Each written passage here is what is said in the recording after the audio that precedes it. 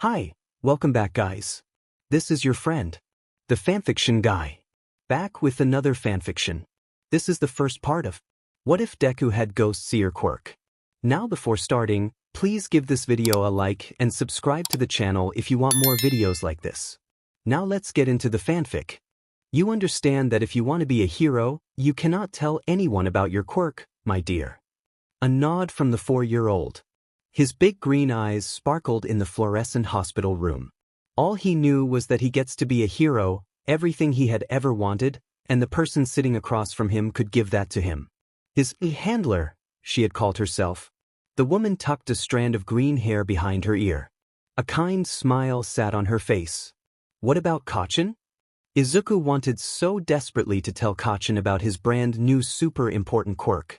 It would have to wait. Not yet, my little hero, the woman laughed. She had a nice laugh.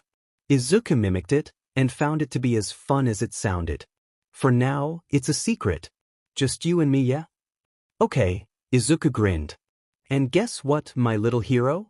What? You get to come home with me. No more foster homes for you. Really? Izuku gasped. A look came over the woman's face. Sad, and happy, and something else. Izuku gazed into her eyes, the ones that were so much like his own. You're adopting me? Yes, I am. The woman moved to sit on the hospital bed next to him. He launched himself into her arms. My name is Inko Midoriya, and you are my son. I'm Izuku Midoriya. Mama smiled as big as he did. He thought she was very pretty when she smiled. Her suit felt itchy against his face, but he didn't mind. He had a new mama and he gets to be a hero. This was the best day ever. Toga pulled at the straps of the red tank top she wore. The room was sweltering. Freaking Shigaraki. She would stab him if she could. Well, just a little, anyway. Twice nudged her and she stopped moving. The group they were meeting with had been haggling, and Toga could see their leader starting to look faint. I don't know about that, Shigaraki rasped. She didn't know how he did it. Shiggy wore a long-sleeve shirt and looked perfectly comfortable despite the heat, if a little sweaty. W can't go any lower, the man stuttered. Any lower, and we won't even be able to get the materials. A chill passed through Toga. An unnatural chill.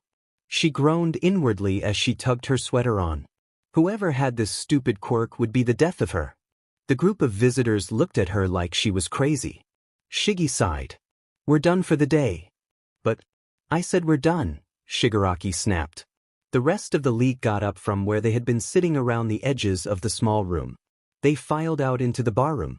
It was still warm out here, but warm like a late summer's day instead of the sauna they had just been in. Once all the visitors left, the league collapsed in various chairs. Kurogiri brought cups of ice water around to each of them. Toga took off her sweater, poured a bit in her hand, and splashed her neck. This feels so good, she thought as she drew her cold fingers over her face. A chill passed over her again, but this time it was just the air conditioning. Man, why can't we just set up some sort of heat detector?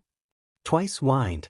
Then in his more manic voice, I can't take the heat anymore. You know why, Compress glared. Even he had taken off his mask to try and cool down. Doesn't seem very fair. Dabi sipped his water. What kind of quirk doesn't show up on anything? If we knew the answer to that, we wouldn't have to hold meetings in a sauna, Shiggy growled. It seemed their boss didn't like it either. He was splayed out on the counter, hands in a pile next to him. If they hadn't been suffering from heatstroke, Toga was sure that Kurogiri would have portaled him away. I thought it was great, said Spinner. Several groans of frustration were directed at him. Toga threw a knife, although she was too tired to put any real effort into it. The blade bounced off and harmlessly landed on the floor. Hey, it's not my fault someone has a weird quirk. Whatever and whoever it is, Toga said, I hope I get to stab them. I would love to see their blood. Her compatriots all issued grunts of agreement. Toga smiled at the thought of the unknown person's blood dripping down her knife. It would be so pretty. She chugged the rest of her water and closed her eyes. It would certainly be interesting. Izuku sat back. Speaking to ghosts wasn't hard, nor was seeing them.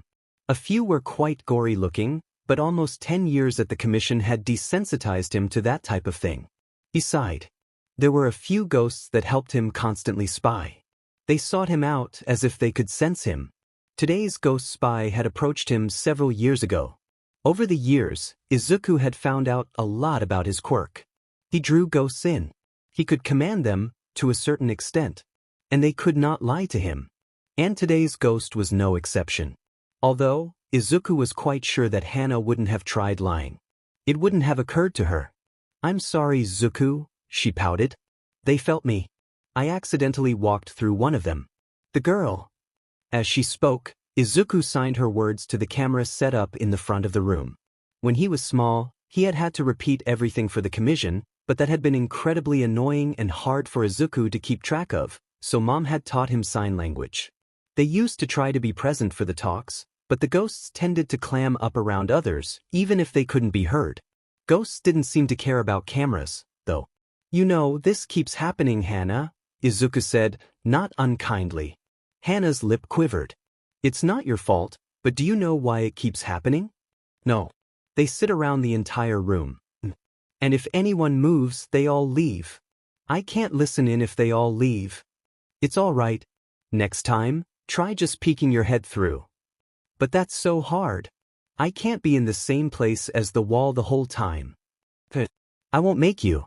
You've been a lot of help anyways." "How did it go, my little hero?" Mom asked as he exited the room. She stood outside the entire time, as this had been a short session. "It was fine, Mom," he said, handing the SD card over, "but no new information. The League has figured out a way to know when a ghost is there." "That's not good."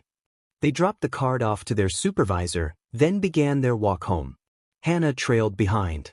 "I don't think it'll be too much of a problem. I just need a taller ghost who's willing to stand halfway in a wall." "Perhaps Agent Namura?" "Maybe." Mom looked at him, studied his face. After that went on a minute too long, Izuku gestured in a go-on way. "Are you all right?" She finally asked. "You look pale and I don't. Like the look of the circles under your eyes." "I'm all right. Just adjusting to the new missions." The commission had recently begun using him for more involved missions. He had been assigned to help with some of Hawk's takedowns. Nothing too big, just backup for the pro while he took care of most things. Izuku had to admit, Hawks was actually a pretty cool guy, even in costume. Keigo actually visited their apartment every once in a while. It happened more when he was younger, and less so now. When he was a kid, Izuku liked to imagine that the feathered hero was his older brother. "Is everything at school all right?" Izuku nodded, but his gut tightened at the thought of school.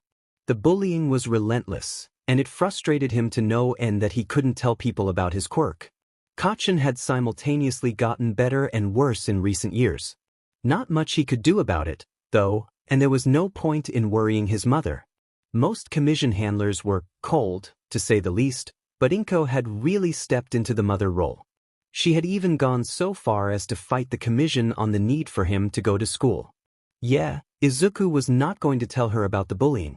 That was a sure way for the commission to take away something she had fought so hard for. "Deku!" Kacchan shoved Izuku down. The pavement scraped across his face. Or rather, his face scraped across it. Painful as always. He heard the cronies laughing. Izuku tuned them out, just going through the motions. Taunt, heckle, hit, laugh, explode, run. It was easy. Familiar. He could hear the words of his supervisor. "Fighting back jeopardizes the mission, and your cover depends on your quirklessness." He groaned from where Kacchan had left him on the pavement, a new burn on his arm. Izuku hobbled home, where his mother already had the first aid kit out. She gently took him by the hand. "You can fight back," she whispered as she cleaned his wound. "It would make sense. Just one good hit. I can explain it to the commission." "I can't do that. Besides, it's Kacchan," he whispered back. The setting sun filtered through their curtains, illuminating Mom's face. She looked older than he remembered. How long had it been since he had really noticed her? Wrinkles decorated her slim fingers. Creases sat around her eyes. A knock came from the door, and for a split second Izuku thought that maybe the bullies had followed him home. Mom gave him a concerned look. When she opened the door, there was no one there. She picked up a grocery bag. "Burn medicine," she said. The corner of Izuku's mouth twitched. Had it been Kachin? Nobody else would have left it. He sighed. Mom wrapped an arm around his shoulders, bag still in hand. They stayed like that for a moment, until another knock came. That'll be Takami. Keigo. Izuku forgot all about the burn on his arm. He ran to the door, threw it open, and there stood Hawks in civilian clothes with a bag of food. Keigo. It's been so long. Hey, little Zuku. Keigo laughed. He slung his empty arm over Izuku's shoulders. Your mom invited me over for dinner. Said you might like to have a friend over. Izuku knew he was grinning like an idiot. He did not care. Keigo was here for dinner. Best day ever. This was the 4th time this month, actually. He wondered about that. Maybe Keigo was in love with his mom? He hoped not. That would be extremely weird. He was like a cool older brother. Izuku dismissed his thought completely when his mother started fussing over Keigo the way she did when Izuku had a particularly bad day. Then he noticed the dark circles under the hero's eyes, the way he seemed to sag into the sofa, and how worn down he looked. His clothes looked dirty. Not the way hero costumes looked dirty after a battle, but the way Izuku's clothes looked dirty after he'd been wearing them for a few days. A ghost popped through the wall and leaned over the couch. Izuku recognized her. A tourist woman that Hawks had saved from a collapsed building, but died on the way to the hospital. He thinks her name was Liza. A rather sad look sat on her elegant face. He's been like this for the last 3 days, she said. Didn't have time for laundry before his mission, doesn't have the energy to do it now. Doesn't have the energy to do anything right now. He hasn't slept either. The boy nodded ever so slightly, so the pro wouldn't notice. Not that it mattered. Keigo seemed a million miles away. He stared blankly at the ceiling. It was a look that had sat on Izuku's face many times. The kind of look that you get when you fail miserably. Heroes often had that look in private, Izuku had noticed. Even the ever-cheerful Hawks. Carefully, but quickly, Izuku hatched a plan. He sat next to Keigo, sniffed the air as obviously as possible, then dramatically pulled his shirt over his nose while flopping onto the opposite side of the couch. Man, you need a shower, Izuku laughed. Really, Keigo didn't smell all that bad, but you could tell he'd just slapped on some cologne. Probably, Keigo replied. He didn't move, and neither did the blank expression. Izuku pursed his lips. Clearly, this wasn't going to be as easy as he had hoped. He grabbed Keigo's arm and pulled with all his might. Keigo floundered as he fell to the floor, nearly hitting the coffee table. Hey! You two be nice, Mom called from the kitchen. We are. Izuku joyfully exclaimed. You brat, said Keigo, but there was no malice behind it. He heaved himself up, and Izuku pulled him down the hallway. Okay, I know I don't smell as bad as you're making it out to be. I took a shower at the station, thank you very much. That was 3 days ago, it doesn't count. Keigo scowled, looking around the both of them, as if he could see the ghosts like Izuku could. Liza stood right in front of him and doubled over with laughter. Tell him I think it's cute when he tries to see us. He looks just like my little brother when I told him the air was made of fairies. I'd rather not, Izuku muttered. Rather not what? Asked Keigo. His eyes narrowed. Tell him. Tell him. Izuku tried to tune out Liza's laughter as he answered. I'd rather not tell you that you remind Liza of her little brother trying to find fairies in the air. And that she's laughing her butt off, he added. Keigo scowled, eyes still roaming. Izuku pointed to where Liza now sat on the floor, wiping tears from her eyes. Keigo leveled his best glare at her. How about you keep my business to yourself? I don't need a kid telling me to take a shower. Yes, you do, Liza laughed, moving to sling an arm around Izuku. Yes, you do, Izuku repeated. Keigo gave him a look, and he held his hands up defensively. Her words, not mine. Although, I'm inclined to agree. You're ganging up on me. Keigo pointed sternly at where Liza had been. Izuku moved his hand so he would actually be pointing at her. Thanks. And you, Miss Ghost, had better stay out of the bathroom while I'm in there. No promises, she grinned. Nothing I haven't seen before. Izuku shot an alarmed look at her. What did she say?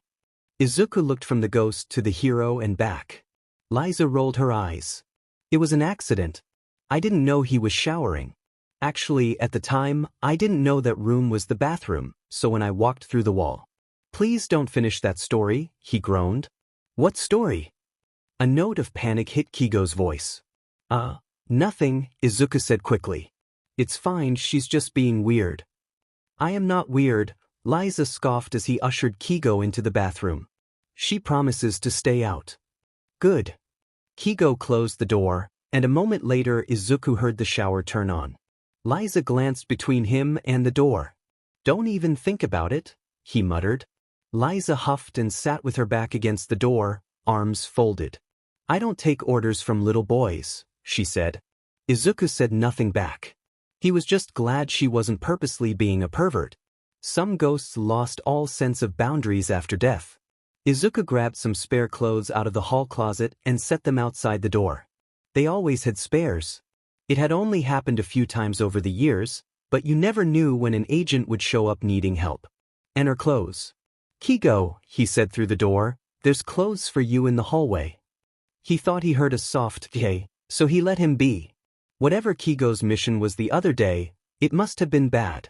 Izuku wandered over to help his mom with the cooking. Mom smiled and moved so he could start chopping onions while she brought a pot to boil. How is he? Mom asked. I'm not sure, Izuku answered honestly. He looks like he's having an empty day. Or maybe days. An empty day is what Mom called the days where you couldn't feel much of anything, and could do even less. Poor Takami, his mom said. I'm sure he'll feel better after a shower, but he has so many empty days, and I don't think the commission cares. Hey, said a voice from behind him. Izuku turned to find Liza with her arms held close to her chest. It was something she seemed to do when she was upset. He wondered what was wrong but didn't ask. Izuku gave her a sad smile. Mom noticed. Is someone here? Liza. His mom waited, and Izuku sheepishly realized he hadn't introduced them. She's an American tourist that Hawks saved. Has she been here before? No. But she's been at every mission I've done with him. Well, Mom asked with her eyes where the ghost was. Izuku pointed. It's very nice to meet you. You're welcome here any time, but I ask you to leave Izuku alone while he sleeps, and stay out of the bathroom. All the other ghost rules are posted on the ceiling above the fridge. I apologize for the inconvenience, but less living people ask questions that way. If you don't follow the rules, Izuku can command you to leave. I know he doesn't like doing that, so please read and follow the rules. Will do, Liza mock saluted, but without her usual chipperness. She says she will. Wonderful. Tell her I like her hair. Izuku repeated her, and Liza seemed happier. Thank you, Mom blushed. I just got it cut last week. When Izuku got tired of relaying messages, he showed Liza the dry erase board on the fridge and charged her enough to use it. Ghosts could write without extra power, but it was a very slow process. Charging a hand took less energy than making them solid did, and Izuku had plenty of energy at the moment. He heard the bathroom door open and close. Keigo must have finished his shower. Izuku went to ask if he wanted him to toss his clothes in the laundry. A sound stopped him before he could knock. Gasping, shuddery breaths. It probably wasn't the most polite thing to do, but Izuku eased the door open. Keigo. The lights were off, despite the sun having just gone down. The little frosted window set near the top of the wall let in just enough of the street light to see Keigo sitting on the floor, seemingly frozen at Izuku's intrusion. His wings limply laid to the sides. Tears tracked his face. One tear dripped from his chin onto the pajama pants Izuku had picked out.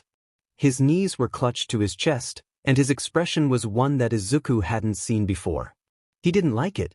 It was like Keigo was a kid caught doing something he shouldn't. Are you okay? Izuku asked softly. This must have been what had Liza so upset. I'm fine, the hero breathed. He frantically wiped the tears from his eyes. Just fine. I just had a hard day. Sometimes you just need some alone time. Izuku thought for a moment, then sat next to the man, careful not to sit on top of any feathers. There was just enough space to fit both of their backs against the cupboard under the sink. When he was a kid, There had been times when his mom had been upset. Few things seemed to help, but there was one thing that had mostly worked. Izuku laid his head on Keigo's shoulder. On his friend's shoulder. A vague memory stirred, and his brain seemed to tell him he'd done this before, but he wasn't sure when. "It's okay to cry," said Izuku. "You don't have to hide it." "Not here, finish. The commission can't see you here." "The commission can see me everywhere," Keigo miserably whispered. I don't get a break."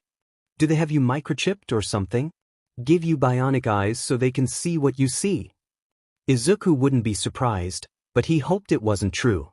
"No," Keigo's voice was raspy from crying. "But they definitely have my home bugged. Probably bugged yours too. They don't see everything. They can't. But it's just a bit much sometimes. You get it, don't you?" "A bit," Izuku admitted. "But you really are okay to cry here. The commission really can't see you." "You don't know that." Keigo looked away.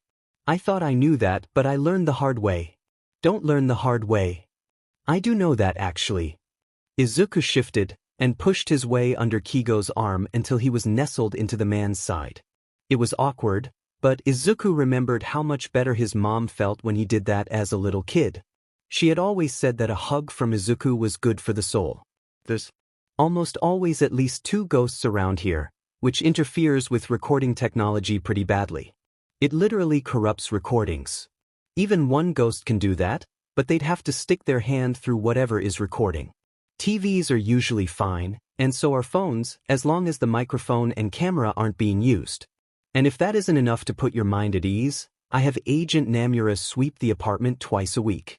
He's really good at being a ghost. He can feel the smallest disturbance, even if it's a quirk. His last sweep was this morning. Keigo's look of disbelief was enough to make Izuku's spirit soar. "Ooh, this is new. Last time I was here, we really can't be heard? Or seen? Not unless I tell all the ghosts to leave. Liza is the only human ghost here right now, but there are a few cat ghosts and a dog that stick around pretty much no matter what. I haven't seen them today, but I can feel them. 8 or 9 of them have been dormant in the walls for a long time. I think they know it makes me feel safe. Neither of them says anything for a long while, and Izuku thinks that maybe Keigo drifted off to sleep. That's what usually happened to him after he'd had a good cry." Izuku felt something wet on his head, and he looked up. Keigo was crying again, silently. The hero pulled Izuku closer, as if the boy were the only lifeline he had in an ocean of misery. Izuku peeked out of Keigo's hug when he heard Liza kneel down next to them. "I told your mom I would check on you. You know, my brother held him like that," she said, "when I died. Hawks flew him to the hospital after he finished saving everyone, but it was too late. I was already gone. Liam's 10 years younger than me. Between you and me, he was almost definitely an oops baby." Izuku didn't know what an oops baby was, but he could guess. "Liam had just turned 11, and my parents paid for a trip for the both of us to go wherever we wanted. All Might is his favorite hero, well aside from Stars and Stripes, so we came to Japan. 2 days later, I was gone, and he was alone. Hawks, he stayed with him. Until my parents came. Held him almost the entire time. It's about time somebody returned the favor." Izuku cried now too.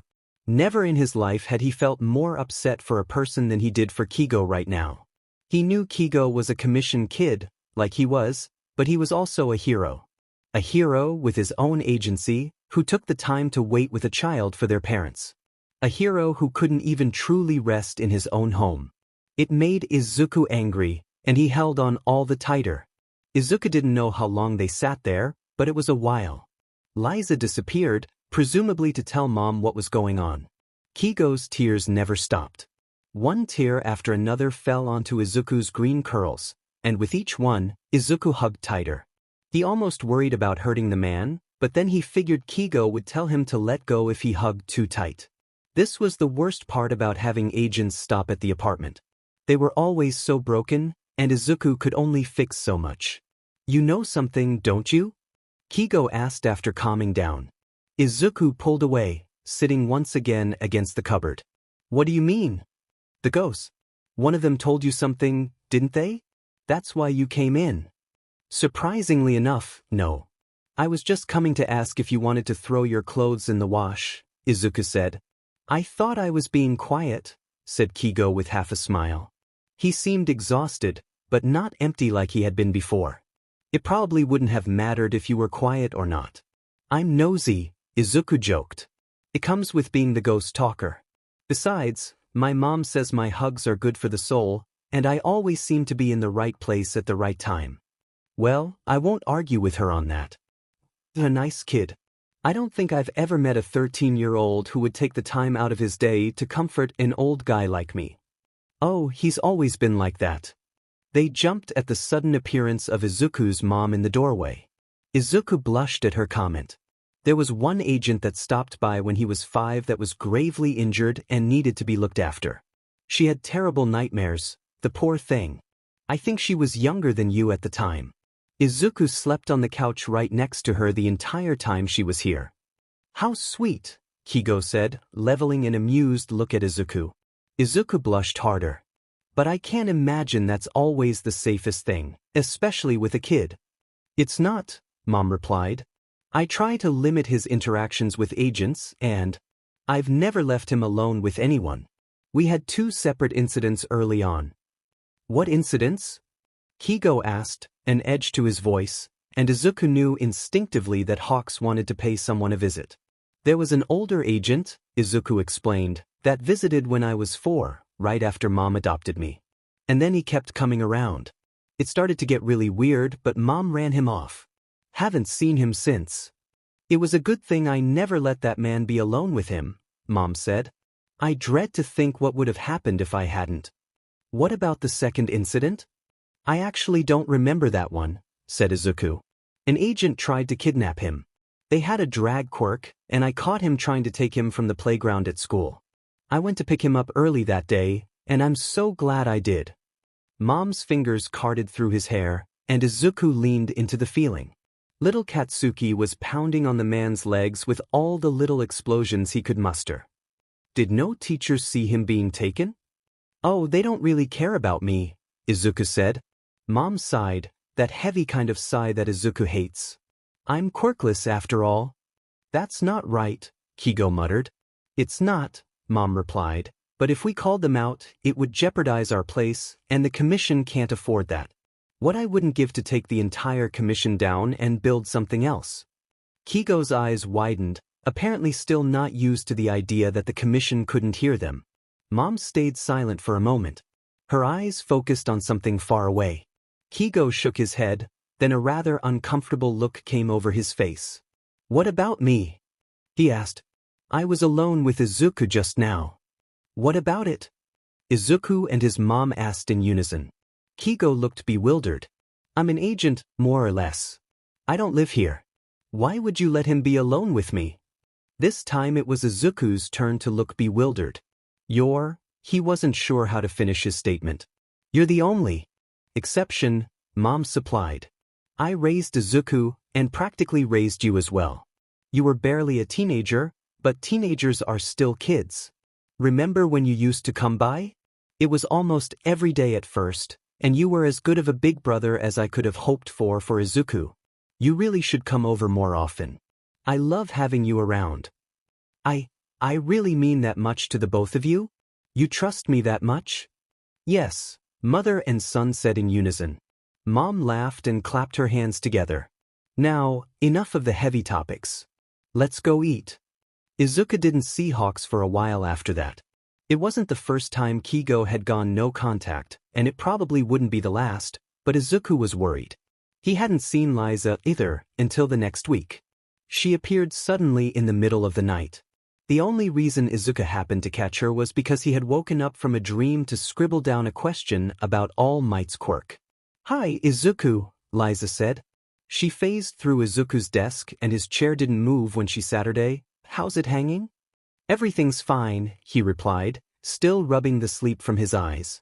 Liza wasn't frantic, so he knew he had a moment to wake up. He glanced down at the question he had hastily scribbled in his bedside notebook. In addition to being almost illegible, the question made no sense. Was that word shape-shifting? It must have been a weird dream that spawned that question. Izuku shook his head, then turned to address the ghost in the room. Is Hawks all right? Oh, he's fine. Mostly. He was a lot better after he stayed the night here. The commission sent him out again, though. They better be careful, Izuku commented. Liza looked confused, so he elaborated. If they keep a popular hero away for too long, the public will get upset. I suppose so. And I know I'm not supposed to bother you while you're sleeping, but I was going to wait until you woke up. I just wanted to give you an update. Didn't want you and your mom to worry too much. Thanks. And don't worry about it. I woke up by myself anyway. They sat silently until Liza excused herself to go keep an eye on Hawks. Feeling less worried about his pseudo-brother, Izuku tried to fall asleep again. Before he could drift off, Agent Namura passed through the wall. Izuku sighed inwardly, so as not to offend the ghost. Just his luck. Agent Namura had some sort of intel that couldn't wait till morning. What is it? Izuku asked, already resigned to an early morning meeting at the commission. His clock read 4. Is the League doing another deal? No, actually, Namura said. It was then that Izuku noticed the relaxed tension surrounding the dead agent. Usually, the ghost seemed keyed up, like all the pressure in the world sat on his shoulders. Now, he almost seemed relaxed. Namura sagged into Izuku's desk chair. To Izuku's utter shock, Namura smiled. It wasn't that Namura never smiled, but the ghost never smiled like this. It was odd, like he was actually happy. No, happy was the wrong word. Relieved, more like. Namura was relieved about something.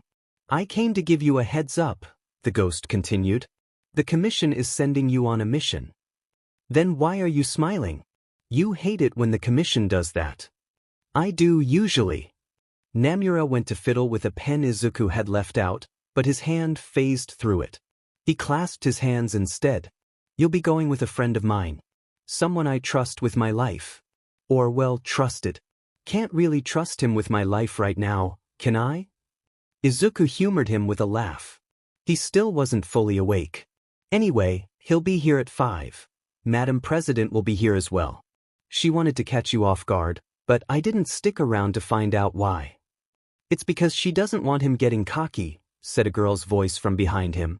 Izuku would have jumped, but the number of times Hana had crawled through his wall to curl up on his bed defied numbers. The little girl may have been born almost 10 years before him, but she acted the age she looked. She held out her hands, and Izuku charged her so she could sit in his lap with the blanket over her legs. Hana had sought him out when he was little, and they had been fast friends. Now, she was more like his little sister. The League is sleeping and I was bored. Well, I guess we'll just sit around and wait. There's only another 45 minutes until they get here. I would say you should rest, but I doubt it would help, Namura said. He muttered something under his breath about how he maybe should have waited. I was already awake, Izuku replied. Why don't you tell me about your friend? Is he a pro hero too or just an agent like you? He's a pro. An underground hero named Eraserhead.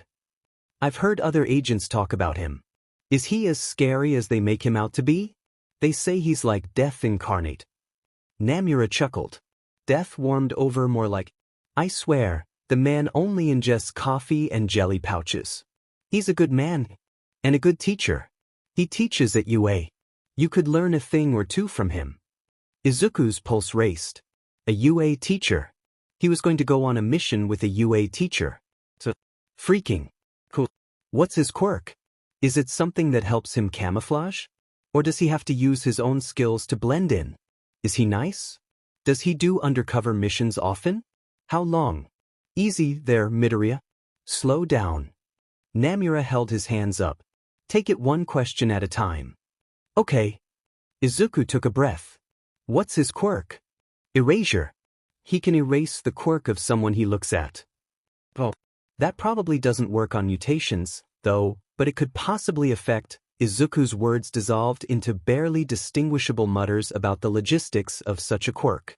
Namura patiently waited until he was done. Okay, second question, is he nice? Will I have to be on my best behavior or? Namura drew a breath through his teeth. It's kind of hard to say. How do I put this? Eraser is every bit as scary as the other agents make him out to be, but only if you've earned his wrath. I'd say his main character trait would be grumpy. But not all the time. I saw him laugh once. Don't tell anyone that, though, or he might kill me again. Huh, this is a nice little place. Both the boy and the ghosts in his room jumped. Someone was outside Izuku's bedroom door. His mind raced. No footsteps heard and a very slight glow coming through the crack under the door. Izuku let out a relieved breath. Just a ghost, who peeked his head through the wall. The ghost was a boy, maybe a few years older than Izuku, with light, cloudy blue hair. His eyes met Izuku's and he froze. So, hi, the ghost boy said. You must be the ghosty guy. Which means you can see me. Weird. Who are these two? As if you don't know who I am, Namura said tiredly. He leaned back, pinching the bridge of his nose. He explained to Izuku that they both knew Eraserhead. And I'm getting tired of you pretending you don't know me, Shirakumo. Sorry, old man, I didn't recognize you. You're older than me, Namura growled, but there was no heat behind it. I am eternally youthful, so actually I am younger than you. That isn't how this works. You were 2 years older than me when you died. That makes you 28. False. I turned 29 last week. Happy belated birthday, Izuku said. Thanks, kid. The cloud-haired boy plastered the biggest smile on his face. The name's Shirakumo Oboro. You can call me Oboro if you want. Nice to meet you. I'm Izuku. The sound of frantic shuffling filtered through the closed door, and a moment later Mom eased it open. Izuku, sweetheart, you need to get up and fast. Madam President's coming, and she has something for you to owe. Mom flipped on the lights and did a double take. Already awake? Why weren't you sleeping? Agent Namura came to wake me up. Madam President has a mission for me, and she's bringing a pro named Eraserhead.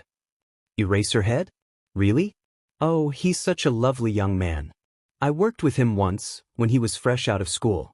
It's truly amazing how far he's come. You knew him? Izuku, Oboro, and Namura asked in unison, although Mom only heard Izuku. Mom nodded and sighed. I wish I would have had you back then. It would have made it easier to get him to open up. Izuku turned to Oboro. My mom is the one that the commission used to send with operatives that needed to have an extra eye on them. Not because they didn't follow the rules, but because the commission wasn't sure what kind of headspace they were in. Having unstable, uncontrollable agents means having an unstable, uncontrollable agency. And the commission likes control. Man, that must have been when Zashi fought that big bad, Oboro murmured. I stayed with him in the hospital that whole week. Who are you talking to, sweetheart? Oh, right, Sarima. Roll call. Izuku pointed. There's a ghost named Oboro right there. Namura is in the chair, and Hana is in my lap. All right, well, Hana, get off Izuku's lap so he can get dressed. I was told full stealth suit. And Oboro, read the rules listed on top of the fridge. They apply to all ghosts. Izuku, hurry and change, they'll be here soon. Okay. The ghosts left to give him some privacy, and he pulled on the dark blue stealth suit he had left in the pile of unfolded laundry he had shoved into the corner of his bed. He had really meant to put his clothes away earlier that day. Instead, he had worked until 10, then slept on top of the clean clothes. He was also fairly sure his mom had done the same thing. Izuku idly wondered if the commission would be willing to spare a crime scene cleaner to help out. Probably not. At 5:15 on the dot, Madam President knocked. Barely waiting for Mom to open the door, Madam President barged in, her heels click-clacking on the hardwood. She glanced at the apartment disdainfully, glaring at the photos on the walls. Oboro reclined on the couch, Namura stood glaring at the president, and Hana sat on Izuku's helmet, which was on the coffee table. He grabbed his helmet and shoved it on his head. The tinted visor made it so no one could see his face. The less Madam President saw, the better. Izuku wondered where Eraserhead was as he tightened his gloves. Good to know you can get ready in a hurry, she said, as calm as ever. Of course, Izuku replied. The smell of breakfast filtered into the helmet. His stomach didn't growl, but it came close. Mom excused herself, but he knew she would be watching from the kitchen. He charged Hana's hand, just in case he needed her to write a message. I have a task for you. Izuku nodded. There are villains who stole essential information from us, and I need you to help someone get it back. Is that someone here, or? Izuku had to stop himself from saying Eraserhead's name. Madam President did not appreciate an agent knowing more than they should. He'll be along shortly. I am here to set some ground rules. 1. Do not take off your helmet in front of him. 2. Do not act like a child. Your behavior must be that of a professional. 3. Do not give him any personal information. That includes your age, name, or grade. He will address you merely as Vispiros. What's the meaning behind it? Izuku couldn't help but ask. He couldn't keep the excitement out of his voice, either. I knew you'd ask, Madam President said. Izuku was surprised that she would know that. It's a combination of Latin and Greek. It means you can see spirits, more or less. Izuku had to suppress an excited shiver. Until now, he had been referred to as Ghost Talker, and even then, it was only by a very small number of agents that were aware of his quirk. Even the agents that the commission sent to his mom for help didn't know about it. Keigo didn't count. If Izuku had to guess, it was probably one of the best-kept secrets in an agency full of secrets. And now he has a hero name that proclaims it for everyone to hear.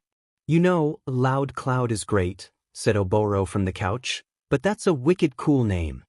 Without moving his head, Izuku focused his eyes on Namura, who seemed angrier and angrier the more Madam President talked. She's really going to try to trick Eraser into not knowing he's working with a kid? Really? I don't believe this. And then she goes and gives you something you've always wanted as a way to distract from the fact that Eraser won't know you're a kid. Relax, old-timer, Oboro said. Sho will figure it out the second Izuku opens his mouth. He's got a pretty kiddie voice. Ooh, Izuku wanted to react to that. He did not have a kiddie voice. Sure, it wasn't exactly the manliest voice, but it wasn't a little kid voice either. What's wrong? Madam President looked around the room slowly. Is there a spirit here? Yes. Then Izuku lied through his teeth. It's just Hana. She came to say that the League is sleeping now and that they haven't done anything yet, but that there might be something happening tomorrow. Tell her to go back and keep an eye on them. It wouldn't do to miss something. Hana stuck her tongue out. She heard you. Very well. The last thing I need to tell you is to use the voice changer in your helmet. I don't care what you make your voice sound like, just change it. Namura's eyes bulged. Midoriya, kiddo, I am begging you, use a deep voice while she's here and switch to a kid voice with Eraserhead. Please don't let him think you're an adult. Izuku nodded, more to Namura than Madam President. Why Namura was so concerned about it, he didn't know, but he trusted the ghost. I'll do my best in this assignment. Izuku's voice came out of the helmet with a deep timbre. Thank you for the opportunity. Madam President opened the door then, and in came Eraserhead. He didn't know why, but Eraserhead's appearance took him a little off guard. It wasn't often someone showed up without him knowing exactly when they did. Izuku made a mental note to look into that. Izuku looked long and hard at the pro-hero. He didn't look like death incarnate to him, but maybe he would have to a villain. His eyes were hidden behind his long black hair and yellow goggles. The utility belt around the man's waist looked plain, but Izuku was sure there were plenty of surprises in it. His boots were remarkably similar to the ones Izuku wore. Eraserhead's had tiny black charms on the laces though. Izuku almost laughed, but he caught himself just in time. Remember, Eraserhead, no personal questions to the operative. The Spyros, Eraserhead already knows who you are and what you can do. You will accompany and assist him however he sees fit. And with that, Madam President left. Izuku jerked his head toward the door. On it, Namura said. He disappeared. So, you're Vispiros? Izuku couldn't see his eyes, but he could feel the man's gaze. Okay, Eraserhead was definitely more intimidating than Izuku had first thought. He turned away, and invited the pro to join him in the small living room. Izuku forced himself to sit through Oboro, who yelped and moved out of the way. Not cool, dude. Sorry, Izuku said instinctively, and he almost jumped out of his skin when his voice came out so deep. Sorry for what? Eraserhead asked, and Izuku just knew the man was raising one eyebrow at him. That was, I mean. Izuku switched the voice changer to a child's voice. I mean, sorry for the deep voice thing? Then the 13-year-old groaned. He sounded like a little girl now. Oh, come on. Trouble with your tech? Eraserhead asked. Yeah. Well, no. Just wait a minute and I'll explain, okay? Eraserhead leaned back in the armchair. We're in no rush. Despite the early start, we don't need to get going for another hour, at least. Oh my Cloud, I think he's already figured out you're a kid. Boro cackled. That's gotta be some kind of record. Take off your helmet, let's see if he really knows or if he just senses it. Izuku, dear, breakfast is almost ready. And Eraser, it's so nice to see you again after so long. Mom wiped her hands on a towel as Eraserhead moved to shake her hand. Oh, none of that now. Hugs only. I don't think that's... Eraserhead cut himself off when Mom wrapped her arms around him. And then Izuku saw something impossible. This big, dark, 6 feet of man melted. Not literally, but Izuku swore all the tension left the man for a few seconds. It returned as soon as the embrace ended. There's nothing like a hug from your big sister. He's your brother? Izuku exclaimed. He winced at the voice coming from his helmet.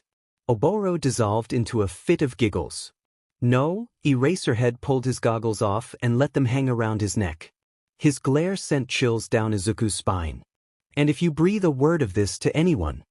He won't, Mom interrupted. She ushered them both into the kitchen. Just like you won't breathe a word about me using his name. And don't you give me that look, Izuku. I heard the president, and I'll happily disobey her in my own home. Izuku didn't know how she knew what look he had, but credit where credit was due. Eraserhead, for his part, looked skeptically between them like he was dissecting them, piece by piece. Izuku wondered what the pros saw. Namura reappeared then. I've checked everything, there aren't any new bugs and Madam President is gone. She got in her car and drove away. Finally. To the mild surprise of everyone, Izuku pulled his helmet off and chowed down on his breakfast. His mom rolled her eyes. Eraserhead sported a carefully crafted poker face. The kid. I'm a teenager. A kid, Eraserhead repeated. He sunk into a dining chair, one hand on his face. They think a kid is going to help me. I am going to help you, Izuku said around the food in his mouth. I've been assigned to, anyway. You realize, Eraserhead said after a long sigh, that since you're a commission kid, they probably have bugs all over the place, right? Izuku shared a look with his mom and the ghosts. That look did not go unnoticed. Eraserhead narrowed his eyes once again. It shouldn't have been possible, but his eyes narrowed even further when Izuku dug a jelly pouch out of the cupboard. You don't strike me as much of a breakfast person. I'm not. Breakfast ended, and Shoyuta led the way down the street. Inko had insisted on him eating a full meal, which was sitting rather heavily in his stomach. A full stomach would be nice an hour or two from now, but he hated the sensation this early in the morning. Inko had also made him promise to keep Izuku safe. Vispiros, he mentally chided himself. It would be all he needed to slip up in the presence of any commission agents. Not that there were any. The sun wasn't even up yet. Shoyuta glowered in the chilly early morning. So, how much do you know about me? Vito Vispiros asked. Shoyuta shrugged, tangling his fingers deeper within his scarf. They were just passing into an abandoned part of the city, so Shoyuta walked closer to the kid. Enough. Don't share anything you were told not to. My mom already shared most of it. And I already took my helmet off, which I wasn't supposed to do. I mean, what are they going to do? Incarcerate a kid? They would even. I'm too useful, and if they did that I wouldn't help them. And wasn't that just the most concerning sentence he'd ever heard? The kid fell silent for a while. Something about Aizawa Vispiros reminded him of his students. Maybe he could pull some strings and get him enrolled at UA. Shoyuta only knew of one other commission kid Hawks, but he had seen what happened to pros and agents alike. Time and time again, he had seen people be broken by the utter disregard shown towards them. He didn't want that to happen to this bright, sunshiny kid. This kid, who suddenly burst into laughter. Ha ha. Oh, that is too good. What? Shuta's question came out more like a statement. He gave the boy his best teacher glare. Sorry, screw it, is it? I just, thought of something funny. As convincing as that was, Shoyuta was not amused. I'm not going to let you work with me if you lie to me. Sorry, Izuku said again, immediately more sober. It's just, well, how much were you actually told about me? All I know is that you have some way of spying without being detected. Wow, they really didn't tell you anything, did they, Shoyuta? Shoyuta immediately jumped into a defensive stance. How could the kid know his name? Had he hacked a database? Or was his quirk a psychic one? Izuku giggled, as if he hadn't just used Shuta's name. Izuku held up his hands. Relax, Eraserhead. I just wanted to see what you'd do. Izuku turned his head to the side and whispered, Will you shut up, please? You're not helping. Shuta's eyes snapped to where the boy was looking. There wasn't anything there. Maybe he had a radio in his helmet? But that wouldn't explain why he turned his head. Izuku heaved a sigh. Eraserhead, I have 2 things that I have been requested to tell you. The first is that my quirk lets me see ghosts. Agent Namura says hi. Agent Namura? That's a name Shoyuta hadn't heard in years. The man had gone missing, and Shoyuta had never been able to find any trace of him. They had been friends, or, at the very least, good acquaintances. How would Izuku know about him? Okay, never mind, 3 things. Second thing, Agent Namura wants you to know that he appreciated your friendship and that he's glad I'm with you because I deserve a good teacher. He also says he's very sorry for disappearing and that the commission covered it up. I figured. He's also very glad that you're with me because I am not saying that. Izuku paused as if listening to someone else. Okay, fine. I'll tell him. But only because you're the only one who will do weekly bug checks for me. They are not daily. Quit acting like it's the hardest thing in the world. We both know you do it even if I didn't ask. You're right. I'm sorry, yes, I appreciate you. Kid. Shoyuta was beginning to feel like he was missing out on a lot. Izuku heaved a sigh and went on in a resigned voice. I have to tell you that Namura is glad that you're with me because you need therapy even if you won't admit it. And apparently I am therapy incarnate. Shoyuta raised a brow. They continued walking. I have a therapist, kid. Most pros do. I'm not going to use you as a therapist. Noted and appreciated. Once again, Izuku looked off to the side for a long moment. Look, I'm not going to say everything, okay? I'm not a phone. If you want, after the mission is done, I'll charge your hand and you can write a letter. For now, just choose one thing. One? All right, Eraserhead? Oboro would like to know if you still have the cat ears. Shoyuta felt like he'd been punched in the gut. Oboro? Oboro was here? Shuta's breathing quickened to the point of hyperventilation. There was no way, he needed to sit down. He planted himself on a dilapidated brick wall and took several calming breaths. And then he took several more. Of all of the things to come out of this kid's mouth, Oboro! Shoyuta was almost embarrassed at how squeaky his voice sounded saying that name. Izuku put an awkward hand on his shoulder.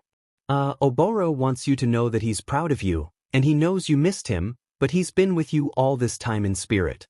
Well, with you and someone named Zashi. He says he's really proud of you.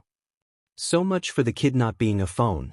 Shoyuta put his face in his hands for a long time, willing the tears to go away. Ro was proud of him. And suddenly he was being hugged by the kid. When Izuku pulled away, Shoyuta actually felt a lot better. Almost unnaturally so. Sorry if that was too much. Oboro and Namura both said to give you a hug. I trust Namura, and I think Oboro must really like you, so I just did it. Shoyuta cleared his throat. He never showed his emotions like this, and he hated that he was showing anything to a kid. It wasn't the kid's responsibility to be like this. It's fine. I just needed a minute. It's not every day that your dead friends make contact with you. So you believe me? About my quirk? I've got no reason not to. Why? Well, some of the agents that have to work with me don't believe me even if I tell them. Usually I don't tell them at all. It's easier for everyone. What about school? Shoyuta asked, resuming their walk. I can't imagine it's easy with a quirk like yours. Oh, I'm diagnosed quirkless. That made Shoyuta stop in his tracks. What in the world was the commission thinking? He wondered if Izuku knew about the statistics for quirkless people about the death rates. Shoyuta knew. He also knew how cruel kids could be. And then he found himself wondering, how was Izuku so seemingly happy? Maybe it was for show, and he was secretly depressed? Except the hug. When Izuku had hugged him, he had sensed that the kid was perfectly fine, and that in turn had made him perfectly fine. We're going to circle back to that. Shoyuta checked his phone. The meeting he needed intel on wouldn't start for another 30 minutes. In the meantime, I want to know what your quirk does with living people. What do you mean? Izuku pet his head to the side. When you use it on living people, what does it do? Honestly, I've never actually tried. It wasn't until this morning that I realized I could sense people. Or in your case, not sense them. I've never met someone who just wasn't there. Ghosts have a strong presence, but living people still have some, I guess. I just thought, well, I never thought to question it. It's like the world being blurry for your whole life and then getting glasses. The blurriness is normal until someone shows you it's not. Okay. Shoyuta was definitely getting this kid enrolled at UA. Clearly, the commission was dropping the ball with him. I want to talk to you about that again later. Preferably with a colleague of mine. Shoyuta did not mention that the colleague was actually his boss. Why? Izuku had his head ped to the side again. Because I think he'd be interested, and he could help you learn more about your quirk. Shoyuta paused to let that sink in, then changed the subject. Before the kid could ask more. Now, back to the quirkless thing. Why would you be diagnosed? It's my cover, replied Izuku, absent-mindedly kicking a stray pebble. The kid didn't seem all that concerned, as if that was the most normal thing in the world. Which it was not. And how has that been? Not great usually. People don't like me much. The pro-hero found that extremely hard to believe. In all of 2 hours, this kid had gotten closer to Shoyuta actually liking him than his entire class had this year. Once again, he found himself wondering if it was related to Izuku's quirk. You have a phone, kid? Yeah. Why? Is it monitored? Almost definitely. But I have this. Izuku showed Shoyuta a smartwatch on his wrist. It's a super old vintage model. Mom got it for me when I started going on missions. It doesn't have GPS or a microphone, so the commission can't use it against me. Yet another concerning statement, delivered as if it didn't matter. Can it send and receive messages? Yeah. Mom uses it just to check on me. I can actually get calls on it, but I need earbuds for that. Start a new message. Okay? To who? Izuku winced and looked past Shoyuta. Will you stop cackling? We are on a mission, it is not. He turned his attention back to Shoyuta. Can you please tell Oboro that this is not a mission to adopt a child? Oh, great, he's laughing harder now. Just, Shoyuta pinched the bridge of his nose. And, feeling incredibly silly, he spoke to thin air. Oboro, I miss you, but can you please not distract his Vispiros? He says sorry and you're avoiding the question. I'm not adopting anyone, thanks. Now, Vispiros, I want you to put a number in your watch. Shoyuta listed his personal phone number. Call or message it whenever you need. Even if it's something small. Are you serious? The excitement and surprise in Izuku's voice didn't escape Shuta's attention. Deadly. Was that a joke? He didn't answer. Soon enough, they came to the fence around the warehouse. Shoyuta held up a hand, and Izuku immediately fell silent. They hid in an abandoned building across the street, where the boy sent the ghosts in. And they waited. And waited. And waited. Are you sure they can't be captured? No one believes in ghosts, and even if they did, they can't see them. At most, they feel a chill in the air.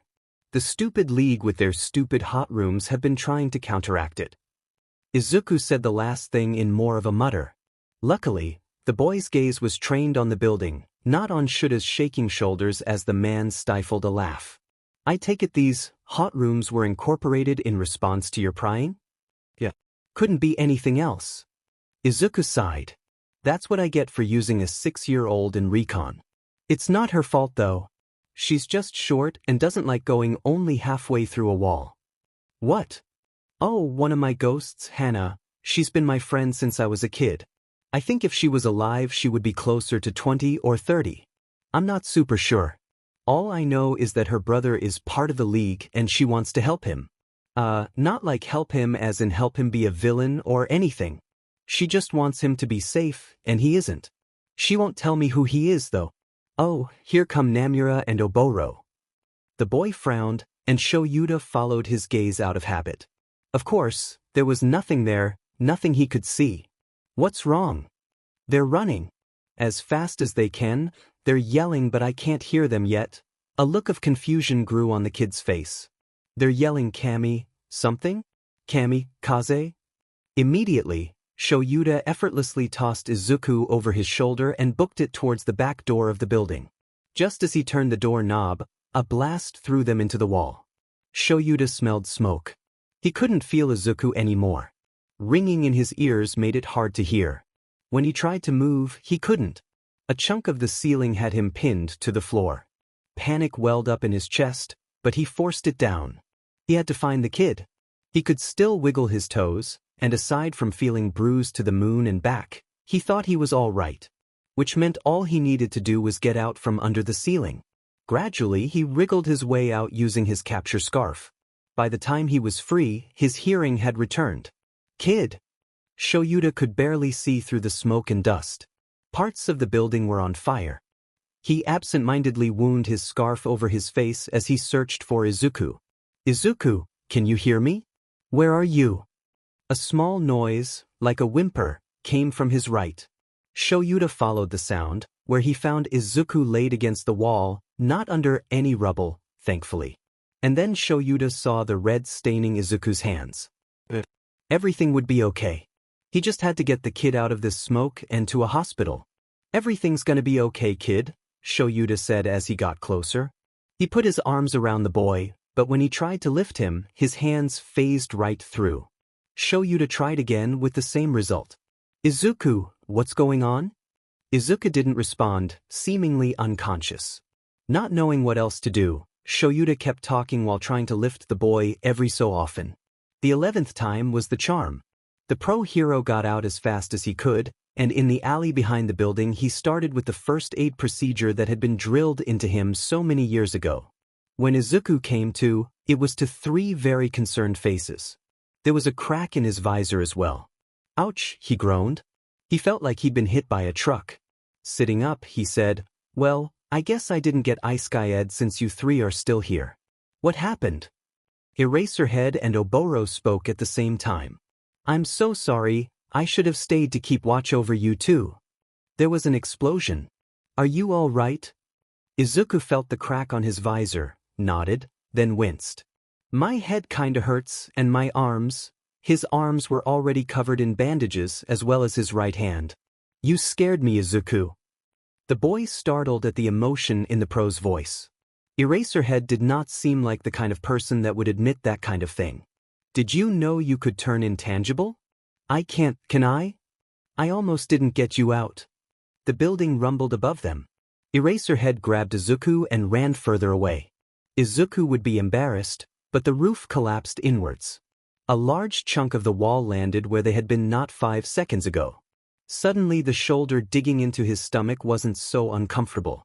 When Eraserhead deemed that they were far enough away, he stopped, unceremoniously dropping Izuku. The teen staggered to his feet. Eraserhead leaned against a building, chest heaving. That may have been a bit of an overreaction on my part, the man admitted, but we should be safe. Rather safe than sorry, Izuku said.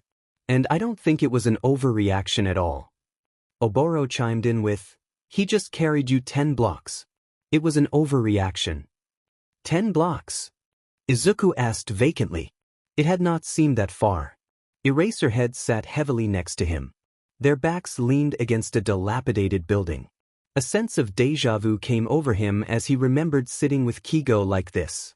Eraserhead wasn't having a breakdown, though, as far as he could tell. The man was just coming off of an adrenaline high. So, I was intangible, then. Yeah. Huh. Eraserhead looked at Izuku, barely turning his head. How much does the HPSC work with you on your quirk? I do recon with ghosts all the time. Although, I've started going on missions recently, mostly to clean up after Hawks bust somebody. It's kind of fun. The pro gives Izuku an indiscernible look before saying, they don't work with you at all, do they? You just work for them. Izuku had never heard it put that way, but he couldn't deny the man's words. He didn't like that. Instead of answering, he changed the subject. You never answered Oboro's question. We're a bit past that, don't you think? No, actually, said Oboro. Now that you're both safe, he really needs to answer that. Oboro would like you to answer as well. Eraserhead glared into space. It was funny to Izuku that people acted like they could see ghosts like he could. One of these days, he would have to tell more people about his quirk and see if they acted the same way. Izuku gently pushed the pro's face so he could glare at Oboro properly. The ghost glared right back. Show Yuta, if you don't answer whether or not you still have the cat ears, I'll tell him about the 3C incident. The second one. Izuku repeated Oboro. Namura, who had been keeping watch, spared a curious glance at the other ghost and his old friend. Eraserhead glared more fiercely, but a very, very light blush tinted the man's cheeks. Yes, I still have them. What's the 3C incident? Izuku asked. And why are there two? None of your business, kid. I'll tell you later, Oboro cackled. Sure. Now, Eraserhead groaned as he stood. Let's get you to a hospital. When his mother found out what had happened on their recon mission, she nearly lost her mind. And perhaps had a heart attack. She even gave Eraserhead an earful, which Izuku kept his helmet on for so he could smirk. He didn't think Eraserhead deserved it, but it was kind of funny seeing someone over 6 feet tall get lectured by someone who was barely over 5 feet. Eraserhead apparently had some sort of sixth sense, because he glared at the teen. I can feel you smiling, Izuku. Stop it. Unfortunately for him, that comment brought him to Mom's attention. And you, young man? Izuku winced, bracing himself for his own lecture. He glared back at Eraserhead, who was now sporting the same smirk that Izuku had had a moment ago. All things considered, getting lectured was not technically the worst thing to happen to the two of them in the last 24 hours. It was Izuku's least favorite part of it, though. He hated upsetting his mother. Just then, the door burst open. Mom and Eraserhead both jumped into defensive positions in front of Izuku. They didn't need to worry, though. I have had it with the freaking commission. Hawks stomped into the room, a suitcase under each arm. They raised me to be their perfect little soldier, which I was happy to do at first, and this is the thanks I get. First, they bug my friggin' house, but no surprise there, honestly. And then, they decide that apparently they don't trust me enough to have my own place anymore, so they send another agent to literally watch me like I'm 5 years old. They tried following me into the friggin' bathroom. Mom relaxed, and Eraserhead followed suit a moment later. Hawks dropped his suitcases next to the couch and plopped down. He still hadn't noticed the extra adult in the room. That wasn't even the worst of it. There was this little girl, daughter of some drag lord or another. I went in, took out the drag lord, and then Madam President got angry that I took the girl and her mother to a women's shelter instead of dispatching them like you should have done, as if that's even remotely moral. Or legal. I refuse to hurt innocent people like that. I mean, the guy had both of them locked up, for crying out loud. It's not like they'd take over the family business. The mom cried so hard when I dropped them off. She wouldn't stop thanking me. Hawks shook his head. I am so done with the commission. Which is actually why I'm here. It seemed Keigo had finally realized Eraserhead was there. Mom had a poorly hidden smile on her face, like she was trying not to laugh. Izuku didn't care enough to hide his laughter. Oh, hi, Eraser. Hawks. Eraserhead raised a brow. Izuku tried to smother his laughter, and Mom let out a snort. You were going to explain why you're here? Yeah. I was just going to ask if I could stay here. What are you doing here? A mission. Supposed to be recon, and apparently, Vespiros was the best agent for the job. Vespiros? That's your new name, isn't it? Yeah, he probably is. Not much can get past him. Izuku blushed at the compliment. Behind him, Izuku could hear the ghosts chatting as well. Hey, there, I'm Oboro. What's your name, pretty lady? Liza, and I'm way too old for you. Ah, but you forget we're ghosts? I'm actually the same age as Shoyuta. Who? The hobo man over there talking to Hawks. Izuku doubled over in laughter. Oh, that was too good. Eraserhead did look a little like a hobo. The three non-ghost adults turned to where Izuku sat clutching his stomach. What's so funny? Mom asked knowingly. Izuku tried answering, but couldn't get words out.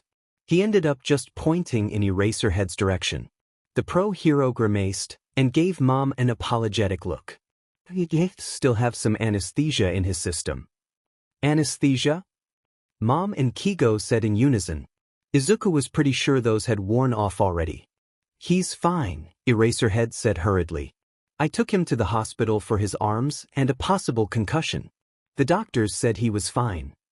So what was the anesthesia for? Keigo demanded. He stood with his wings splayed out. He seemed agitated, Izuku thought. I don't see how it's any of your business. But it is mine, Mom interrupted. That was her serious tone. Izuku didn't want to be on the receiving end of that. Eraserhead sighed and pulled out some papers from his utility belt. These detail everything. He really is fine. He didn't have a concussion. The anesthesia was a precaution. The healer they have on staff at the moment has a healing quirk that allows them to fix anything. The problem is that it works so fast that patients' bodies react violently unless they're sedated. As for any psychological damage, if anything comes up, I have the numbers of a few good therapists. Izuku was touched. Eraserhead was full of surprises, it seemed. He already knew about the specialist, obviously because he had been there. But the hero was concerned about him. He wondered idly if he had noticed that before, or if he was just realizing it now. He shrugged. It didn't really matter. Izuku became distracted by the ghosts for a minute. Oh, come on, Miss Liza, I promise I can show you a real good time. Leave her alone, Boro, Namura said. She's not interested. You are cute, Oboro-chan, but in a puppy kind of way. Liza chuckled. Besides, I think your hobo over there is more my type. What? Izuku lost it again. He couldn't help it. Unfortunately, no one else could hear the shenanigans, so to the others, he probably looked a little insane. Are you sure he doesn't have a concussion? Keigo asked. He knelt next to Izuku and pulled his helmet off. Hey bro, you okay? The boy forced himself to take a deep breath and tried to address Keigo's concerned face with seriousness. I'm fine. I'm pretty sure the anesthetic wore off at least an hour ago. The ghosts are just Oboro called Eraserhead. You can call me Aizawa. Oh sure. Oboro called Aizawa a hobo man, and he's been trying to flirt with Liza but... Don't you dare, said Liza. Izuku gave her a mischievous grin. But Liza said she thinks he's cute but she prefers the hobo man. To his credit, Eraserhead didn't react. He kept a perfectly stoic face. Somehow, though, Izuku knew the man was blushing inwardly. Actually, Izuku could feel it. He could feel everyone's feelings. Eraserhead's embarrassment and confusion weren't strong, but Keigo's concern and relief, Mom's amusement, Liza's mortification, Namura's curiosity, and Oboro's mischievousness were very strong. All things considered, it was a little much. Pressure started building in his head, right behind his eyes. Okay, it was more than a little much. He rubbed his eyes, looked up, and immediately wished he hadn't. The room spun. He dully heard Aizawa say something, but he didn't catch what it was because everyone's emotions suddenly changed. A large bowl was forced in front of him, and just in time. Izuku puked. He was glad he was already sitting on the floor, because he probably would have fallen if he wasn't. Everyone's emotions settled on either being concerned or worried, and Izuku sighed in relief. Two emotions were easier to deal with than all the different ones before. He took a few deep breaths. You okay, kid? Aizawa asked. It was his hand holding the bowl. How did you know that was coming, Eraser? Keigo asked. He made a face. I work with headstrong teenagers who don't like to admit when they're sick or hurt. I know that expression when I see it.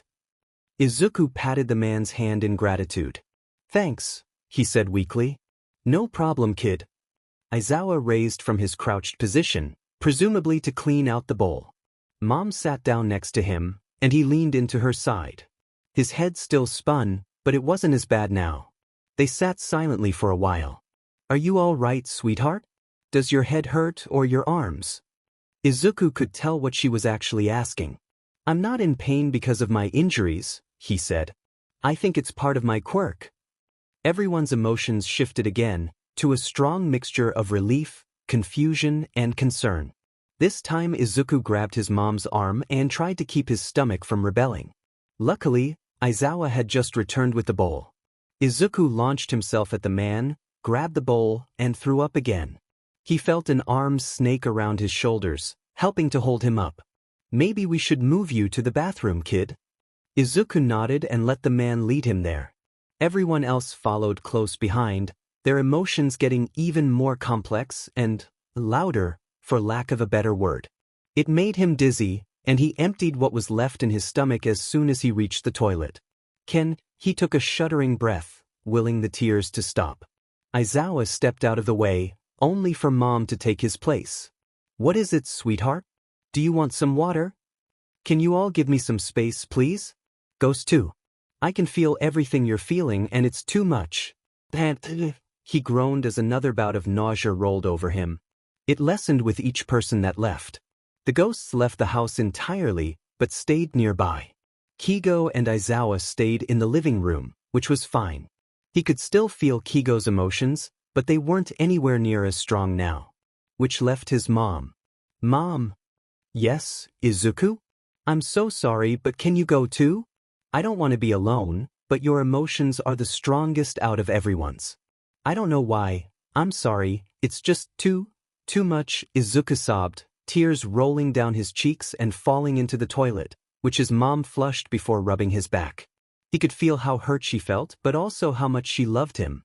Don't feel bad about asking me to leave, sweetheart. This won't last, I'm sure, and I'll be close enough you can ask for help if you need it. Okay. He still really didn't want to be alone. He didn't know what was going on. If this was part of his quirk, how did that work? His quirk was ghost talk. It wasn't emotion-based as far as he knew. Then again, he had always been good at knowing how people felt. Maybe the blast had knocked something into place? He scratched the back of his neck, thinking. The blast, he had also turned intangible. That at least made sense. Intangibility could be an extension of some ghostly part of his quirk. But the emotion thing, not so much. Izuku felt more than heard the approach of Aizawa. Even then, the man's emotions were almost as quiet as he was. Here, kid. He held out a bottle of ginger ale. Your mom said to give this to you. Thanks. Izuku leaned back against the tub, tears still wet on his face. He hated throwing up. He took a sip of the soda. Aizawa's emotions were calm, almost. Gentle, and most importantly, quiet. Could you stay with me? You don't have to, but... Aizawa was sitting down before Izuku could even finish his thought. The man didn't look at him, but Izuku could feel the kindness softly radiating off him. But who would have known that Eraserhead, the fearfully respected underground hero, was such a softie? Izuku closed his eyes. So, said Aizawa, you can feel others' feelings. Apparently. And you can turn intangible. Apparently. And you've never been taught to turn your quirk off. Wait, what? My quirk doesn't turn off. So if I used erasure on you, you would still be able to see ghosts? Well, would he? Do you want me to try it? Yes, Izuku said immediately. If it did work, maybe erasure could stop him from feeling everything. His headache might go away. Let me summon someone first, though. I want to know what happens with them. Izuku summoned Namura, since he was probably the quietest of the ghosts. Then, Aizawa lazily activated his quirk, and everything went quiet. Izuku collapsed in relief. Namura still stood awkwardly in the doorway. You good, kid? Yeah, I'm good. And then Izuku felt dizzy for an entirely different reason. Everything was too quiet. He had never felt such silence. He couldn't feel the ghosts, or anyone in the other room. Panic rose in his gut, but he pushed it down. I can still see Namura, but I can't feel him or any of the ghosts anymore. And then I can't feel anything. I mean, I can feel my own feelings, but it's never been this quiet before. It feels wrong. I don't like it. Can you still hear Agent Namura? I don't know what to say here, Namura said. I can, but it's like he's really far away or underwater. I guess my quirk is a mix of a mutation and a normal quirk, Izuku muttered. Erasure cancelled out some of the things I can do, but not the actual quirk. Put it back, please. Please put it back now. I really don't like this. I really don't like if this it's put it back. Aizawa deactivated erasure, and everything came back full force. Izuku retched into the toilet, and Namura left again. The hero winced. Sorry. I didn't think that would happen. Soe, Izuku shuddered. I need to get used to it. Izuku, are you all right? Mom called. Fine, he called back. I've got him, Inko-san. Aizawa poked his head out the door. I'm trying to help him get this under control. All right then. Izuku pinched his eyes closed as he leaned over the toilet bowl. If the pro hero could help him get this under control, that would be great. Kid, I want you to try something for me. K. Focus on me. Try blocking out everything else and just focus on me and my emotions. Don't think about anything else, just me. Izuku did as he was told, and the overwhelmed part of his mind dulled a little. His breath came in heavy gasps. The more he tried to tune into just Aizawa, the less he felt everything else. The urge to touch him suddenly surged through his veins, and Izuku found himself grabbing Aizawa's wrist. And then it was just Aizawa, and some oddly parental emotions. It was almost like his mom, but quieter. Izuku could still distantly feel everyone else, but it was like before this whole fiasco. Normal. Good. Now try breaking the connection. Slowly, not all at once. If you can do that, it might keep your mind from trying to connect to everything else. Once again, Izuku did as he was told. And it worked. It worked. He felt normal again. He couldn't help the tears that dripped down his face again. Thank you. Izuku wrapped his arms around Aizawa's chest and the man let out a little gasp. Maybe he had hugged too hard or too fast, but he couldn't find it in himself to care. Already he felt so much better. He could use some dinner. The two of them emerged from the bathroom, Izuku happily following Aizawa toward the kitchen. Hey, little Zuku, feeling better? Keigo asked from the couch, where he was reading one of the romance novels. Yeah. And it's all thanks to Aizawa-san. Don't sing my praises just yet, kid. You have a long way to go. But you did help me. It's my job to help. Izuku rolled his eyes. He knew the man was hiding a smile behind his capture scarf. Oh, wonderful, Mom said, tears in her eyes. Thank you so much, Shida-kun. You're such a big help. And now Aizawa was hiding a blush. Izuku thought he was starting to like this new facet of his quirk. Or was it an old one that had suddenly gotten stronger? Actually, maybe that's what the blast had done. He had come close to death, and his quirk responded by getting stronger. He still wasn't sure how emotions fit into all of this, but he at least had an idea now. The rest of the evening passed quietly and without incident. As Izuku snuggled into his blankets after Aizawa left, he smiled. The day had been a roller coaster for sure, but a good one. He wondered what the next day would bring. The next day brought normalcy, as well as the day after that and the day after that. With the exception of Keigo staying with them, everything was normal. Until the following Tuesday. Hey kid. Izuku gave a bewildered look to the reporter talking to him. There were at least 20 other reporters and a small group of civilians outside of his house. Do you live in this building? Yes. Is it true that Hawks has moved into this building? That's why there were so many people. Izuku smirked inwardly. He would answer these people's questions. It's not true at all, he smiled, playing up the stutter. If he really did move here, I think there would be more security, don't you? Plus then the kids at school would be nicer to me. Ugh, you're no help, kid. B, but the apartments down that way just upped their security. Maybe he's there? The woman muttered to herself before going off to consult her fellow reporters, and then they all booked it down the block. Izuku shook his head. How gullible could they be? Inside the apartment, Keigo lounged on the couch, feathers dancing in the air around him. He looked up when Izuku sat heavily next to him. Long day? Yeah. Reporters were swamping the apartment a minute ago. I got them to go down the street. Nice. How was your day? Pretty good. Normal. I used the roof to get to and from work. I thought I'd been doing a pretty good job staying incognito, but I guess not. Izuku shrugged, not bothering to say more. The two sat in silence. The boy took a couple of feathers out of the air and fiddled with them until his neck started hurting again. Kachan's lackeys had been a little extra rough today, and Izuku thought they may have cut his neck. The only thing was, he couldn't think of a single time that day where they had actually touched him there. There was a light burn on his forearm, a bruise on his leg, and a small cut on his side. It was more of a scratch, really. Nothing that should be irritating his neck.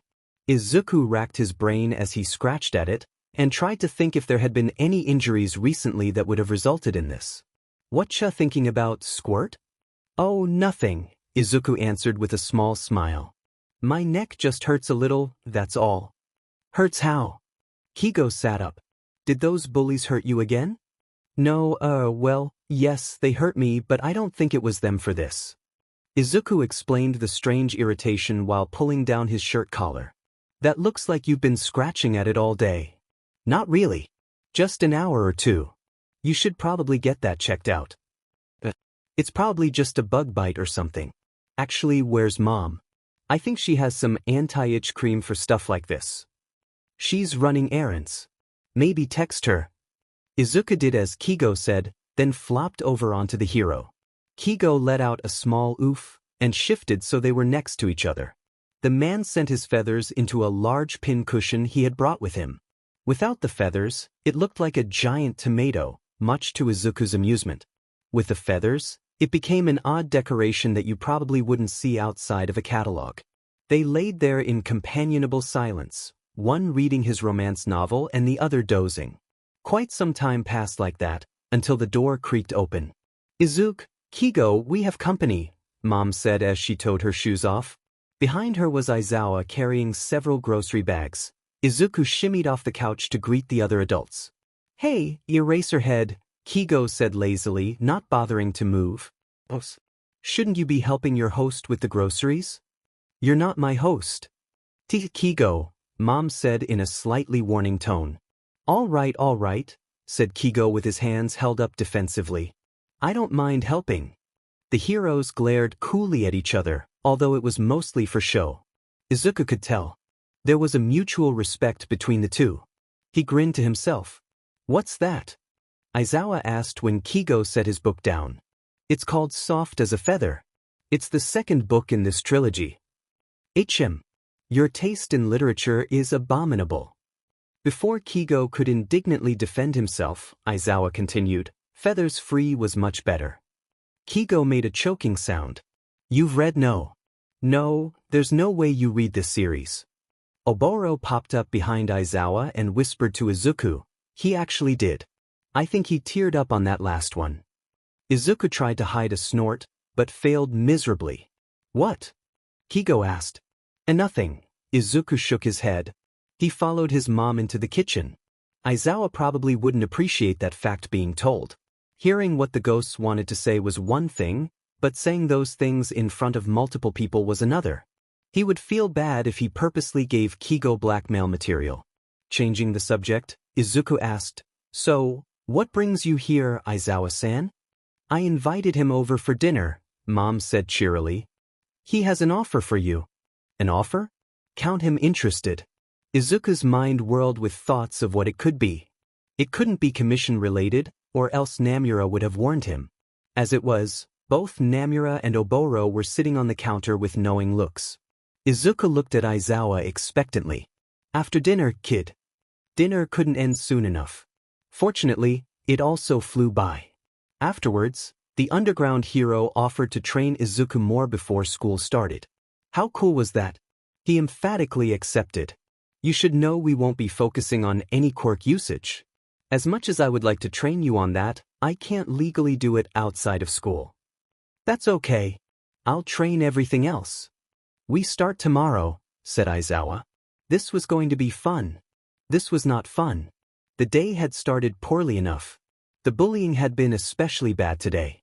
Several spider lilies on his desk throughout the day had hurt to see, and then he had come by the apartment with a written apology and tears in his eyes, but he had still said Izuku had thought training would be better.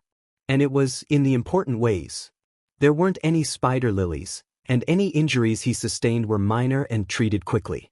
Training involved a lot of weightlifting as well as agility. Hand-to-hand combat wasn't too bad, except when Izuku didn't block or dodge in time. Even then, he knew Aizawa was taking it easy on him. There weren't any ghosts today. Oboro was busy trying to woo Liza, and Namura was trying to stop him. Hana, as usual, was watching her brother's activities. Not like that. Try like this. Aizawa mimed the move he was teaching and Izuku did his best to copy it. Right, there you go. Now do it against me. By the time training had ended, Izuku had the move down, as well as a soreness in his muscles. Not bad today, kid. Aizawa leaned casually against the wall of the dojo he had reserved. Apparently, he knew the owner, and the owner let him use it during certain times of the week. Same time tomorrow. Izuku nodded. It wasn't as fun as he thought it would be, but the training seemed pretty reasonable. And it felt good, even though it was a little hard. Alright, let's grab some dinner, then I'll send you home. Oh, you don't have to do that. I decided to work with you during dinner hours. I'll take care of dinner. I'm not sending you home to your mother with an empty stomach. No arguments. Aizawa stared at him like he expected Izuku to argue anyway. Not that he would. Izuku shrugged. Mom would inevitably save him some dinner, but he supposed he could eat it for lunch tomorrow. After stopping at a rather high-end restaurant, which Izuku was not allowed to order anything cheap at, they parted ways. Aizawa was nearly late for patrol, Oboro had told him. Izuku would have felt bad about that, but then he realized that Aizawa had done that to himself. He could have called practice off earlier. With a full stomach, the boy headed for home. His neck still itched from yesterday. He really should find some itch cream. A wall of something wet stopped him.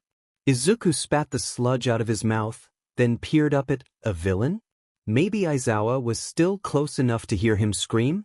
Before he could do anything, the sludge jumped into his throat, proclaiming, "A perfect meat suit. How convenient." This wasn't good. His vision started going black when the villain had gotten halfway. The sludge curled in his stomach, writhed in his throat. He would have puked if the villain hadn't been in the way. Izuku was dimly aware of a woman shouting and a man saying something softly nearby. Smash! Suddenly, the suffocating sludge disappeared, leaving Izuku coughing and hacking on the sidewalk. Izuku looked up at his savior, only to start choking for a different reason. Ha! I have caught you finally, villain! All Might exclaimed. Izuku's eyes bugged out of his face. All Might was here, in front of him. There were several ghosts around him, but the sheer disbelief Izuku felt pushed them to the back of his mind. This was all freaking. I must go now. Wait. Izuku reached for All Might as the man prepared to jump. Can I have your autograph, Aizawa? All Might jumped. Izuku hadn't meant to grab on, but the motion had been so sudden that he just latched onto the first thing he could to prevent himself from being thrown through the air. As it turned out, the action had the opposite effect of what Izuku had intended. Instead of being safely held on the ground, Izuku soared through the air. All Might noticed, thankfully, and sat down on a roof. Geez, kid, do you have a death wish or something? All Might asked. Izuku took a few shaky steps. Geez, All Might, do you ever make sure victims are taken care of before leaving them at the scene of their almost murder? The snark hadn't been intentional. Izuku was still dizzy, and he momentarily forgot his figurative mask. Several people snickered. When Izuku looked up, there were 4 ghosts sitting on the roof's edge behind All Might. A woman with black hair, a man with a scar on his face, a man with a bandana, and a skinny man with white hair. The hero himself looked taken aback. Smoke came off of him in little tendrils. Oh, Toshi, one of the ghosts sighed. She twirled her dark hair in her yellow-gloved fingers. You're going to let the kids see your secret, aren't you? This could have been avoided, you know. And I can't believe you were just going to leave him. That's so unlike you. What? Secret was what Izuku was about to ask, but it was answered before he could. All Might big, indestructible, incredible All Might poof ed into a very tall, very skinny man in very baggy clothes. Izuku bit back a scream. The man coughed and blood spewed from his mouth. Izuku's near scream turned into a wary glare. Excuse me. I apologize. What was that? Well, you see, the man stopped, seeming as if he was trying to find an excuse for his sudden change. He sighed, and Izuku got the impression he had decided to tell the truth. Many years ago, I was wounded gravely by a villain. He lifted his shirt, revealing a terrible-looking wound, and most of the ghosts lost it. One of them laughed so hard he actually fell backward off the roof, only to soar back up several seconds later. Izuku's surprise showed on his face. Most ghosts could handle a simple hover a couple of feet off the ground. The more powerful ones could maybe make it 10 feet. The ghost that had fallen could have easily reached the ground in that time, and shot back up just as quickly as he fell. Izuku scratched at his neck, idly wondering how powerful these ghosts must be. And then he thanked his lucky stars that they weren't evil. I know, it's not pretty, said the man who used to be All Might. Izuku had momentarily forgotten where he was and what he was supposed to be doing. He shook himself mentally. Because of this, I was forced to cut back on my hero work. I'm down to a mere 3 hours per day. Oh, I wondered about that, Izuku said. The hero gave the boy an incredulous look, so Izuku elaborated. Because you used to do an average of 10 hours of hero work per day after your debut, then 7 after you became popular with the media. But in the last few years, your averages have gone down significantly. You must be spreading everything out throughout the day, though, to give the illusion that you're still out there all day every day. Which would be good for civilian morale. Dang, the kid's a chatterbox, isn't he? One of the ghosts said as Izuku devolved into a stream of muttering. The boy had noticed the comment, though, and stopped. Sorry. Izuku positioned himself so that he seemed to be awkwardly avoiding All Might's gaze while leveling his best glare at the ghost. It's quite all right, young man, said All Might at the same time the ghost asked. Was he looking at me? Could I ask you something? Go ahead. Do you think that someone quirkless could be a hero? Or someone with a quirk that isn't suited to heroics? Are you asking for you, or for a friend? Both? Quirkless. Izuku felt an unexpected twinge of guilt at the lie. And I was wondering, I'm already learning how to fight, I just wondered. In my experience, young man, without a quirk, you can't become a hero. Oh. But there are other kinds of heroes, like police officers or firefighters. Not everyone is suited to traditional heroics, but you can always find a place if you look hard enough. You just need to be realistic. A nagging feeling of despondency settled in Izuku's gut. Even though he could interact with ghosts, his quirk probably wouldn't help him much if he wanted to be a spotlight hero. Which, although he hadn't thought about it in a while, he did. Doing missions for the commission was fine. It wasn't really what he wanted to do. He had really wanted to be someone cool, someone like All Might. For a tiny second, Izuku wondered what might happen if he just looked too far over the edge of the roof. Then he mentally pushed the intrusive thought away. That was a dangerous line of thinking, and one that Izuku didn't like. He didn't have the easiest life, but there was still good in it. And even if his hero, his idol, didn't think he could be a hero, maybe the other heroes in his life did. So, Izuku took a few steps toward the edge of the roof. All Might tensed, anxiety radiating off of him in waves. Izuku went right to the edge just to bother the man. Served him right for trying to leave a civilian victim in the street and then crushing that civilian's dreams. I assume you're out of time. How are we supposed to get down from here? All Might joined him at the edge. One of the ghosts from before, the woman, sighed next to the two. To them. You're both smart, she said. Surely you can figure something out. There's a roof access behind you. In plain sight. Izuku grinned mischievously in his head. You know, he said, we're both pretty smart. I'm sure we could figure something out. The boy very nearly burst out laughing when the ghost looked at him like he had grown a second head. "There's probably a roof access," said All Might, still looking out at the city. "Oh, there is. It's right behind us. In plain sight. Can you hear me?" The woman wondered aloud. Casually, Izuku stretched and started toward the door. He shot her a wink on his way. "What? Hey kid." Izuku ignored the woman. She would probably follow him until he acknowledged her again, which wouldn't be for a while. Not with All Might 2 steps behind him. "Listen, young man, I would appreciate it if you wouldn't tell anyone about this. It's supposed to stay secret." The boy fought the urge to roll his eyes. "I can keep a secret, All Might. Or whatever your real name is. It's not hard. Unless the ghosts decided they wanted something. Then it was very hard. Besides, I don't think the Hero Commission would like it if this got out." The blonde frowned, eyebrows furrowed. "What an odd concern for a child to have," the man muttered. "Darn right, Tashinori. Come on, there's something off about this kid. Ask him about it." The stairwell ended, finally, and the 2 living beings exited the building.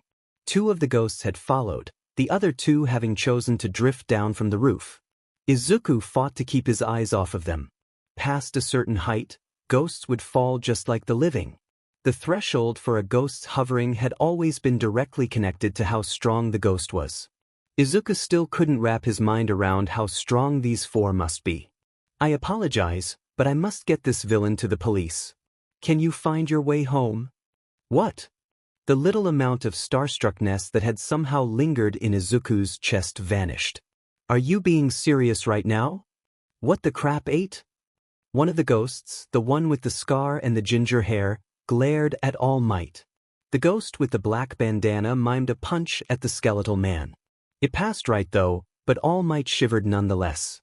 "You're going to leave a victim, a child no less, to go home by himself after everything he just went through?" "I'll be fine," said Izuku, brushing past the number 1 hero. That was a total lie. His throat still burned.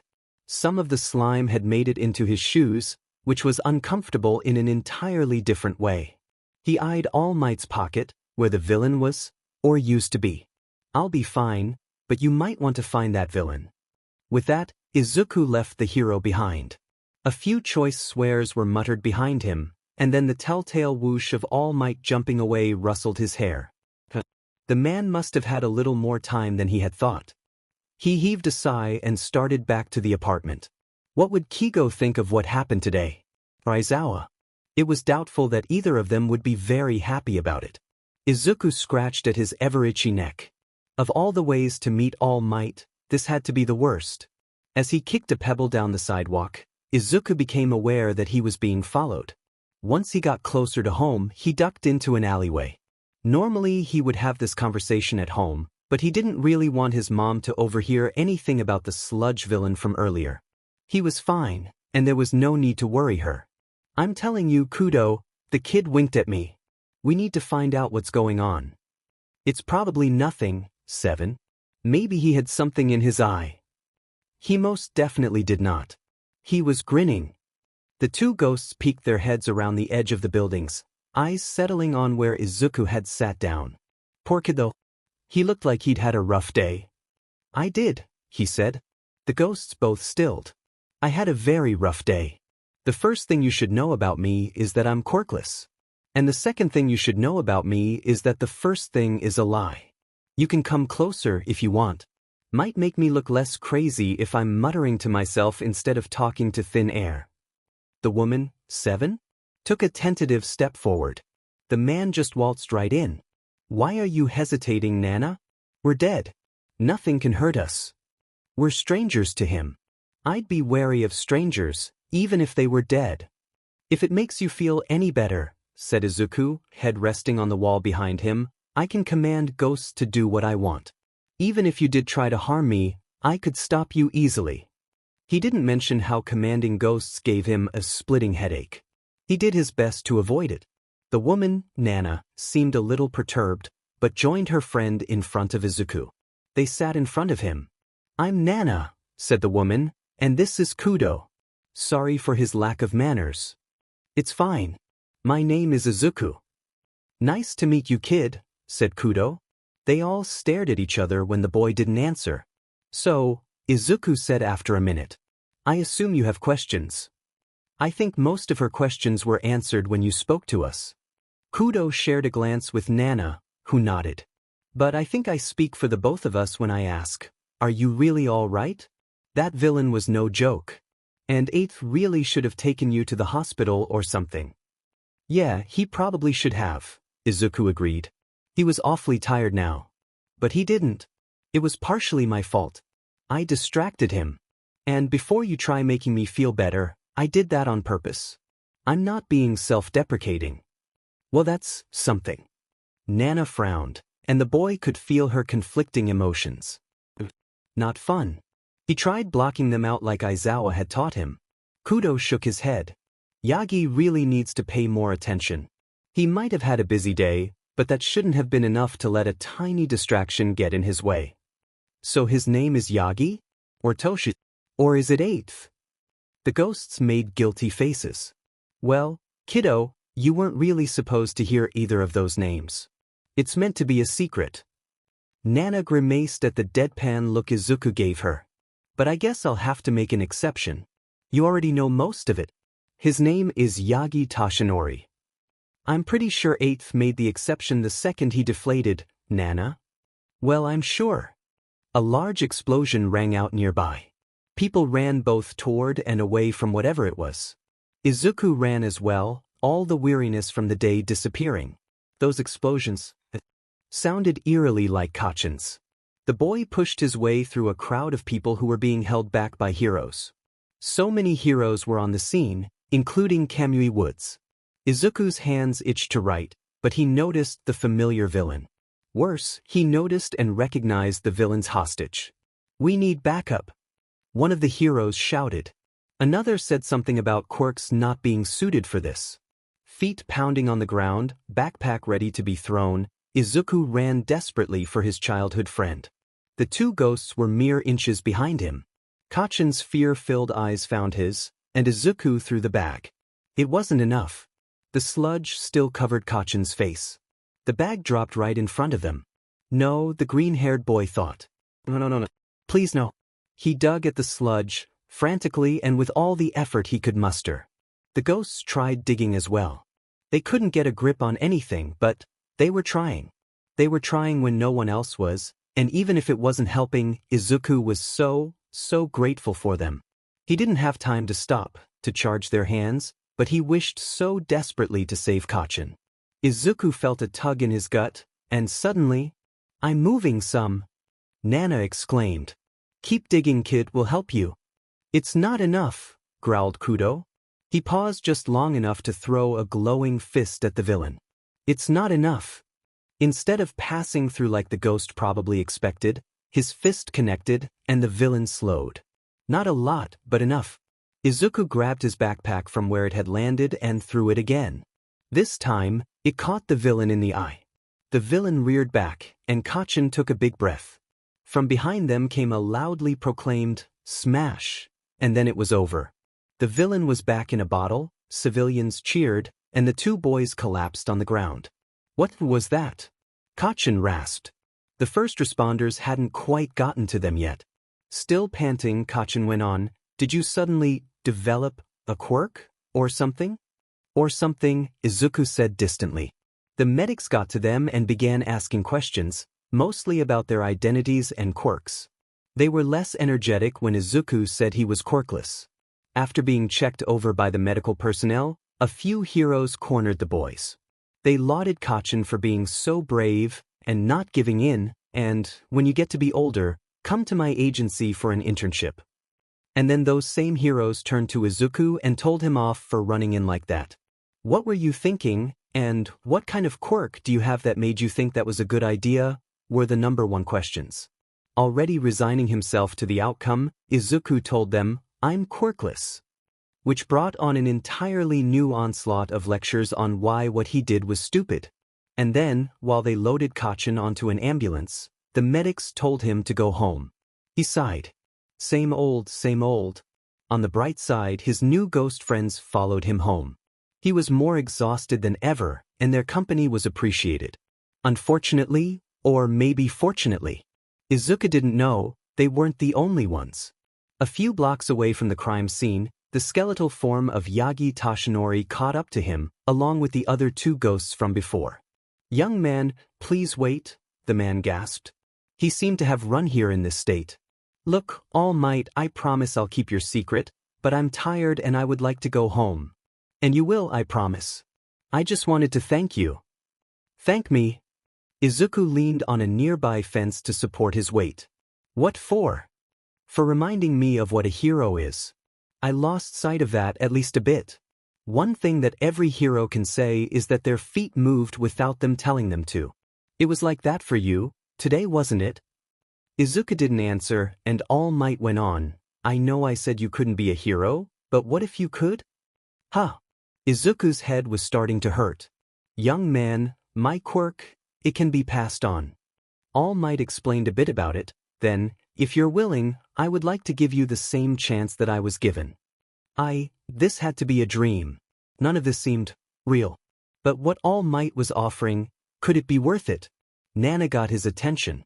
"I won't tell you what to do, kiddo, but if you accept, I think you'd make an amazing successor. You're already an amazing hero." "I accept," said Izuku. All Might nodded, a smile on his lips. The smile disappeared after a moment. "Are you all right? You look a little pale." "I'm fine. The medics cleared me and everything." "I really? I thought they would at least take you to be evaluated." "Nope." "Well, if you don't mind my knowing, where do you live? I'd like to make sure you get home safely." "Over there," Izuku swayed. The apartment was so close, within sight even, yet so far. "It's apartment 23. The fence the boy leaned on creaked. His head really hurt now. The sickly-looking ghost with the white hair frowned, brow furrowed. "Eighth, you're going to need to catch him," was all Izuku heard before everything went dark. Izuku was late. Keigo had finished his work early today, easily early enough to beat the boy home. Even after he remembered that Eraserhead was training him today, he still worried. The kid should have been home an hour ago, at least. The sun was setting already. If it got any later, Keigo would go looking for the kid himself. Inko would probably dissuade him, if only to not draw attention. She would probably contact some nearby friends and enlist them to look. Unfortunately, Inko had been called in to deal with something at the HPSC and wouldn't be available for another hour, if not longer.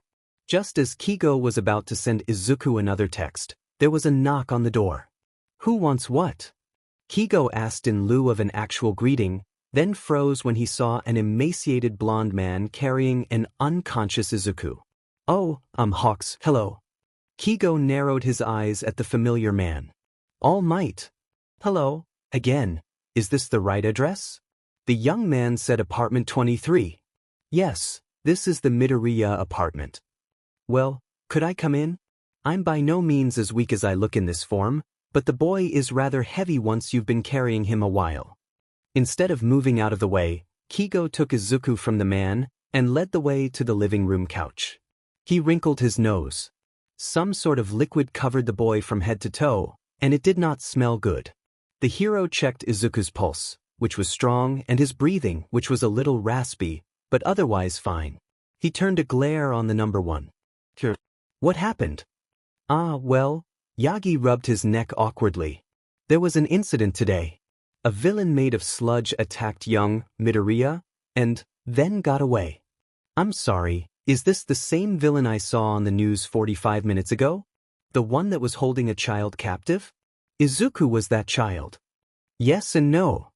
"Well, which is it?" "He was held captive, yes, but earlier in the day. Then, I saved him, but through some unforeseen circumstances, the villain got away and attacked a different student, who young Midoriya ran to save." "And where were the heroes in this?" "Where were you?" Keigo asked angrily as he pulled out his phone. Who to contact? He needed to make sure Zuko was all right, but anyone from the commission would immediately report this.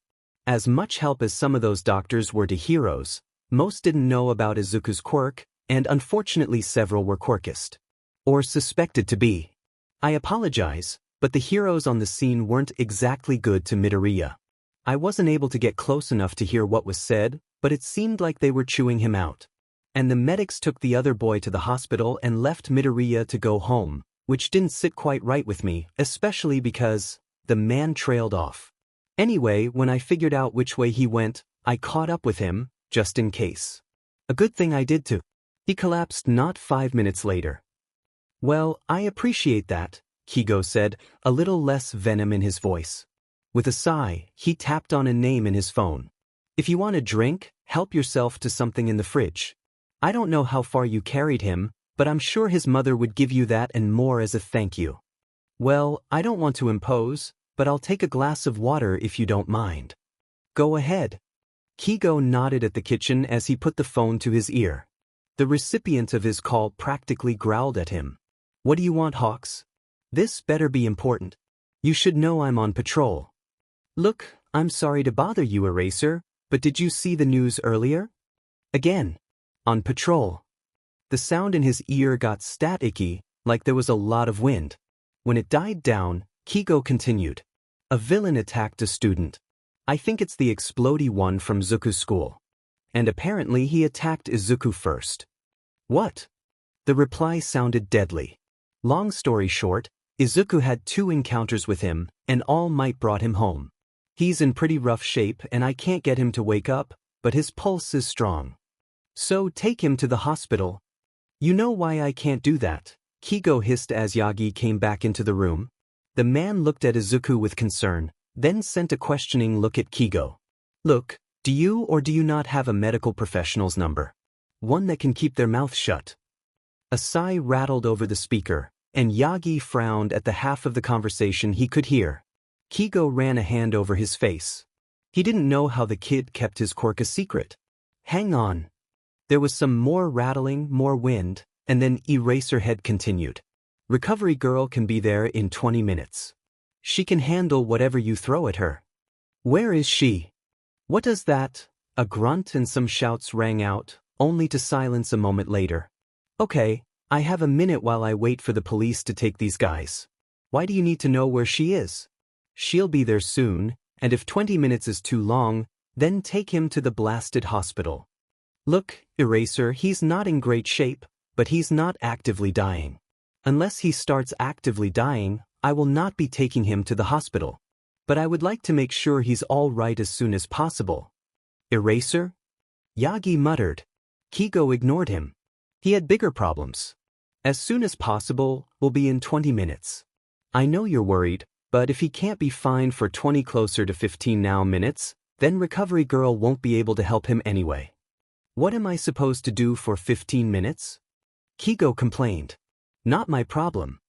And then Eraserhead hung up. How dare he, Keigo muttered, but he had to admit that he was mostly looking for a distraction. Keeping his fingers on Izuku's pulse, he turned to Yagi.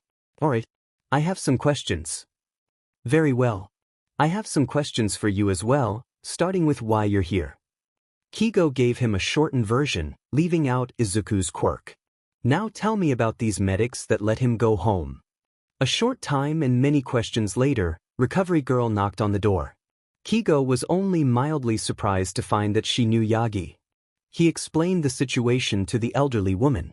After a few minutes of checking Izuku over, she sat next to the boy with a hum. So? Is he okay? His throat is in rough shape, I assume from the villain. I doubt he has a concussion, so being asleep should be fine. The redness on his neck is a minor concern, and it feels like there's something underneath the skin. He may have 1 or 2 cracked ribs. Otherwise, it seems like a simple but severe case of quirk exhaustion. But he's quirkless, said Yagi, his brows furrowed in confusion. He told me so. The symptoms are all there, replied Recovery Girl. Perhaps it was an extremely late manifestation due to quirk activation requirements being met. Perhaps, Yagi muttered. Keigo pursed his lips. The lights flickered. A little at first, barely noticeable. Then more and more.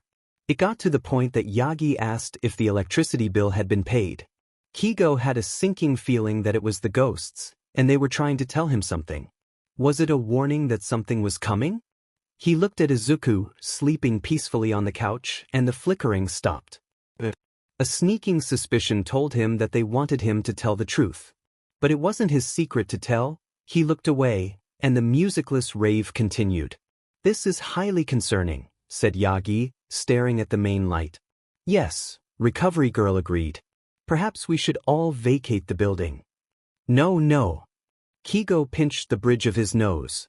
"Okay, look, quit it with the lights already. I'm pretty sure I know what you want, and the answer is no." "Who are you talking to?" "None of your business, Scarecrow." Yagi and Recovery Girl exchanged a glance, and then all the lights went out, leaving the living room in near darkness. The sky outside was twilight, so they could still see. Keigo scowled and shivered when not one, but 5 cold spots washed through him. "Okay, I get it. But I really shouldn't." Another wave of coldness. "Whichever one of you did that, I'm not talking to you anymore. Go away. But as for the rest of you, fine. I'll tell them. But if Inko or Izuku gets mad, you're taking the blame. Now stop glaring at me." The lights turned back on, and the 2 adults not in the know had their eyes trained on Keigo. The hero sighed. He was already regretting this. He hoped Izuku wouldn't be too mad when he woke up. Actually, forget that. Izuku might forgive him as soon as he apologized, but Inko on the other hand, Keigo wasn't sure he wanted to know what she would do. Izuku isn't quirkless, okay? He has a quirk, and he's been employed by the HPSC since he was 4 years old. He's a commission kid like I was. Then he lied. Yagi sat back heavily in his chair. He asked me if someone quirkless or someone with a quirk ill-suited to heroics could be a hero. "What did you tell him?" Keigo asked, his expression stony. "I told him no. But he was lying." "Screw that." The other adults jumped at Keigo's outburst. "It doesn't matter if he was lying. You told a kid that he couldn't be a hero because he didn't have a quirk." "Now, Hawks, I did tell him that there are different kinds of heroes," Yagi placated. "I told him he could be an officer or a firefighter. It's just that in my experience, no one without a quirk can be what we consider a traditional hero." "Okay, fine. That's not as bad as I thought. But you still crushed his dream. After everything I was going to..." Yagi cut himself off with a guilty look. "Never mind." "Going to what, Yagi?" Keigo leveled a glare at the other hero that rivaled Eraserhead's. "What were you going to do? You were considering him as a successor, weren't you?" Recovery Girl leaned toward Yagi, and the lights flickered once. "That means yes," Keigo said. "The lights mean yes?" The confusion was back on the others' faces.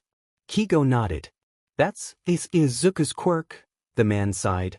"I don't know if I should tell you any more than what I've already said." The lights flickered like crazy, and Keigo waved his arms around. All right. The lights stopped. If he could punch a ghost, he would. Izuku's quirk is called Ghost Talk. He can talk to ghosts, and command them to do things within reason. There's a limit to what they can do. From what he's said, there aren't as many ghosts around as you might think. Apparently, they can pass on, but some of them linger for a while. If he isn't too upset later, maybe you can ask him for more details. His mom is going to kill me though. No one is supposed to know about this. Yagi gave him a sympathetic look that Keigo didn't particularly want. "If it makes you feel any better, you're talking to 2 people who have kept my situation a secret for a very long time." The lights flickered once, then twice. The winged hero narrowed his eyes. "That means no," he said. "Well, I've kept the secret just fine," said Recovery Girl with a pointed look at All Might. Then in a warning tone she asked, "What did you do?" About that, Yagi rubbed his neck. "Namidria knows. I ran out of energy and ended up deflating in front of him." "Wow, nice going, Yagi." Keigo rolled his eyes. "He knows about my quirk as well," the man added quietly. That bit seemed to only be directed at Recovery Girl. "What about your quirk?" Keigo looked from one to the other. They exchanged another glance, and after asking if he could keep a secret, they explained. With every word, Keigo's horror grew. "You want to give a child an extremely powerful quirk that needs to be kept secret?" "I did," said Yagi, "but then I found out he lied to me." "So what?" "He only told you the story he's been conditioned to tell everyone. It's essential to his cover, Or some other bullcrap that the commission's been feeding him since day one. Did you know he gets bullied because of it? His own classmates torment him. Izuku won't tell me any specifics, but I've seen a spider lily fall out of his bag, and I know he has scars from his own classmates. He pretends it doesn't bother him, but you can tell. What's going on? Izuku stirred, opening his tired eyes. Hey, little Zuku. Keigo knelt next to the closest thing he had to a little brother. I didn't mean to wake you, but I'm glad you woke up. My head hurts. It's just quirk exhaustion. All you need is some rest. All Might's here? And who's she? That's Recovery Girl. And I had to tell them about your quirk. The ghosts insisted. Meechum. They're telling me to. Izuku seemed to stare off into space. Don't worry, Nana. It's okay. Amiyu told me about his quirk, so it's fair. I didn't really want to lie. Nana. Yagi whispered, his face turning pale. Shimura. The lights flickered once. Izuku groaned and shifted positions. She says she misses you, and she's proud, and she hasn't left. And that you've been an idiot with everything that you've done to and around me. That's not nice, Nana. He wants to gimme his quirk. Izuku lost consciousness again. Keigo ran a hand through the boy's green curls. It's shocking the first time. Isn't it? Keigo idly made one of his feathers dance through the air. Yagi didn't say anything. The first time he said something to me, I was about 11, maybe 12. He was only 5, I think. I had just completed my first solo mission, which screwed me up enough to get me sent to Agent Midoriya. She was in charge of fixing people, making them feel better long enough to get a new mission. Still is. The first time Izuku met me, he came up to me and gave me a big hug. Then he told me that a little boy I failed to save wanted to say thank you. That, Yagi tried to say something but words failed. Instead, he hung his head and said, Shimura Nana was my mentor. She died shortly after I gained One for All. Knowing she's still with me, it's a lot. I can only imagine what that was like for a 12-year-old. Well, you get used to it. That little boy passed on a long time ago, and now I have a peeping Tom from America haunting me. The lights went out. Don't you glare at me. You're the one that followed me into the bathroom. The lights flickered twice, then turned back on. Even if it was an accident, you still did it. Her name is Liza, apparently. I saved her brother, so now she's following me around. Keigo addressed the emptiness in the room again. By the way, how many of you are there? The lamp in the corner flickered off and on 6 times.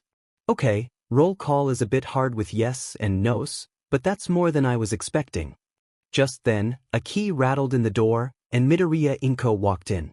Sorry I'm so late, boys, I had a really hard case. The woman stopped, staring at her 2 unexpected guests before her eyes landed on her son. Izuku! Before you freak out, Keigo held up his arms defensively. He's all right, just recovering from quirk exhaustion. What is all over him? That would be sludge, Midoriya-san, said Yagi. And I'm All Might. Yes, I know. Don't you look at me like that. The commission was concerned about you 4 or 5 years ago and had me look over your file. What are you doing in my apartment? Izuku got attacked, and Yagi brought him home, Keigo said quickly. Then he added the rest of the context for the unfortunate situation they were in. The ghosts insisted you tell them? Inko asked skeptically. If I didn't tell, they probably would have lit an electrical fire. Very well. I suppose I can't blame you entirely. Suddenly, all the lights except the lamp next to Yagi turned off. The man warily eyed the lamp, while addressing Inko. I suppose that's the ghosts, telling me to share my secret with you as well. The lamp blinked once, and so Yagi told yet another person his secret. You offered my son an extremely powerful quirk without asking me? With the amount of power you have, your quirk could blow my son apart from the inside out. Well, I was going to train him first so that he wouldn't blast his limbs off. That isn't reassuring. And he's already in training. With Eraserhead. Really? The man blinked. Yes. And did you really ask him while he was suffering from quirk exhaustion? Do you have any idea how stupid? Inko's lecture continued for a solid 10 minutes. Despite her small stature, the woman could be quite intimidating when she wanted to be. Keigo would have felt bad for the other hero if he wasn't so glad that Inko's ire wasn't directed at him. He settled on the floor next to Izuku. The boy didn't seem like he would wake anytime soon, but it made Keigo feel better to be near, just in case. It was one thing to pass out in the presence of your favorite hero, and quite another to wake up with multiple heroes in his house. Keigo was expected. Aizawa, Yagi, and Recovery Girl were not. There was also an animal in a suit. Izuku fought off the ambient emotions around him.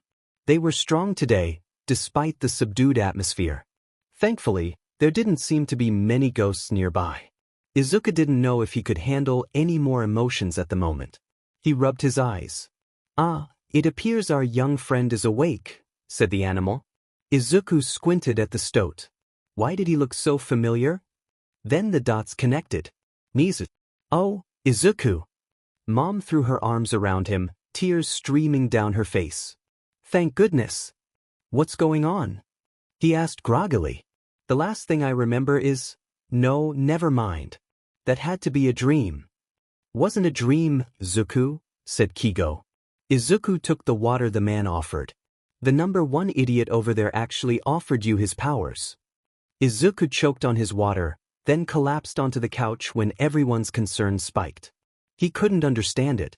Being aware of everyone's emotions was so hard, but why wasn't it hard at school?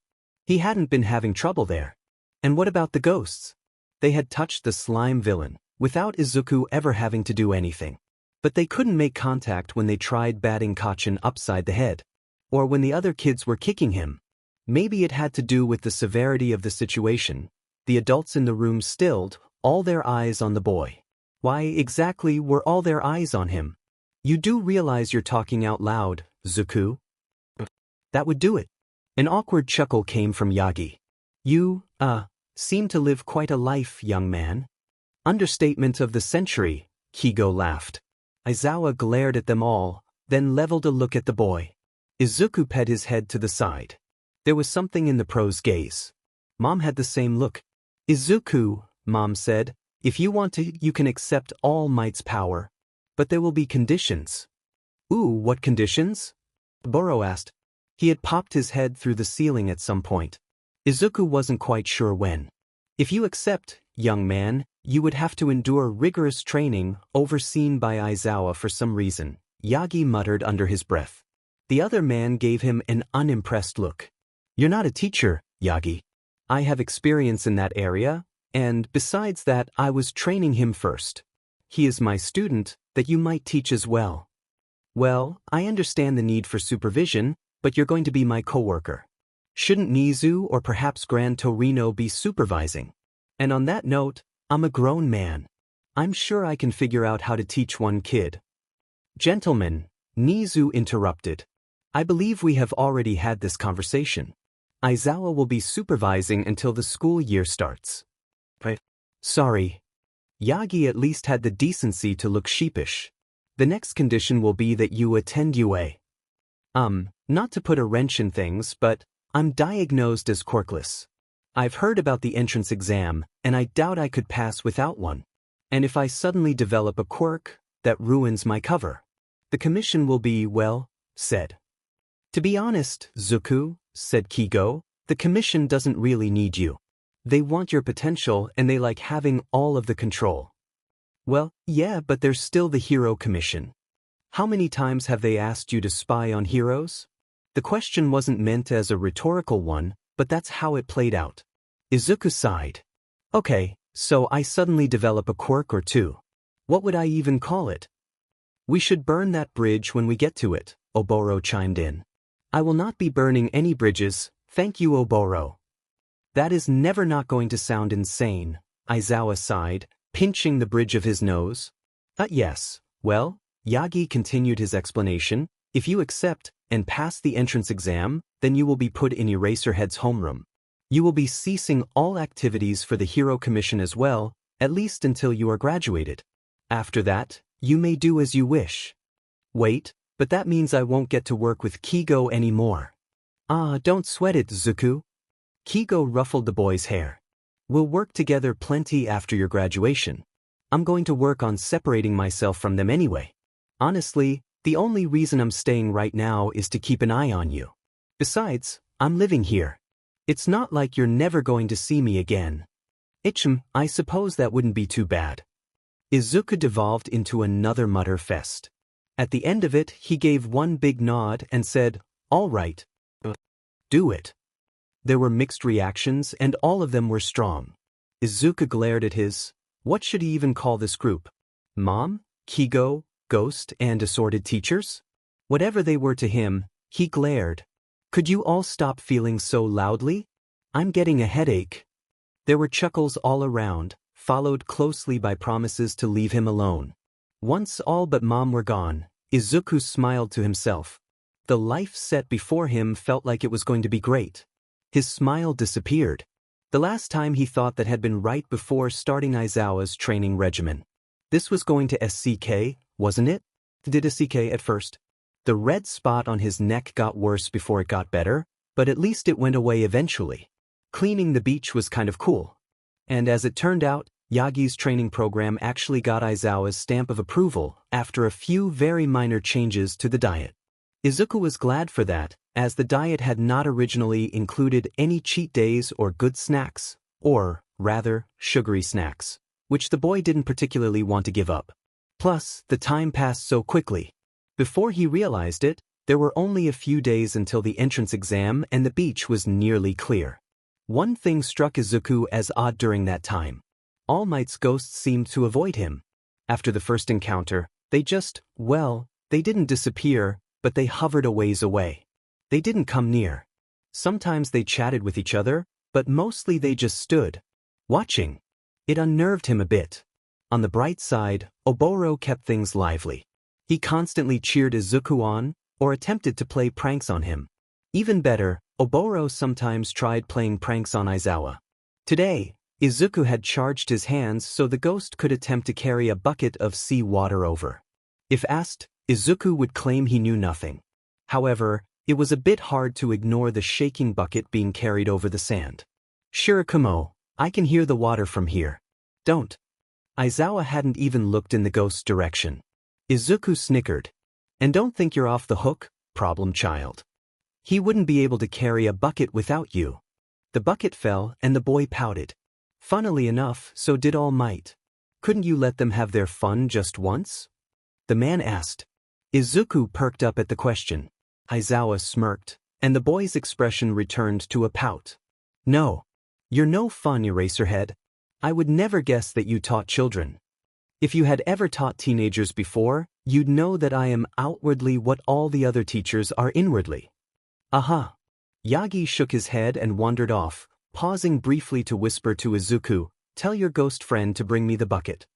Izuku wasn't sure it was a good idea, but looked to Oboro, who grinned and saluted. The boy shrugged.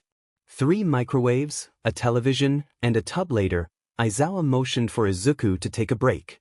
He collapsed onto clean sand, water bottle in hand. The only warning he had for what came next was a slight creaking from behind him. He looked up to see Yagi distracting Aizawa with conversation while Oboro toted his bucket over the last pile of trash. A splash, followed by the most exasperated sigh Izuku had ever heard, had Yagi and Izuku in tears. If his abs weren't already hurting, the laughter would have made them hurt. Aizawa, for his part, merely shook his head. "You two are like toddlers and I'm done babysitting for today. Make sure he eats before you take him home, Yagi." Oboro followed Aizawa, throwing a wave over his shoulder. The remaining 2 sat in companionable silence while the sun set. After a while, though, Izuku could tell Yagi wanted to ask something. Probably about the ghosts. "She hasn't said anything else. The ghosts following you keep their distance." "I wasn't going to pry." Guilt came off the man in waves. Either he was lying, or he had been considering the idea. "You can pry all you want," Izuku offered. "You let me in on your secret quirk, and now I'm set to inherit it." "Still," said Yagi, "I don't want you to feel like you have to tell me everything. As much as I might want to know." Izuku shrugged and dropped the subject. Aside from the new heightened awareness of people's emotions, he knew his quirk fairly well, and it wasn't really going to be a secret anymore. It felt a little weird talking about it still, but it wasn't hard. Eventually, Yagi did ask more questions, after they had eaten dinner. It was nice. Izuku hoped he could have more times like this once school started. Midoriya Izuku was going to kill Aizawa Shoyuda. A heads up about the zero-pointer would have been appreciated. Heck, even a vague, beware of giants or something would have sufficed. But no. The man had left him completely in the dark. Izuku had barely been able to fight a few one-pointers, and the zero-pointer was headed right for him. Several kids were already pinned by rubble or injured by it. To make matters worse, it was determined that Izuku needed a little more muscle mass before receiving one for all, which meant he was fighting without a super-powered quirk. On the bright side, there were several ghosts around him. All Might's ghosts had finally approached him, even if it was just to offer their help in the exam. Nana looked like she wanted to say more, but the white-haired ghost had stopped her. Hana and Agent Namura were there, as well as Liza and a few others. Some were students' family members, the rest were ghostly informants from Izuku's time with the commission. He was quite touched that they all wanted to help. Several calls for help came from around the compound. Izuku charged as many hands as he could, and the ghosts worked to free as many as they could. After several rounds of this, Izuku fell to his knees, sweat running down his face. Maybe Aizawa was right about me not being ready for one for all, he muttered to himself. I can't even handle ghost talk anymore. Aiya! A shrill scream pierced the air. There, in the path of the zero-pointer and trapped by rubble, was a girl Izuku recognized from when he had tripped on the steps of Yue. Izuku ran forward, but there was no way he would make it in time, and he didn't even have enough strength left to do anything if he did. There were only two ghosts with him at the moment, Nana and Agent Namura. They ran beside him. The zero-pointer brought one big hand down. The ground shuddered, and Izuku fell. No. That thing was going to crush that nice girl. Izuku reached a hand toward her, something tugging in his chest. Save her! His voice echoed. In his own head, and suddenly Nana and Namura were beside the girl. Nana lifted the cement, and Namura pulled her out of the way. The last thing Izuku saw before collapsing in a heap was the girl and both ghosts sprinting toward him. The first day of school went just fine. There was a quirk apprehension test, which Izuku did all right on. And no one got expelled, so that was a plus. The second day brought unexpected butterflies to his stomach for no reason at all. So much so that Izuku spilled cereal all down the front of his chest, which caused him to nearly be late. He breathed a sigh of relief as he sat at attention in his seat. If the last 10 months had taught him anything, it was that Aizawa liked to start on time. The emotions swirling through the classroom today were a bit stronger than the day before. The odd sensation had grown over the summer, Izuku thought. It hadn't been too noticeable when he was only training with Aizawa and Yagi. It hadn't even been noticeable at the entrance exam, but now, it was a lot. His head started to hurt. Just as Aizawa climbed out of his yellow sleeping bag, Oboro plopped himself onto the desk in front of Izuku. The boy scowled at the ghost, but he just grinned. Aizawa was saying something and writing on the board. Izuku couldn't even see his notebook. Oboro's but was in the way. He glared harder. Dang, Midoriya's super intense, someone whispered. Great. So much for starting fresh. First it's Midoriya is intense, then Midoriya is a freak, followed by, let's play kick Deku. Do you have something to share with the class, Zero? No, sir. Good. There was a pause, and Izuku did his best to direct his gaze at his teacher. A sigh. Midoriya, who's blocking your view? A ripple of confusion spread through the class. As far as they were aware, no one was there. I'll give you 3 guesses, Izuku said, still glaring. Oboro smirked. Tell him it's Hello Kitty. Shirakumo Oboro, either stop messing with my student, or I will find a way to reach into the afterlife and make your existence a living nightmare. Oh, so threatening, Oboro scoffed, although he did as he was told. Yes, sir? Zero frowned. There's no one there. Izuku could feel Kachin's narrowed eyes, but he kept his gaze on Aizawa. The man raised a brow, and somehow Izuku knew exactly what he wanted. He motioned for Oboro's hands. There was a surge of energy in Izuku's chest.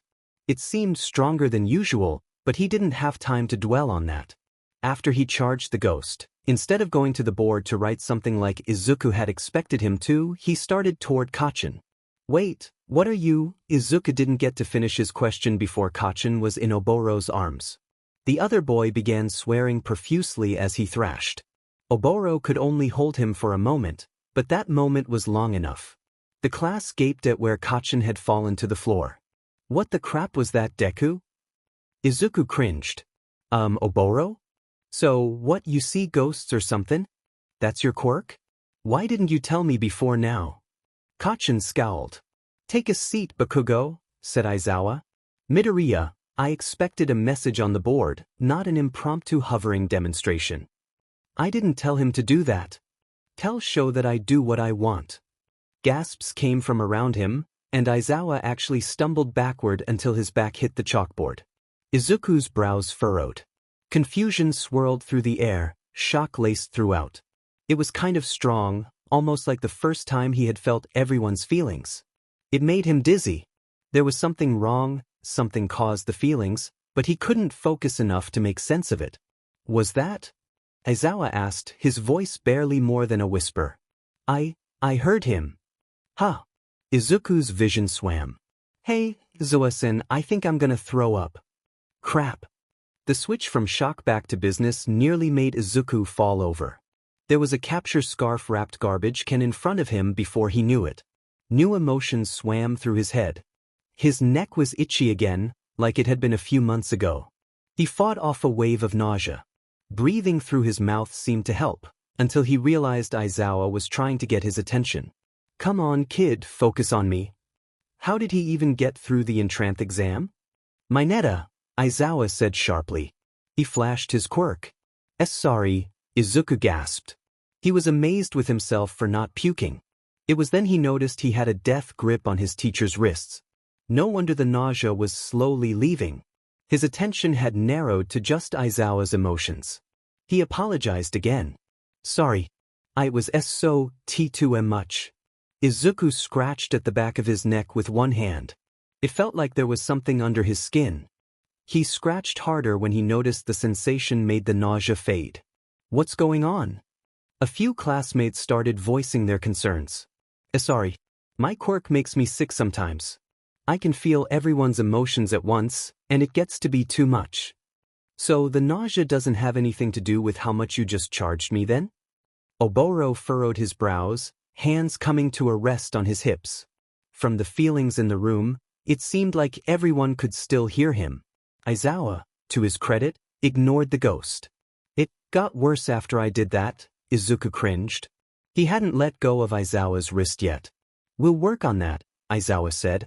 His expression matched Oboro's. Izuku jerked when the man grabbed his other hand. The boy frowned at the blood running down his fingers. Ambient concern rose, but he forced himself to focus on Aizawa. What are you doing? Sorry. My neck is just so itchy. Aizawa narrowed his eyes, putting Izuku's head down a little so he could see. The man plucked something from the boy's neck. Izuku winced. Whatever it was had been partially under the skin still. His teacher didn't even sigh before pulling Izuku out of his chair. We're going to recovery, girl, and then, if this is what I think it is, Nizu. Ooh, Midori's in trouble, Mineta sing-songed. Before Aizawa did anything about that, a shoe hit the other boy in the face. Why don't you shut your stupid mouth? Bakugo yelled. Their teacher flashed his quirk, but he didn't get after Bakugo like Izuku thought he would. Bakugo, don't throw shoes at your classmates. You're not 5. The way he spoke sounded entirely devoid of emotion, but Izuku could feel the mirth hiding beneath the surface. Shouldn't we get Tomi thought of detention? My face hurts. Either the teacher didn't hear, or he ignored the boy. Aizawa escorted Izuku out of the room. After shooting a text for someone to cover his class. Izuku fought to keep from scratching again. A quirk-suppressing chip. The commission had put a quirk-suppressing device into a child. Show you to seethed at the fact. It seems that it initially broke open in the explosion the two of you experienced, Recovery Girl was saying. I would hazard a guess that the first rash a few months ago was brought on by whatever powered the thing. It has since dissolved, but the pieces have been slowly corroding until they broke apart. It looks like it used to be fused to the bones in your neck.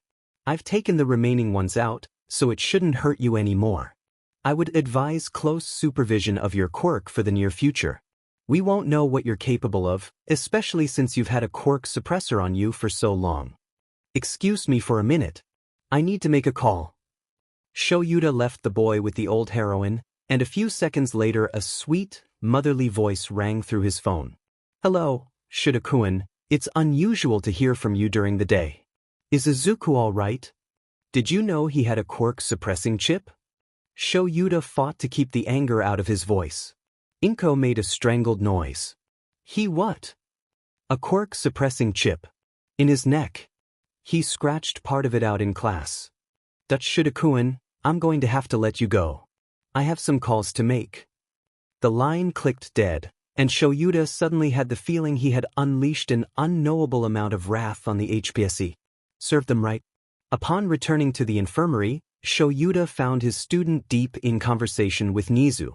He hadn't seen the stoat tip-tap past him, but here he was. Yes, Midoriya-kun, I am indeed sure that everything will be fine. Your concerns are valid, but just leave it to us.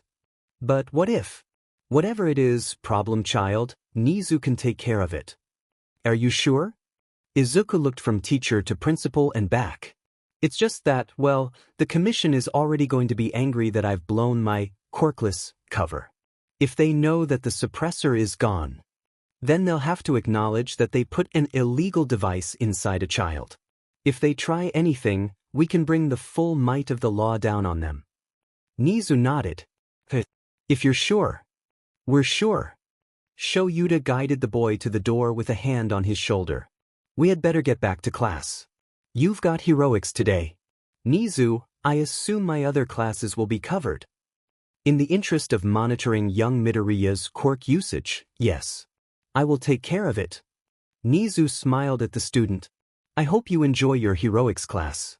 You'll have to let me know how your quirk behaves. And with that, Izuku followed Shoyuta to the gym. Rage still boiled in Shuta's gut, but the boy either didn't notice or could tell it wasn't directed at him. After changing quickly, Izuku emerged just in time to hear All Might describing how the activity would go.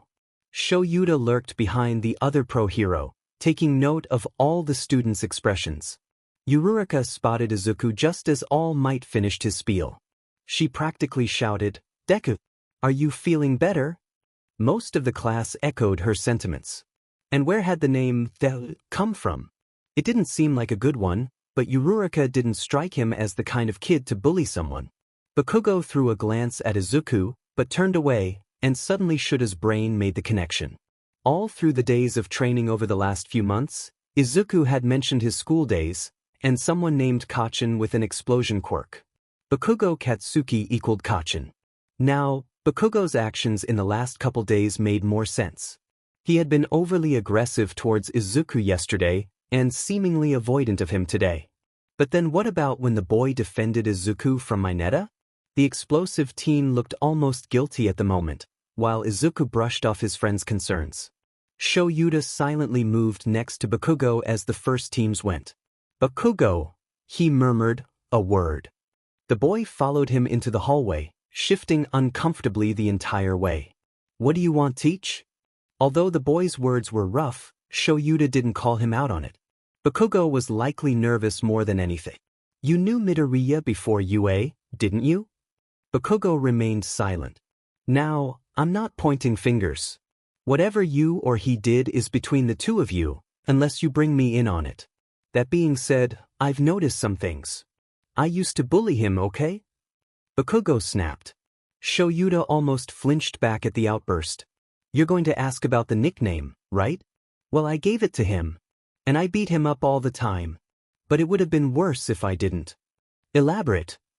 Shoyuta watched the boy's hands clench and unclench, like he was trying not to explode. He didn't have a quirk, not according to anyone. But he does. You've seen it. And I knew there was something.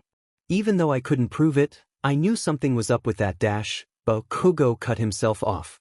That what, Bakugo? Shoyuta couldn't quite keep the iciness out of his voice. Look, I don't want to, I was the worst one. But the worse I was, the better everyone else treated him. We used to be friends. Bakugo's face crumpled, somewhere between angry and devastated. That's why they're calling him Deku. I called him that on the day of the entrance exam, and some of those extras overheard it. I'm pretty sure Floaty thought it was his name. Shoyuta appraised the boy. Bakugo hung his head, looked anywhere but at Shoyuta, his hands still in fists, and a grimace showed his clenched teeth. Pushing more right now might put the boy over the edge. Thanks for the honesty. What? Bakugo looked up. I just confessed to being in a hole and you just dash. The boy gestured vaguely in the air. Oh, you'll be receiving consequences for those actions, although it will be unofficial. The anger re-entered the boy's stance. I'm thinking daily after school meetings with Hound Dog for as long as he sees fit. But unless Izuku wants to press charges, which I doubt, I won't do anything. I wasn't your teacher then, so what's in the past is in the past. But if I see you step one toe out of line, I will not hesitate to expel you. Understood? Yeah. Understood. The fight seemed to have left him. Obvious guilt still remained, but Bakugo seemed less agitated. Shoyuta went to leave, but Bakugo stopped him. You just called him Izuku. Shoyuta could have punched himself. That was a stupid slip-up. He had been so good about not exposing his connection to Izuku. Bakugo shook his head as if he knew exactly what Shoyuta was thinking. You know the nerd from before UA. I don't know how or why, and I won't ask for the same reason I knew not to ask about his life when we were kids. But don't pretend like the rest of us can't see it. I figured it out this morning. The extras will figure it out eventually. What gave it away? Shoyuta asked using the same tone as Bakugo. You knew the name of the ghost, said Bakugo as he left. This time Shoyuta face-bombed so hard that the resounding smack echoed. Luckily, the only possible witness had already disappeared through a door. Butterflies danced through Izuku's stomach. These battle simulations were nothing to be laughed at, especially since he was paired against Kacchin of all people. However, as the two teams made their way to the start, Kacchin seemed oddly subdued. He still snapped at everyone, and was just generally himself, but something was off. There was no real fire behind his words. And was that guilt? No, it couldn't be. Why would he feel guilty? Aside from that one day, Izuku couldn't think of anything Kacchin might have felt guilty about. Still, something must have happened. Regardless, it was Izuku and Uraraka against Ida and Bakugo. Technically, Izuku also had Oboro and Namura on his side. The next hour or so flew by. Kacchin didn't seek Izuku out like he had thought he would. Instead, Izuku ran into the other boy on the third floor as he made his way up to the fake bomb. They fought, but Bakugo was barely using the gauntlet strapped to his arms. Even if the boy had, Izuku charged the ghost to hold him down. And then it was a waiting game. Izuku took a seat in front of Kacchin, who was struggling against the invisible restraints. You're acting weird, said Izuku. He figured it would be better to face whatever the problem was head-on. No sense in dancing around it. So? You know, I could blast my way out of this. So why aren't you? Kacchin stilled, finally looking at his childhood friend. Only a flicker of emotions crossed his face, but Izuku could feel them all. Guilt, regret, confusion, and just a little anger. If I blasted my way out, I could bring down the building around us. Do you want to die? Not really, said Izuku, but that's never stopped you before. Kacchin cringed. If Izuku couldn't feel the emotions coming off the boy in waves, he would have never noticed the tears gathering in his old friend's eyes. It was hard to tell where Kacchin's hurt ended and Izuku's began. How was he supposed to puzzle out his own feelings when Kacchin's were all over? Look. You what? You only beat me up because everyone else would have done it worse? You only told me to take a swan dive off a roof because someone else would have actually pushed me? That doesn't excuse you, Kacchin. I know. Kacchin yelled, and suddenly Izuku knew exactly where his emotions ended and Kacchin's began. This wasn't Izuku's regret, this wasn't his fear. It was all Kacchin's. It had hurt hearing those words from his friend, but deep down, Izuku knew who he was, and he at least knew what he didn't deserve. Apparently, Kacchin didn't. Every emotion coming off of Kacchin rang with desperation, dripped with sadness, oozed anger, Not anger at the world or Izuku, but at himself. Izuku gaped. I know, okay? I should never have. You've had a quirk this whole time. I should have known. I wouldn't have done all those things? Izuku murmured the words. He hadn't realized it, but he was actually upset about everything that happened in elementary and middle school. What if I actually had been quirkless, Kachin? What then? Kachin's silence would have been answer enough, but the shame that permeated the air made it all the more obvious. The explosive teen sat up, no longer restrained by the ghosts. I'm sorry, he whispered. Apology accepted. What? Why? Kachin looked off-put by Izuku's nonchalance. Izuku shook his head, grateful that the ghosts had backed off enough for him to talk without distraction. I said, apology accepted, Kachin. Not, it's okay. Can I fix this? Kachin asked, his voice hoarse. Izuku thought for a minute, glancing at Namura and Oboro. He thought of all the good times and the bad. He weighed them carefully against each other. The thought of all the beatings he had taken throughout the years got smashed by what-ifs. What if Kachin hadn't bullied him? There was a week where Kachin had stayed home from school sick, and Izuku had twice as many bruises by the end. It hadn't been right, none of it had, but it might have been worse. They were just kids who didn't know better at the time. It's not like the teachers had helped anything. Izuku sighed, knowing that he shouldn't feel as fond of his bully as he did. Kachin did a lot of bad things, but he had been trying to make things better. There's a long way to things being okay. There's a long way to go before things are even decent. But, if you're willing to put in the work, I'm willing to let you. I don't deserve that, said Kachin, but thanks. I won't let you down. You better not. Izuku smiled as they heard All Might proclaim that the heroes won over their earpieces. Then he added, by the way, you had better not hold back next time. I need to be able to hold my own if I want to be the greatest hero. If you want to beat me to being the best, you can't hold back again either. Don't worry. I won't. Shoyuta gaped at the screens, as did Yagi. The other man was in his muscled form, but the expression he had would have looked more at home on his emaciated form. It seemed that Bakugo and Izuku had forgotten that their earpieces doubled as microphones. Yagi had frantically gestured Shoyuta over and shoved one in his hands. They had heard everything. It took everything in him not to march out to the grounds and pull them both to Hound Dog's office by the scruffs of their necks. Both men did their best not to give too much away to the other students. Unfortunately, Shoyuta didn't think they succeeded on that front. Is everything okay, Mr. Aizawa? Kaminari asked. Are they okay? They're fine. But why do you look so upset? Ashido asked, looking unsure. Why does All Might look so upset? Oh, I'm quite all right. Yagi blustered. The man was as subtle as a hammer to the head.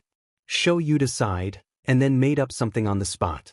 Look, there are going to be things you do wrong, and there are going to be things you do right. That is between us as your teachers and you as our students.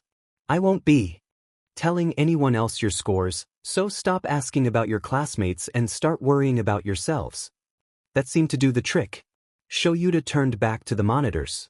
The 4 students were being evaluated by the medical robots on their way back. Shoyuta was going to set up appointments for both Bakugo and Izuku when they got back. Then he realized he was going to have to notify their parents. Inko wouldn't be much of a problem. She would probably be happy, actually. She was aware of some or most of the things Izuku had gone through, so she would almost definitely sign off on therapy. Shoyuta wasn't as sure about the Bakugos, and if either of his parents were as explosive as their son, he could hold his own, of course, but in this case he'd rather not. Dealing with parents was not something he had ever enjoyed. Shoyuta turned his attention back to the rest of the battle simulations. There were a few injuries here and there, but nothing of particular note. Most of the class did admirably considering it was only their second day. The suggestion of therapy had gone over remarkably well for both families. Bakugo Mitsuki had been nearly ecstatic at the idea, and her husband seemed happy with it. Apparently, Aldra Junior High had a therapy program that the Bakugo family had tried to take advantage of, but had given up on after the counselors kept sending the boy home with glowing reports. Shoyuta sat in the teacher's lounge after school, the cushy sofa being the only place he wanted to be. He had just finished talking with Inko. Izuku's first day of counseling would be tomorrow after school. A few other teachers filtered in, chatting amiably with each other. Midnight's exaggerated gestures nearly took out Snipe, who seemed to be grading papers while he walked. Vlad stared at his computer screen like it had personally offended him. 13 stirred a cup of coffee at her own desk, and Yagi seemed to be napping in a chair next to her. Shoyuta rolled his eyes and started to plan next week's lessons. Shoulda toda. Hizashi plopped down on the sofa next to him. My eyes, Shoyuta replied in the deadest-sounding voice he could summon. I have to tell you about one of the kids. I think he's in your class. Green hair, freckles, kinda plain-looking. Midoriya Izuku. Right. So, anyway, I think he's a prodigy. His pronunciation could use work, of course, but he read everything I wrote on the board today. And did you ask where he learned all that? Shoyuta asked without looking up from his lesson plans. Yeah. He kinda gave a vague answer. Something about divining it from the cosmos. Kid's a riot. It was then that Shoyuta realized his friend didn't know about Izuku's quirk. Oh, he was about to get an earful. He'd only told Hizashi about training a kid in passing, which wasn't abnormal considering their careers. But he had neglected to mention just about everything else. About that, the other teachers stopped what they were doing. Yagi even woke up from his nap to witness what was happening. It wasn't often that Eraserhead sounded guilty. Shoyuta grimaced as he explained. The kid can see ghosts. It was probably a ghost that gave him the answers, unless the Hero Commission taught him, but I doubt that. Ghost? Ooh, this sounds juicy, Nemuri squealed. Tell us more. Who's the ghost? I think a better question is what the commission would want with a 15-year-old, said Vlad. If the name Hawks means anything to you, said Mike, then you know what they would want. Point taken. That's not all, Shoyuta said, his grimace deepening. Mike narrowed his eyes. The ghost was probably, This was harder than he thought it would be. He, Hizashi, Nemuri, and Oboro had been best friends. It shouldn't be this hard to break the news. Who, Shoyuta? Oboro. Silence dropped over the room, a somber mood taking over. Everyone watched Mike for his reaction, except Yagi, whose head ping-ponged between the two lifelong friends. Who's Oboro? 13 asked. Our friend, who died 15 years ago, Hizashi answered, his voice deadly quiet. Shoyuta could usually read the man like an open book, but right now he couldn't tell if Mike was upset, happy, or angry. Maybe all three. The quiet tone he used was concerning. Mike was loud in his hero work, and loud but soft in his personal life. Quiet was not good. Are you telling me that Oboro was helping your student cheat? If Shoyuta had been drinking water, he would have choked. That's what you're upset about? Not that I didn't tell you that our best friend has been around as a ghost for 15 years? You're more worried about Izuku cheating? Yes, I'm more worried about Midoriya. Hang on, you just called him by his first name. You never do that with your students. He and I have been training Izuku for almost a year now, Yagi pitched in, rather unhelpfully. Now Hizashi did look angry. Thanks, Yagi, Shoyuta said through clenched teeth. I might have gotten out of this unscathed. Midoriya is the kid you've been training. Why didn't you tell me? Or me? Nemuri joined in the faux wailing. We're your best friends. You don't believe me, do you? Shoyuta looked between all of his colleagues. You can check his files. His quirk is listed as Ghost Talk.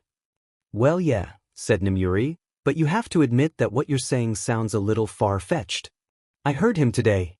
The kid's quirk is getting stronger, and I heard Oboro. I've never heard them, Yagi added, but I have seen evidence. Young Midoriya knew my master's name. I haven't talked about her in years, and he knew it. And the Oboro ghost likes to try to play pranks on Aizawa, if that's enough for evidence. He dropped a bucket of sea water on him once. Because you distracted me, Shoyuta scowled. Yagi grinned, clearly not apologetic. That was indeed a wonderful prank. Completely harmless, yet still funny. Was that when you came back to the apartment looking like a sad, wet cat? Hizashi asked. Yes, Shoyuta growled. Then he added, speaking of the apartment, we're almost out of food. Are you buying this week, or am I? You are. And don't try changing the subject. I don't know what you want me to say. Why don't you arrange proof? Hound Dog suggested from where he stirred a cup of ramen while it cooled. I'm not going to make the kid do that. If it happens, it happens. But I'm not going to make him do that. Just then, the door flew open, revealing a rather frazzled-looking Izuku glaring at a space behind him. The boy leaned so far back that he really should have fallen over by now. Will you stop it? This is the teacher's lounge. I'm not supposed to be here. Izuku stumbled forward. I don't care if they were talking about me. I'm a pretty interesting person. They're bound to talk. Oh,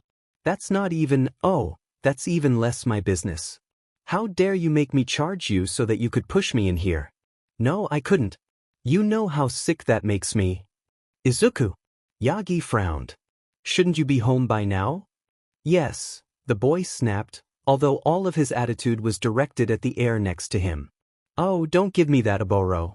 Mom said she was going to be home late and Keigo's gonna be so worried. Last time I was late was when I was attacked by a sludge villain.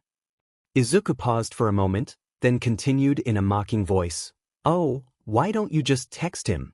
Because you put my phone in a vent and then dragged me here. Kid, Shoyuta sighed, do you want a ride home? Yes, please. If it's not too much trouble. It'll be much faster than the bus. And, if you could maybe text Keigo for me? Let me get my keys.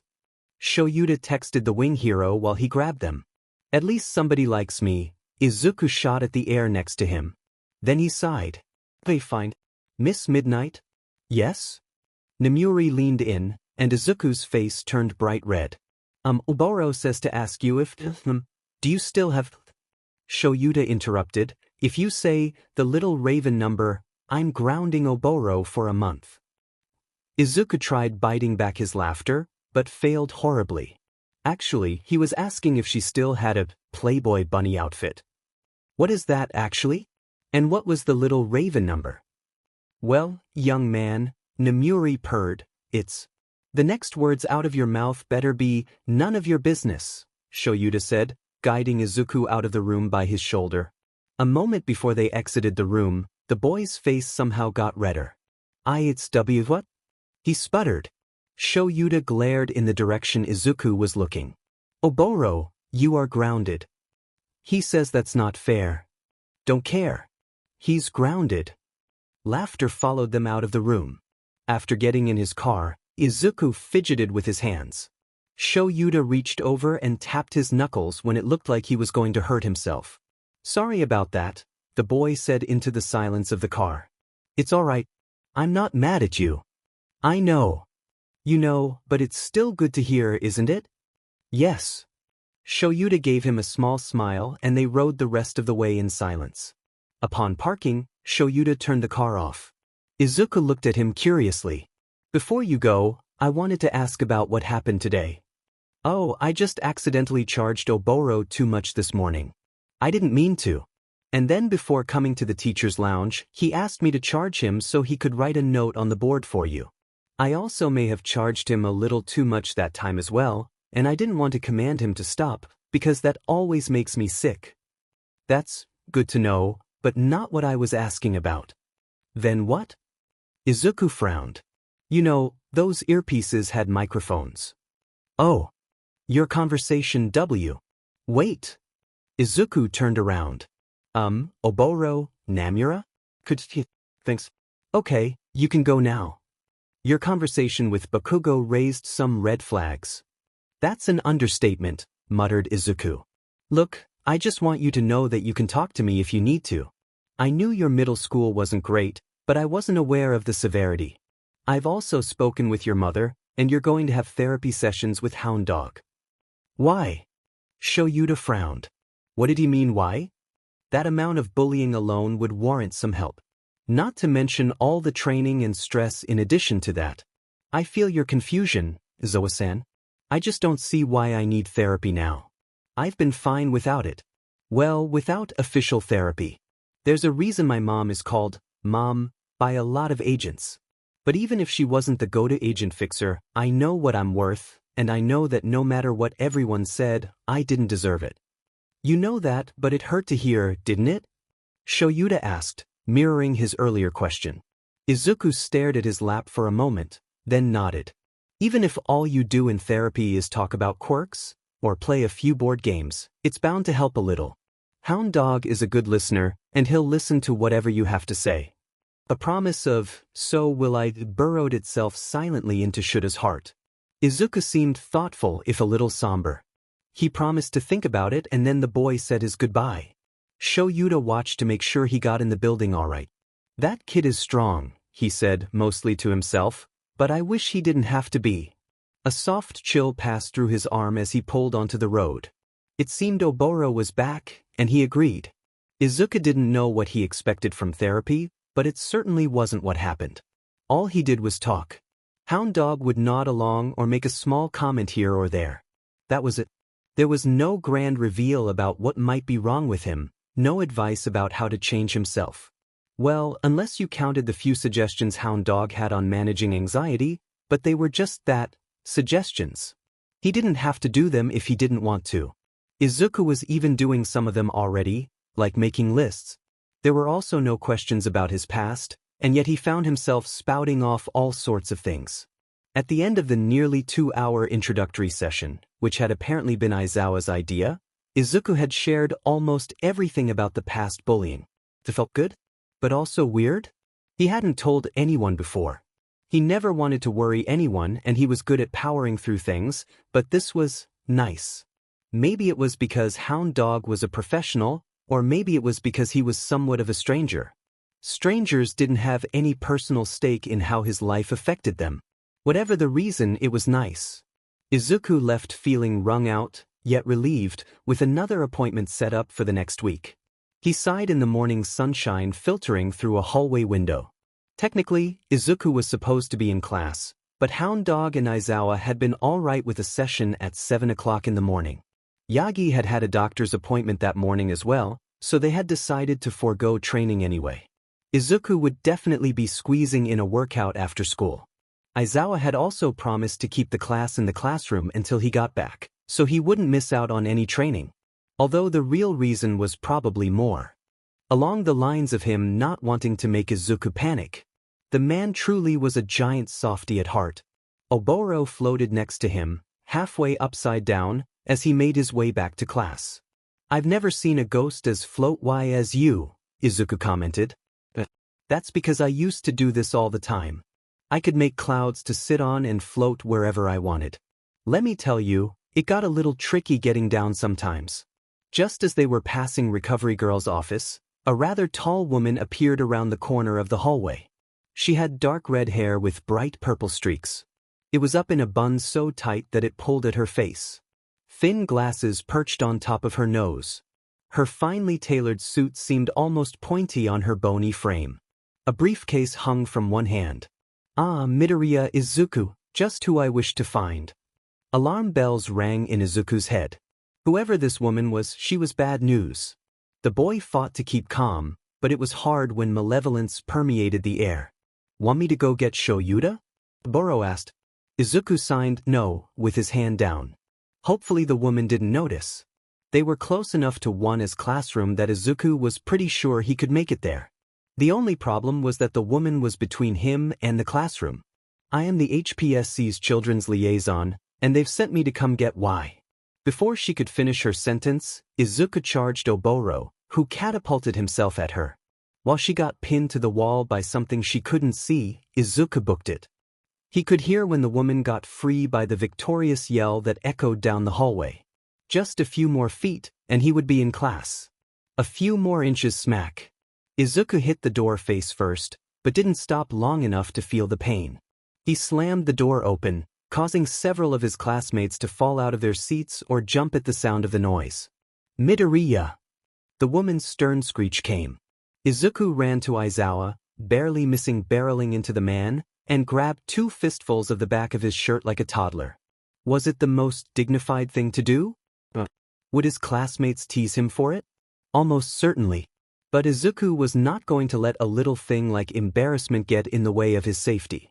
It struck him then that, technically, he didn't have a reason to be acting like this. Is Midoriya, what is going on? There you are. The woman huffed in the doorway, a few strands of hair out of place now. You are to come with me, young man. And who are you? Aizawa asked, his eyes narrowed. I am Yukima Kazuko, the social worker in charge of our young Izuku. I have come to collect him. Her vibes are rancid, Izuku muttered, poking his head out to level his best glare at the woman. Someone near the back of the room said something about the lady being bad news if Midoriya was glaring at her. Izuku took half a second to be happy someone would back him up based on that alone. I don't think you want to do that. Several apprehensive oohs issued from his classmates as Aizawa's eyes started glowing. And I'll ask you to leave my classroom. I will leave your classroom, but it must be with Izuku. I've been tasked with bringing him back. Don't you have a mom, Midoriya? Kirishima piped up. Yes. Izuku leveled another glare at the woman. And I've never met this woman in my life. You're making this much harder than it has to be. I'm making this hard?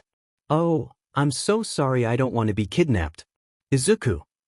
The teacher's tone made the boy shut up immediately. Aizawa continued talking to Yukima. You won't be taking him. And if you have a problem with that, you're welcome to take things up with Nizu. The woman bristled at the principal's name. Izuku smirked from his hiding spot behind Aizawa's back.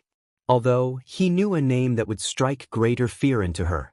You know Yukima-san, Izuku said sweetly, poking his head out again. He pulled his phone out of his pocket. I don't think my mother would be very happy about this. Your mother can't do anything about this. Really? Because she has about 30 people on speed dial that could make an awfully big mess. Izuku grinned the way Aizawa did, and was pleasantly surprised when Aizawa joined in. The woman's stance started to flag. I have to agree with Midoriya, said Aizawa. I've met his mother. I'm willing to bet you've at least heard of her. Tell me, have you heard of Midoriya Inko? Yukima's lips formed the word, mom, although no sound accompanied it. It seemed she did know exactly who she was. The woman remained somewhat composed, but Izuku could feel the fear in the air. The twin smiles and threats must have worked, because she slowly backed out of the room, taking her rancid emotions with her. It was quiet for a moment, then Kaminari piped up. Dang, Midoriya, who's your mom? Everyone let out breathy chuckles now that the tension in the room had ceased. Even Aizawa smiled, but he hid it behind his scarf. Oboro watched silently from the back of the room. Izuku finally let go of his teacher's shirt. I'm not going to my other classes today, he announced. Aizawa turned and gave him an exasperated look. Yes, you are, problem child. Nope. Izuku shook his head. He climbed under Aizawa's desk. I'm staying right here. You need to go to your other classes. Although Aizawa's tone suggested annoyance, but Izuku could feel the worry beneath it. Was this juvenile? But would it make both of them feel better if Izuku stayed with him? Also yes. I'm not going anywhere with that lady on the loose. Izuku texted his mom about what happened while he spoke. There's no telling what her quirk is, and legally I have no say in my own life, so unless you and mom and everyone do something about it, she could just sweep in and take me from some other class. Besides, Oboro says you're boring when you're alone. Aizawa's phone rang then. He told Izuku to wait and answered. A few moments later, he closed his eyes, then slowly opened them. Yes, I know, no, I'm sure he just texted me. He was watching. I'm not going to do that. I can't just blatantly hiss, ma'am. Aizawa hung up and sighed, just as his phone dinged. Well, kid, we're in for an awkward day, because someone decided to text your mother. Izuku gave a half-grimace half-smile to his teacher, who scowled. Go get in your seat. I'll be following you to every class. How your mother got that approved by Nizu so fast, I don't want to know. She has her ways, Izuku answered cryptically, although that statement hadn't really needed a response. There was an odd sort of reverence from his classmates as he sat down. Okay, seriously, dude. Kaminari leaned halfway out of his seat. Who is your mother? Sensei would not listen to just anyone like that. His mother is Midoriya Inko, Aizawa interrupted, and unless you want me to unleash her on all of you, I suggest you sit down and pay attention. Most of the day went by without incident. Aizawa came to every class with them, but he brought his sleeping bag and slept through it all. It was almost like he wasn't there. The only thing that got his attention was the press breaking in, but even that didn't pull him away. Although, it was an awfully big coincidence that the press broke in on the same day Yukima-san was sent to the school. Izuku scowled. If it had been Yukima-san, then she was petty. Very petty. But if it wasn't... A few days later, Izuku sat, waiting for class to start. The entry in his journal about Mount Lady was nearly finished. He had been hounded the last few days about his relationship to Aizawa and who his mom was, which he brushed off as his teacher and his mom knew each other years ago and had just reconnected regarding a hero case that she had witnessed. Not technically a lie, but he wasn't going to just spout out the truth. Oboro had shouted possible answers for him to use, like, Aizawa is secretly my dad. Izuku ignored him. Just as the last stragglers got in the room and Aizawa was about to start class, Hana popped in out of nowhere, sobbing in a ball on the floor. It had been a while since she had shown up. Usually, that meant whatever her brother was going through was bad. Izuku felt a twinge of sorrow for the poor girl, until she looked up. I'm sorry, Izuku. She sobbed. Oboro crouched next to her, rubbing calming circles on her back. He exchanged a look with Izuku, who frowned. Hana? What's wrong? Problem, child, I'm in the middle of a lesson. Tell whatever ghost is here that they can talk to you after class. I'm sorry, I'm sorry, I'm sorry. Hana's wails nearly drowned out what Aizawa said. She launched herself at his middle, and he fell out of his chair with an oof. He must have charged her accidentally. They followed me. I'm sorry. I tried to get away without them. Who, Hana? Midoriya, unless this is life or death, you need to take your seat. Izuku was about to make a sarcastic retort when a new voice came. It said. A human figure materialized as if behind a wall of water, slowly solidifying into the form of a man. He was gaunt, wrinkled, and pale. His skin hung off him like a deflated Sharpay. So, this is where you run off to, little one. I can see why. The power on this one. Who are you? Izuku demanded.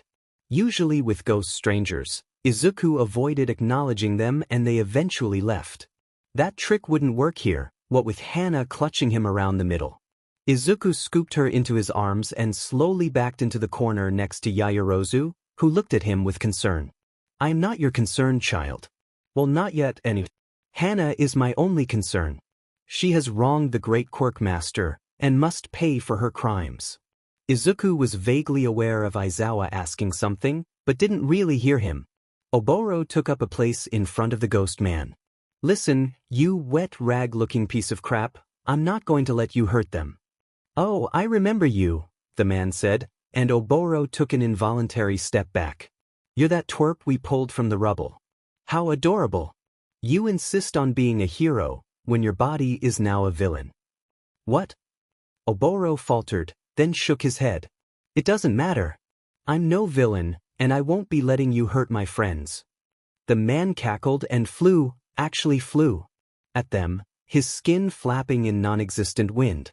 Izuku clutched his small friend tighter, pouring every ounce of energy he could into both Oboro and Hana.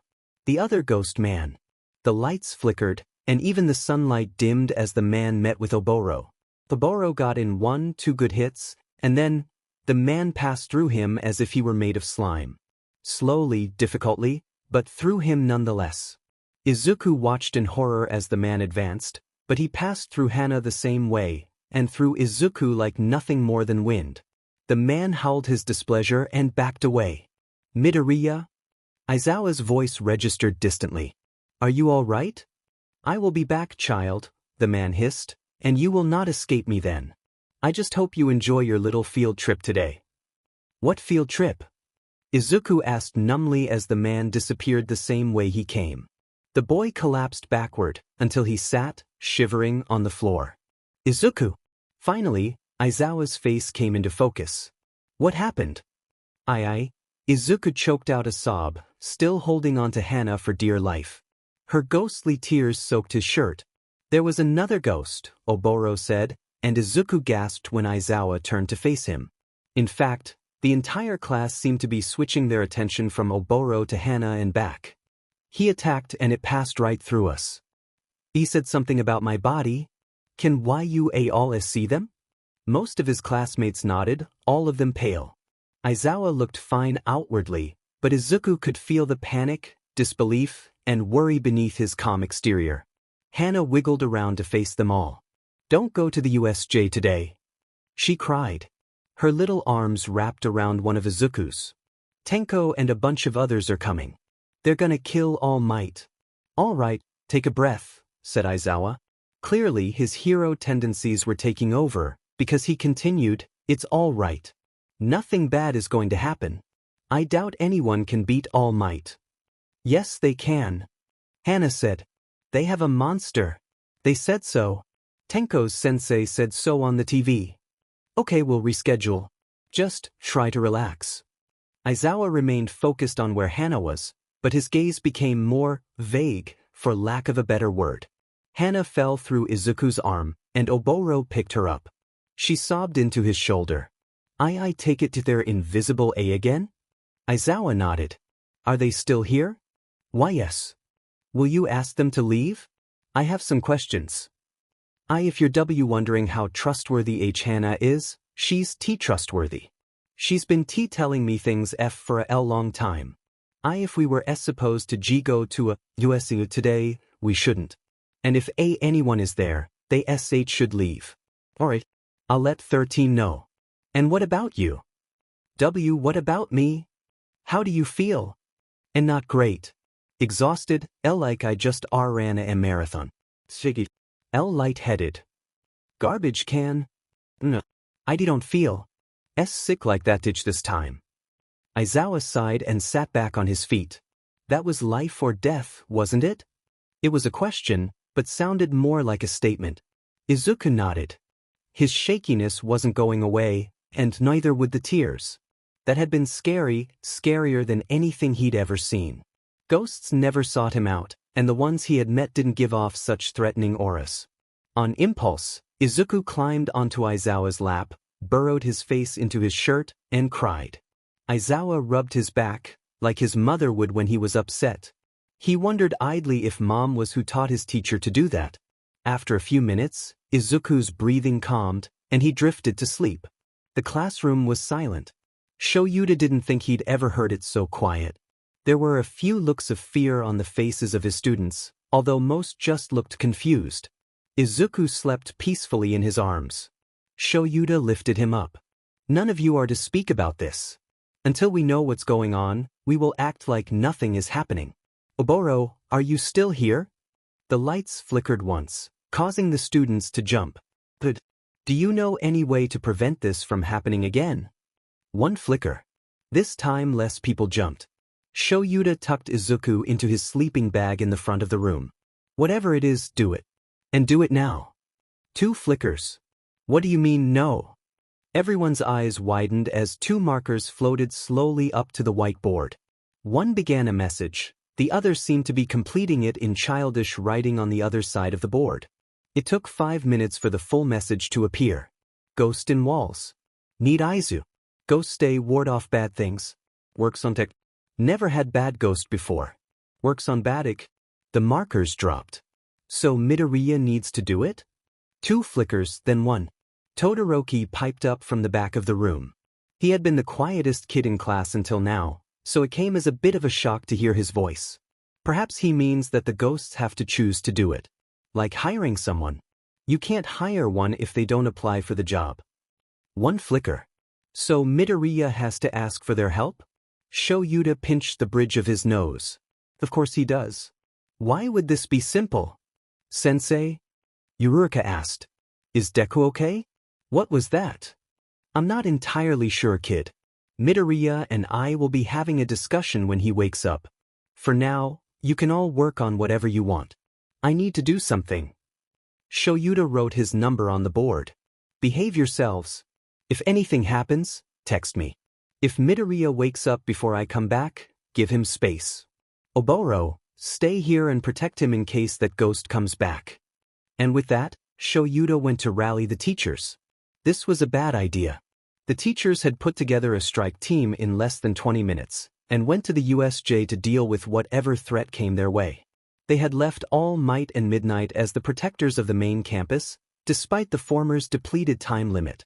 Shoyuda had had to talk him into guarding Izuku to keep the guy from coming with them. If All Might went down, that would spell disaster for a lot of things. When they got to the USJ, there were already at least 80 small-time villains meandering around. Snipe had taken a good portion of them out, and the other teachers faced off against the others. 3 stepped out of a dark, swirling portal. Shoyuda had flared his quirk at the 3 main villains who had introduced themselves as the League of Villains. Shigaraki, Kurogyri, and Noma. They demanded All Might, and when they didn't get him, Shigaraki attacked. It was like watching a toddler throw a temper tantrum. Despite all the backup, Shuda's elbow got partially disintegrated when he got too close. "Get him!" Vlad yelled. He had blood tendrils holding the Nomu, who was already trying to flex out of its bonds. Mike and 13 were working together to keep Kurogyri from forming portals, while Ectoplasm and Cementos kept Shigaraki busy. Shoyuda bounced between all 3, lending his quirk to whoever needed it most. Shoyuda was about to take on the Nomu when it ripped free. "Go kill All Might!" Shigaraki's raspy voice screeched. The purple villain said something about that being a bad idea, and the thing was off like a shot. Vlad managed to get one bloody tendril hooked on, and sent one out behind him to grab Shoyuda. It snagged him around his middle, and he cursed as it dragged him with them. The ride was not smooth. The 2 heroes had to do high-speed parkour, and they both got facefuls of tree branches, rocks, and even some concrete that the Noma flipped up. It was a miracle Vlad managed to keep his grip on his quirk. By the time they slowed down, Shoyuda had a split lip, a cut under his eye, and he was pretty sure his right arm was broken in multiple places. The Noma paused for a small moment, as if searching the building in front of them. Movement in a window caught both its and Shuda's eyes. There, on the 3rd floor in his classroom, was All Might staring out the window. Shoyuda would have face-bombed if he wasn't busy trying to restrain the thing with one usable arm. He could have killed All Might when most of his students' faces appeared right next to his. Nomu pulled against its restraints, and the second Shoyuda had to blink it practically flew up the side of the building. Glass crashed down around the 2 pros as the Nomu forced its way through the wall. The kids huddled in the corner of the classroom, All Might in a defensive position in front of them. Shoyuda was impressed to see most of his students in a similar position. Izuku was, of course, smack dab in the middle, right next to All Might. Vlad wrangled one of Nomu's arms while Shoyuda restrained the other. The monster slowed slightly, and Shoyuda used the opportunity to leap up and straddle it while using his scarf to pin its arm back at an awkward angle. All Might let out a mighty yell, something about Texas, and Shoyuda braced himself to be blown back. Nothing happened. Shoyuda glanced over the creature's brain and past its beak. All Might's fist was in the thing's stomach, but no damage could be seen. No blood, no groaning, nothing. It broke Vlad's hold by throwing him through a wall, then grabbed All Might around the middle, forcing a pained cry from the hero. The man's blood ran down its purple fingers. And then Shuda's fear spiked when he saw his students dashing forward. Kirishima, hardened and ready to rumble, attacked with all his might.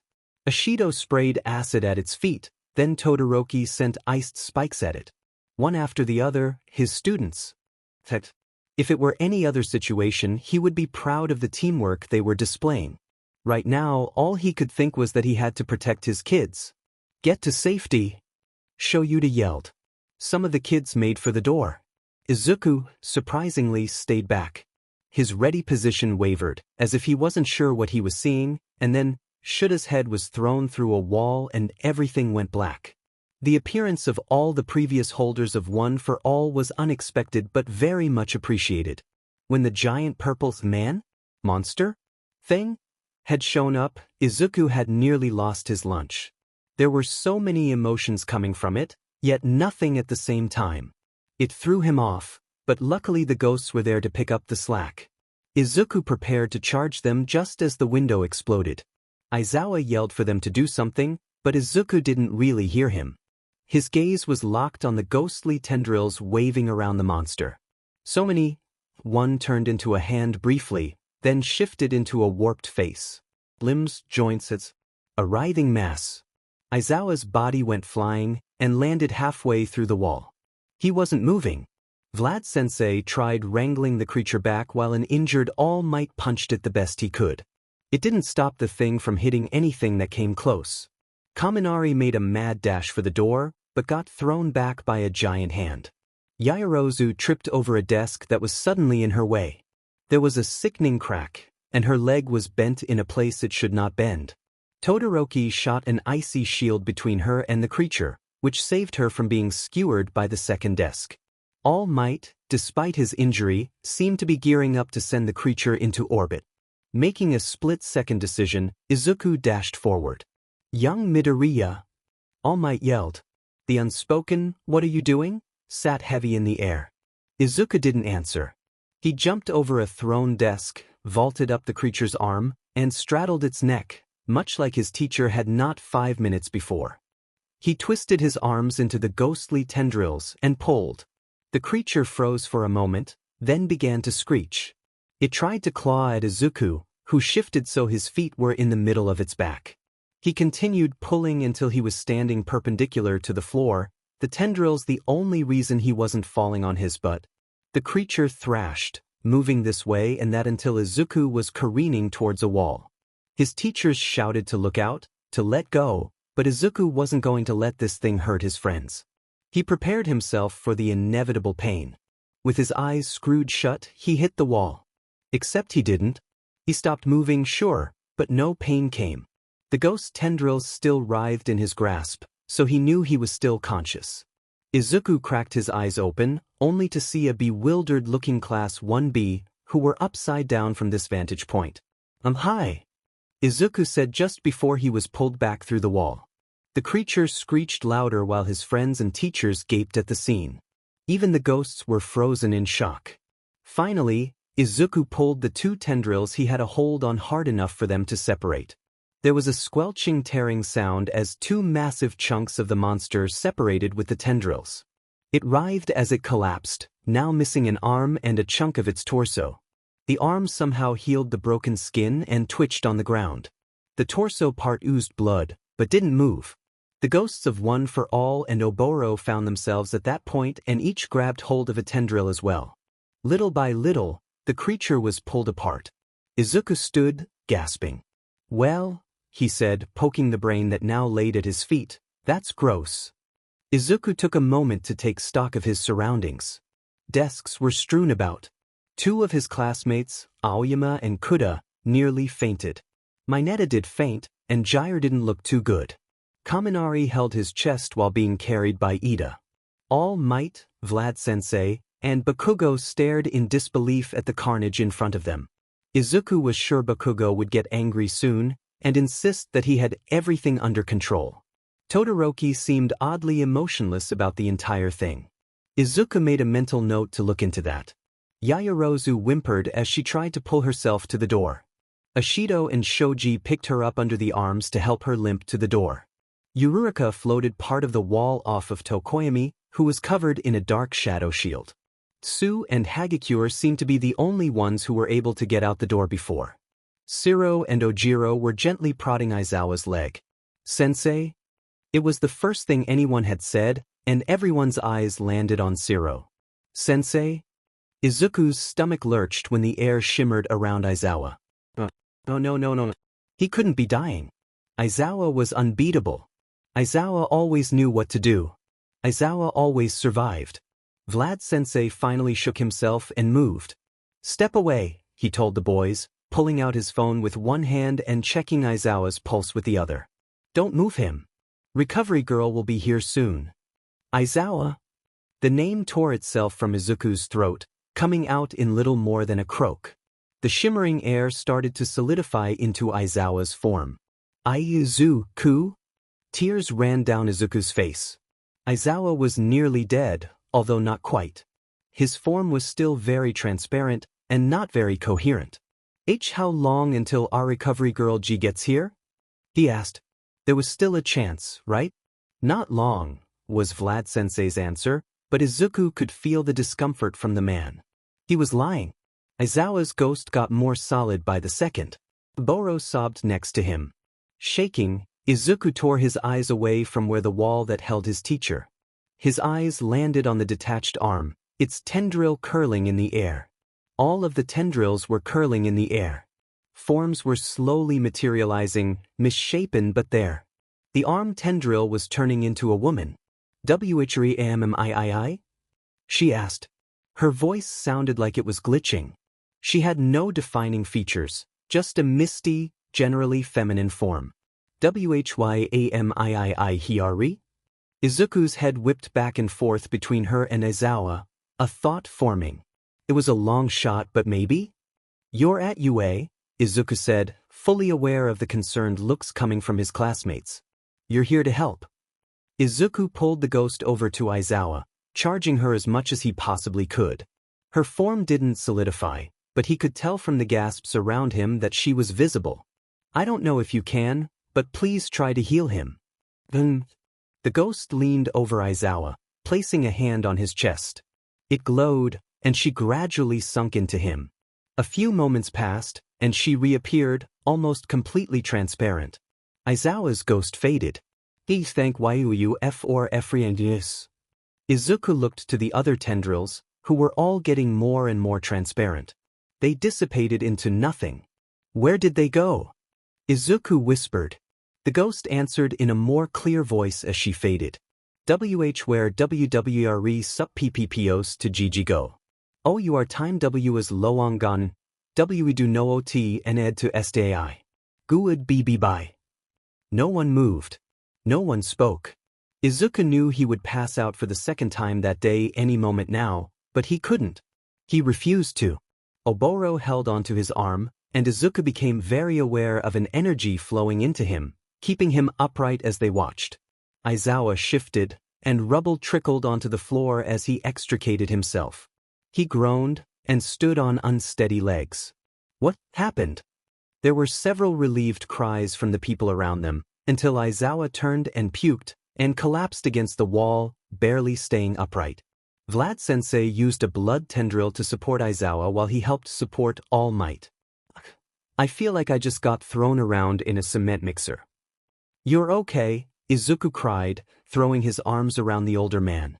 "I guess so." Vlad-sensei's blood held them both up now, and Izuku slipped slowly out of consciousness. "This young man is something, isn't he?" Chio was busy checking over an unconscious Izuku while Shoyuta sat next to them in an armchair. All Might was set up in the other bed. After Vlad had summoned Recovery Girl, the old woman had stabilized All Might and Izuku, then sent Vlad to the infirmary with them. The other students helped transport each other as well. Yayarose's leg had healed quickly, and Kaminari's ribs weren't much worse. Vlad was watching over them all while they waited for the students' parents to pick them up. His class had been lucky overall. Except Izuku, who was suffering from a very severe case of quirk exhaustion. Apparently, he had not only pulled the Nomu apart, but also charged a ghost so much that it could use its quirk, which shouldn't have been possible. Then again, ghosts shouldn't be possible, and yet here they were. Honestly, Shoyuta wasn't sure what the ghost had done or how it had done it. He was certainly healthy now, but he still felt like crap. He had a raging headache, and his stomach threatened to rebel because of it. "His quirk is quite unique," Chio continued. "It seems to have a lot to do with energy transference, although that doesn't explain the ghosts." "Shida-kun, you don't look good, dear. Are you feeling all right?" Instead of answering, Shoyuta rushed into the small bathroom attached to the infirmary and emptied his stomach again. Chio frowned. She set about running a diagnostic on him while he held onto the sides of the toilet. A few minutes later, after Shuda's stomach settled a little, Chio gasped at the results. "Shoyuta, your quirk factor. It mutated. The mutation seems to be regressing, but it's there. Your quirk is currently a fusion of some sort of regeneration and erasure." "Then why do I feel like crap? Shouldn't it be making me feel better?" "Well, no. I suspect the regression is to blame. You should be back to just erasure in a day or so. In the meantime, you should take it easy. Take a few days off." "Sure," Shoyuta groaned.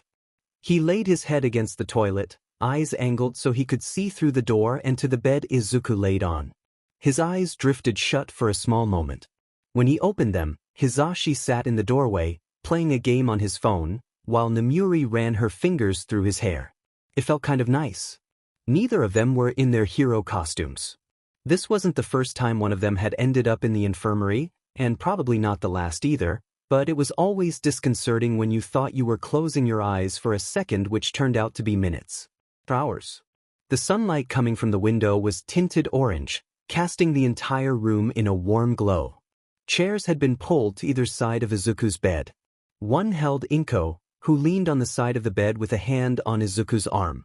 The other held Hawks, who was a mess of tangled limbs as he slept sideways with his knees pulled up to his chest.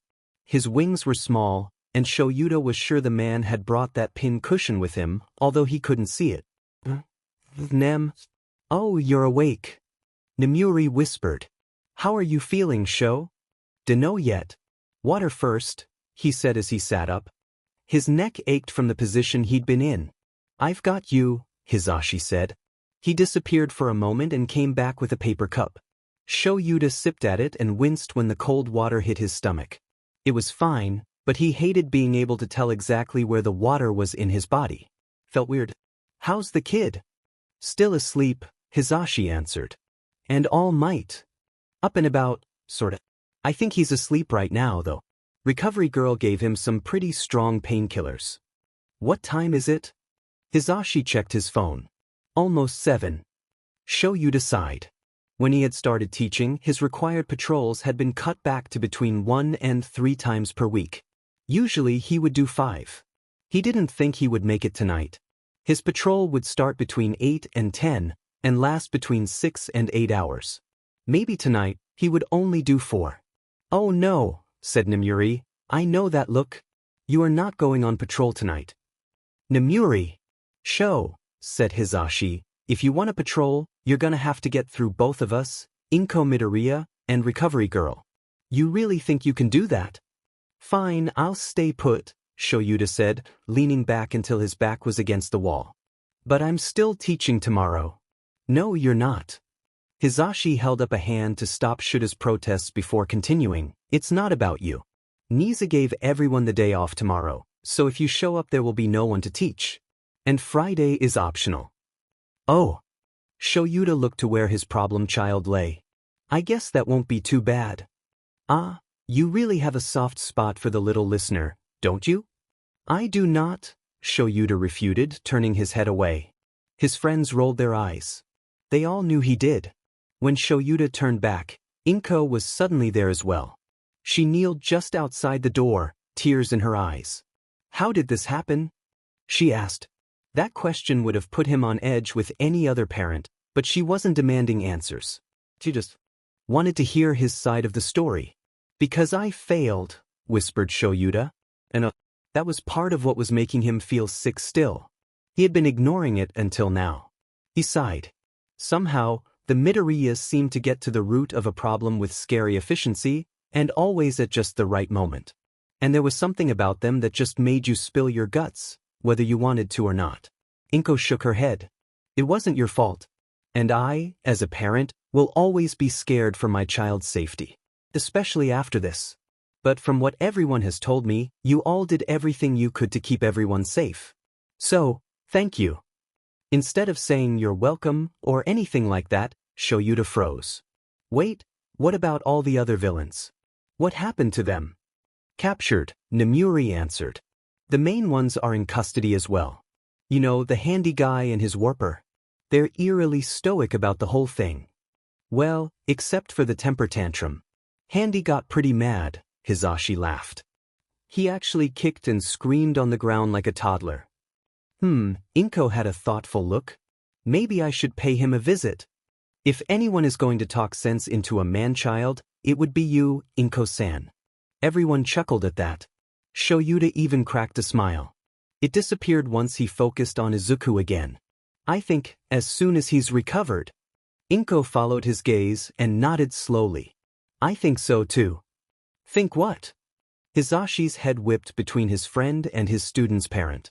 Are you not telling me something again? It's, Inko started. You may find out at some point, but right now, those that need to know already know. Oh, it's a top secret thing. Hizashi made finger guns. I got ya. As long as Shower, Aizawa knows, I'm good. An awkward silence fell, until Namuri changed the subject. Well, how about I go get us some dinner? Midoriya-sen, what would you like? Whatever you get would be fine for me. Inko glanced at Hawks. But maybe some fried chicken for Takami? Recovery Girl said Izuku wouldn't wake up until probably tomorrow, so you don't have to worry about getting anything else. Get extra chicken, said Shoyuta. We can put it in the teacher's fridge. If he wakes up before tomorrow, he'll be hungry. On it. It was a bright morning. Very few people had shown up for the optional Friday classes. Of course, most of the hero students had shown up as well as a good chunk of the support course, but the others were so few that 2 of the civilian business course teachers had volunteered to take them all for the day. This had left Hizashi free to do as he pleased. And he pleased himself to get his grocery shopping done. His and Shuta's apartment wasn't as close to campus as he would have liked, but it was only short bus ride away. The nice thing about that was that there was a lovely little grocery store near UA that Hizashi quite liked. It was a short walk and had a bus stop right outside. Technically, it was still Shuta's turn to buy groceries, but he had just been beaten half to death and healed not 2 days ago. He also hated shopping, and Hizashi was more than willing to do the shopping for him. After finishing with the store, Hizashi noticed how beautiful it was outside right now. It would be a shame to waste the day on the bus. He glanced at the groceries. They were mostly non-perishable. It would be a long walk to the apartment, but if he got tired he would always hop on at the next bus stop. Whistling as he went, Hizashi set off toward home. All for One smiled as he watched the hacked camera feeds.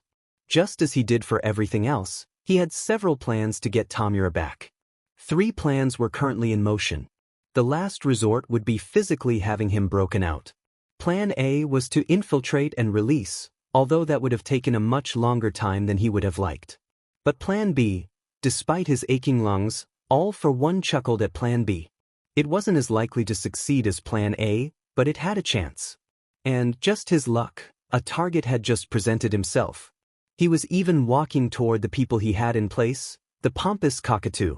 Even better, the man was in civilian clothes, not a support item in sight. All for One signaled the team to get ready. Something felt off when Hizashi came upon a little park. It was nearly silent, except for a very light breeze tickling his neck. He frowned. Only one other person was on the surrounding sidewalks, just a teenage girl, likely skipping school. But it felt like there were more eyes watching him. Hizashi kept up the whistling. The girl was walking the opposite direction he was, and they would cross paths soon. Hopefully, whatever eyes were on them weren't on her. Oh my gosh! The girl squealed when she got close. Are you present, Mike? Yes, I am, listener. Hizashi responded, casting his gaze over the trees. I'm surprised you recognized me. Not many do when I'm out of costume. Oh wow. Can I have a picture? Not today, sorry, Hizashi said. He tried not to show how distracted he was by looking around. I try not to take pictures in civies. Not good for the brand, you see. But I can certainly give you an autograph, and I think I have. He shifted all the grocery bags to one hand and fished around in his pockets until he found what he wanted. Here we go. If you take this card to put your hands up radio, they can schedule you a full meet and greet, and you can get pictures then if you'd like. Wow, thank you so much. The girl's blonde buns bounced as she jumped in excitement. Something about her excitement seemed strange, just like the atmosphere. Or maybe not. If he was suspecting this teenage fan, maybe he was just overthinking. The USJ incident must have him on edge. That was all. No one was watching him or this girl. Well, I'll be on my way then. Hizashi took one step away. Just one more thing, present Mike-san. Hizashi turned, ready to make some excuse to get out of the situation, when something hard and metal forced itself into his mouth. The girl snapped something behind his head, and it tightened. It was a muzzle. Panic rose in his gut. Come get him. The girl called, and a van screeched down the lane. Not happening. Hizashi dropped his bags, dodged the girl's outstretched hands, which suddenly held daggers, and booked it back the way he came. He could hear footsteps behind him, chasing him. He ran and ran and ran. Yue was still close, Yue was safe. His chest constricted. He could barely breathe although the muzzle didn't cover his nose. He needed to get it off. People gave him wary looks and actively dove out of his way as he careened down the sidewalk. There was. Hound Dog was just leaving the gate, likely to do a mid-morning patrol of the surrounding streets. Hizashi waved frantically. Leave the gate open, please, please, please. Hound Dog saw him, waved him through, and immediately started barking at his pursuers. Hizashi didn't stop to think, he didn't stop to catch his breath even though his lungs were burning. He didn't stop. Gotta get to Nemuri. She knows about this stuff, she can get it off. Get it off, get it off, get it off. Suddenly, he was at the teacher's lounge. The empty teacher's lounge. Hizashi fought to keep his breathing under control. It's not coming off, it's not coming off. He pulled at it as he ran. If Nemuri wasn't in the lounge, she was probably in class. Right? Where was her class? He couldn't breathe. Before long, Hizashi was just about ready to pass out. Get it off. He ran straight into someone and they both tumbled to the floor. It was a tired-looking purple-haired boy. Get it off. Yamada-sensei. Hizashi barely even heard him over the pulse racing in his ears. Get it off, please get it off. As if hearing his thoughts, the boy tried unclasping the muzzle, but to no avail. Not working, not working, not working. Get it off. Okay, Yamada-sensei. I can't get it off. I'm not familiar with this model. But we'll get it off, I promise. Just take some deep breaths, please. Hizashi did his best. On some level, he felt bad for putting a student through this, but he couldn't push past his panic. I think we're closer to the hero classes than to mine. Can I take you to another teacher? Aizawa, Hizashi signed, although he doubted the boy would understand. He started signing 1A as well, over and over and over. Get it off, get it off, get it off, get it off, get it off, get it off. Whoa, slow down. I know sign language, but my comprehension isn't great at high speeds. I'll get you to Aizawa-sensei. The boy took him by the wrist and led him down the hall. Hizashi wasn't sure where they even were until he was being pulled through a doorway. Hi, sir. Yamada. At the sight of his friend, Hizashi started to sign frantically. Get Nemuri. Get this thing off. Help me, please, please, help me. Get it off. Shoyuta said something, but he couldn't focus. It was like trying to listen while you drowned. Finally, two hands grabbed his wrists. Without thinking, Hizashi lashed out, kicking Aizawa hard enough to throw him across the room. Shoyuta rolled and returned with his hands up. Slowly, he took Hizashi by the wrists again, this time pulling them away from his face. Stop that. You're hurting yourself. Try to calm down. I already texted Nemuri. She'll be here soon, as well as Power Loader. That thing looks complicated. What simultaneously felt like 2 seconds and 2 hours passed, and Nemuri barreled into the room. Hizashi. Fingers immediately began fiddling at the band on the back of his head. It felt so familiar, as if she had done this just yesterday. In reality, it was nearly 10 years ago the last time she had had to help him like this. A wave of those memories washed over him. Shut up. Just sit still. I like you better as a silent songbird, sweetheart. Don't you use your quirk like that. I don't know how you ever thought you could be a hero. Tears ran down his face faster the longer the muzzle stayed on. The fingers disappeared from the back of his head and made soft circles on his back. Someone was telling him that it would be okay, we'll get it off, just breathe. Hizashi clawed at the thing again, pulling until it hurt, until someone took his hands away again. Make it stop. I don't like it. The salt of his tears stung his cheeks as he sobbed. And then the panic just melted away. Hizashi took a few shaky breaths with his eyes closed. He was now aware of the wall behind his back. His head was leaned back, his arms curled around his legs. He was vaguely aware of a pressure on his side and something soft against his cheek. When he opened his eyes, the first thing he saw was a head of green hair. Midoriya. Midoriya had sat next to him, head on his shoulder, and just leaned over. Just sitting next to him, mostly. Midoriya raised his head once he noticed Hizashi's eyes were open. "Good job, kid," said Shoyuta. The man patted Midoriya's curls, and turned to another student. "You too, Shinso." "Thank you, sir." Midoriya had a distant look on his face, and then suddenly he was crying. Nemuri frowned from where she sat next to Hizashi, one hand on his. Shoyuta sighed. "Point me at him, Izuku." After turning to face where Midoriya pointed, Shoyuta glared. "Oboro, I don't know what you just told him, but shut up. Now's not the time. He says to tell you that if he didn't I wouldn't have been able to do all this." Midoriya gestured vaguely. "I will admit, it helps when I can tell where my emotions end and someone else's begin. How are you doing this?" Hizashi signed, expecting Aizawa to translate. Instead, Midoriya turned and answered by signing himself. "It's part of my quirk, I think. I can feel other people's emotions, and I recently figured out I can change them. Not permanently, and I'm not sure how long this will last, but I can help for a minute. Fluent in sign language and English, I see." Hizashi couldn't help the little dig. "Well, sign yes. English no. Oboro gave me the answers the other day. I told him to stop doing that, though. A one-time prank is harmless, but I actually do want to learn English." "You're a good kid," Shoyuta signed, and Midoriya shrugged. "I'm more like a problem child, honestly. I keep attracting trouble." Shoyuta actually laughed at that. Hizashi tried, but ended up gagging instead. He took a few heavy breaths. Midoriya was right about his quirk. He might feel better right now, but the panic was just under the surface. Is anyone else confused?" A voice piped up.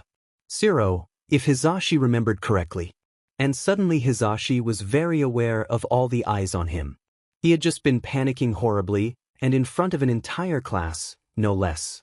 He looked at the ground. How was he going to fix this? No student should have to see their teacher like this. "He got attacked," Midoriya said for him. "But how did he know?" "A girl pretended to be a fan, and when he was distracted, she put that thing on him. And then a bunch of guys showed up in a van. They were going to take him and use him as leverage. Hound Dog Sensei is arresting them now." Apparently the girl got away. Hizashi furrowed his brows. There was no way the kid could know all of that. "How do you know, kid?" "I've had ghosts following as many people as possible for the last 2 days." "What?" The entire class exclaimed. "It's not as bad as it sounds." Midoriya held his hands up, as if to show he was harmless. "It's just while you're in public, just in case." "I was worried. And for good reason, it seems." Shoyuta raised a brow. "Who's been following me?" "Oboro. He always follows either you or Yamada-sensei. Sometimes Kayama-sensei, but he says following her around is a risk to his innocence." "And that's enough of that," Shoyuta muttered. He stood from his crouch and addressed his class. "Now, I know a lot of you are probably worried, maybe even a little scared. That's normal. This is an important lesson in heroics. You are not infallible. Someone at some point will get the drop on you. They might act on an insecurity or a trauma. You need to be able to function long enough to get to safety. Yamada, as soon as that thing was put on, what did you do?" "Ran back here, avoiding as many civilians as possible. They were after me, so they ignored everyone else. I was panicking badly. I may have missed something." Hizashi signed, Shoyuta translated. Even in the face of danger and having his trauma literally shoved in his face, Yamada kept his head enough to get somewhere safe. How many of you think you could do that if you had to face a Nomu or similar creature again? This actually brings me to today's topic, therapy. After the attack 2 days ago, Shoyuta continued explaining why therapy was integral to being a hero while Power Loader finally showed up. The other pro poked and prodded at the muzzle's locking mechanism while Midoriya tried to keep Hizashi calm using his magic emotion quirk. It was all right until Majima stopped prodding. "I'm so sorry about this, Yamada," he said. "I don't like that tone." "What, Majima?" Nemuri asked. "I can't just dismantle this thing. It's wound around itself so tightly that it will get tighter if I try to physically remove it." and it'll take me at least 6 hours to decode and unlock it. Hizashi's heart and breathing rate skyrocketed. 6 hours? In a muzzle? What if it shorted out? Midoriya asked. Like if its power supply was blocked or unresponsive? I'm afraid that wouldn't work either. I would have to short the entire thing at once, it would lock in place, and then we'd still have to cut it off. And with the kind of metal it has, nothing short of a blowtorch would work. Midoriya frowned, clearly deep in thought. A hesitant voice joined the conversation. Power Loader Sensei? Ashido asked. What about my acid? It's corrosive, and it might burn Mike Sensei's skin a little, but if you can short it out then maybe I can get it off. That's not a bad idea, but it's still going to take me at least an hour to short it out without causing Yamada severe damage. Oh, I've got that covered, said Midoriya.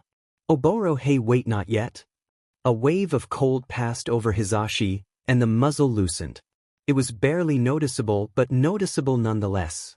Ashido got out of her seat and knelt in front of him. I'm really sorry in advance if I get any acid on you. I'm going to try really hard not to. Hizashi closed his eyes, and slowly, ever so slowly, the muzzle loosened. The band fell away and he tore the thing from his face and threw it to the side. He gasped in breath after breath as the class cheered. Ashido had gotten only 1 drop of acid on him. He smiled softly. You're my hero, Miss Ashido. Oh well, it was nothing, she blushed.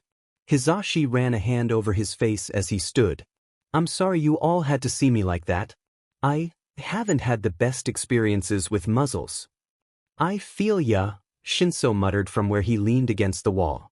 Then, he seemed to realize he had said that more loudly than he meant to. You take that back.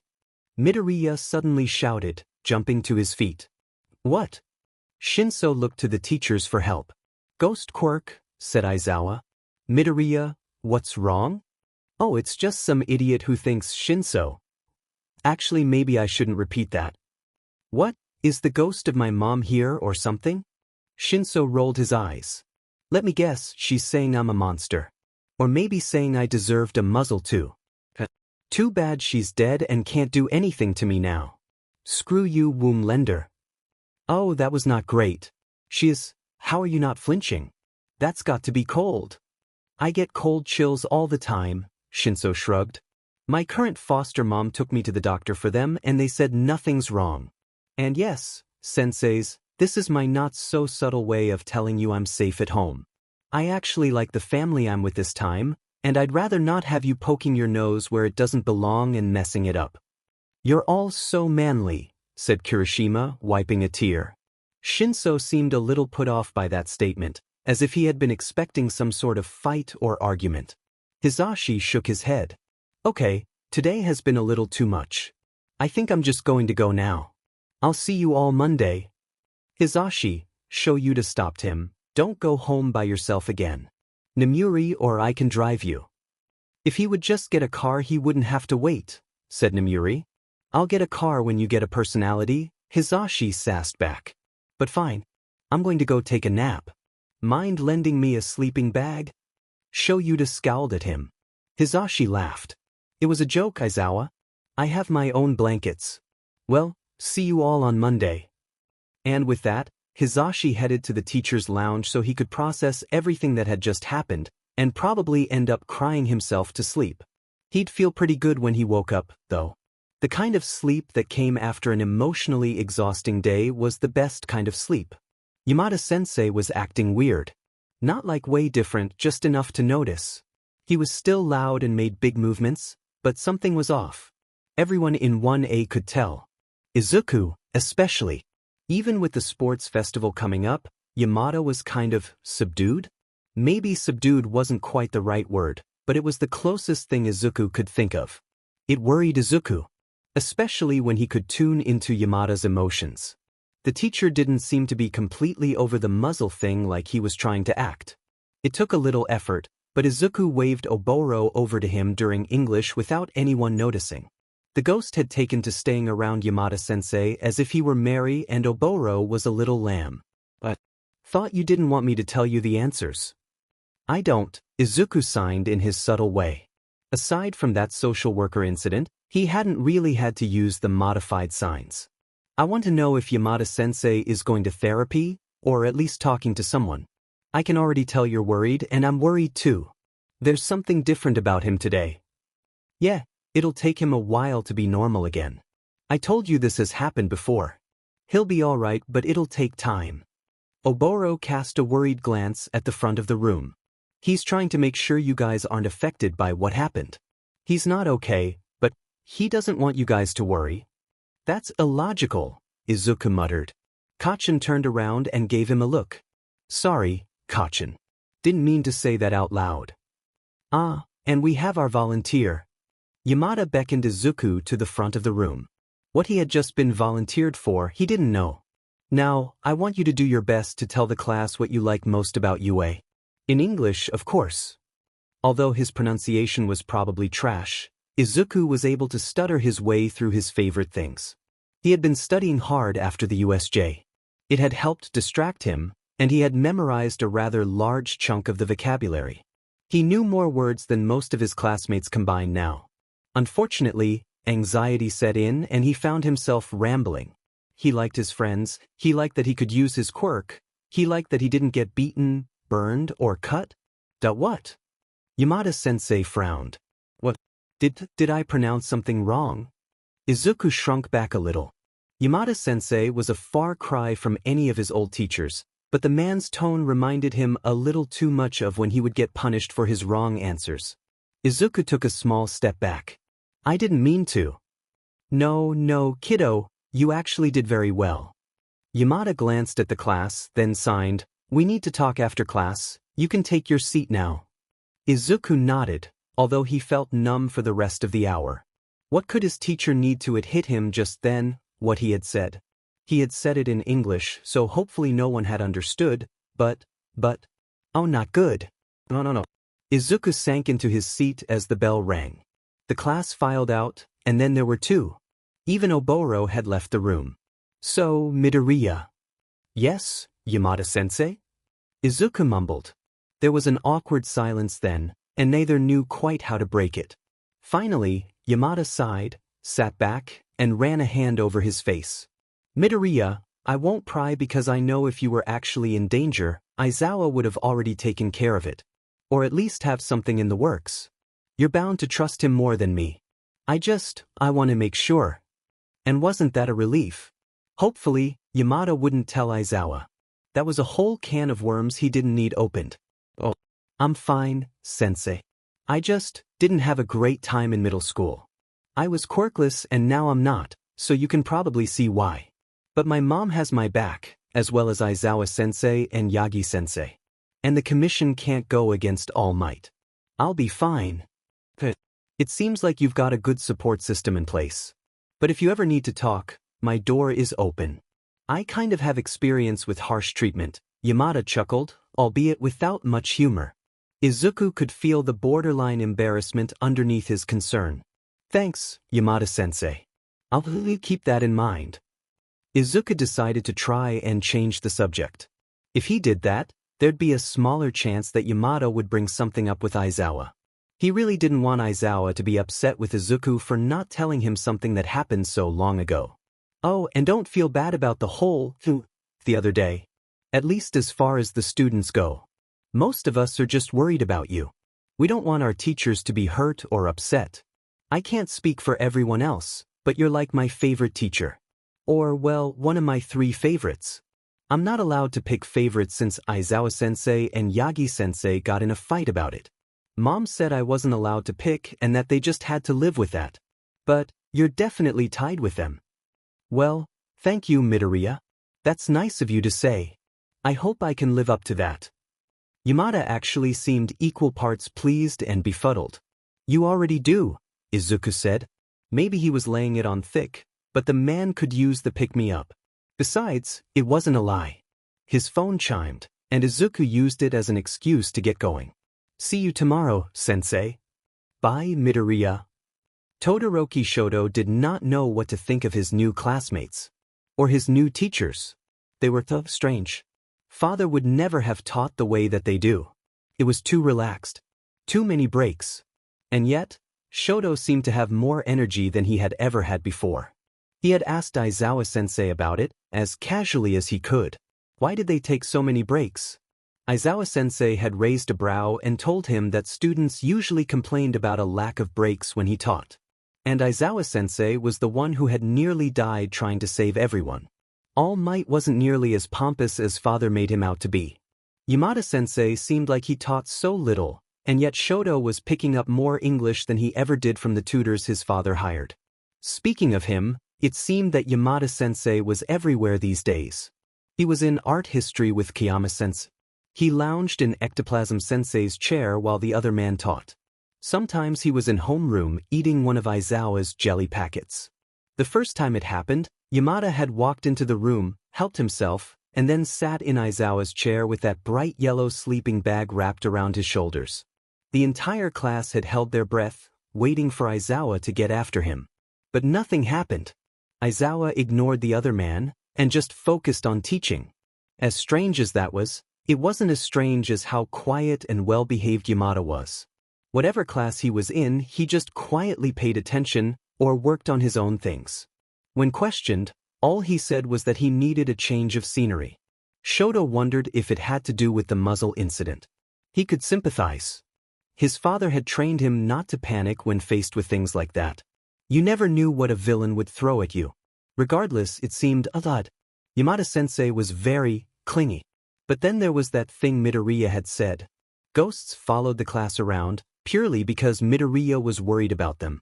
Shoto didn't think normal people would be that inclined to listen to someone, even if that someone was Midoriya, and ghosts? Why would they listen to Midoriya? Unless it was Quirk-related. After a few days of debating, Shoto decided to ask about it. He waited until everyone left, except Aizawa-sensei and Midoriya. Well, and Yamada-sensei, who was raiding whatever drawer those jelly packets were in. He stood next to Midoriya's desk until the other boy gave him a look. He wasn't sure what the look meant, so he just asked his questions. Midoriya. Yes, Todoroki? I have some theories that I would like confirmed. Theories? Like about heroes? Wait, no. Midoriya devolved into mutters. You can control ghosts. Yes or no? I mean, I guess? But I really hate doing that. I don't want to take someone's choices away. Well, that was points toward allyship. Father wanted him to make allies, strong ones. But Shoto had always thought it would be better to get people you work well with. Father also valued time management, and dealing with publicity from infighting seemed like a waste of time. And you somehow didn't have to command them to follow us all. Oh, for crying out, I only did it because I was worried. I didn't want someone being taken without anyone noticing. Yeah, that's fine. I don't care. I want to know why they listened to you. Because I asked them to? But why?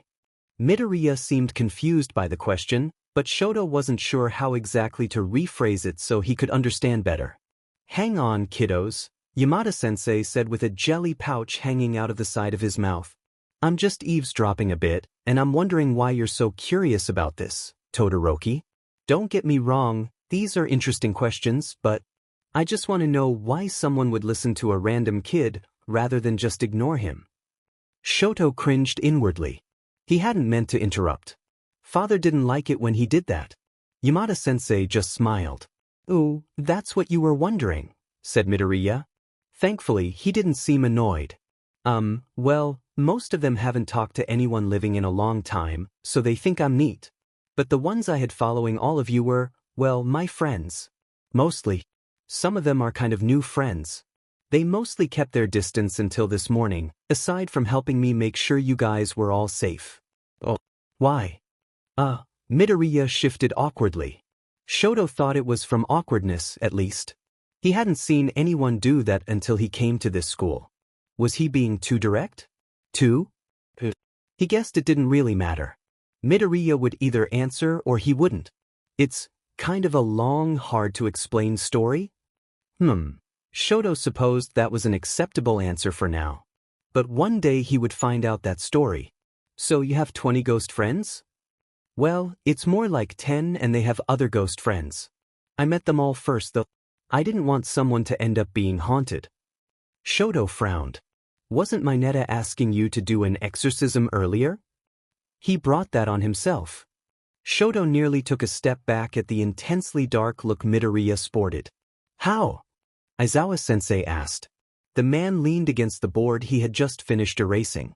Shoto giggled silently. Eraserhead. Erased a board. He knows what he did, Midoriya said vaguely.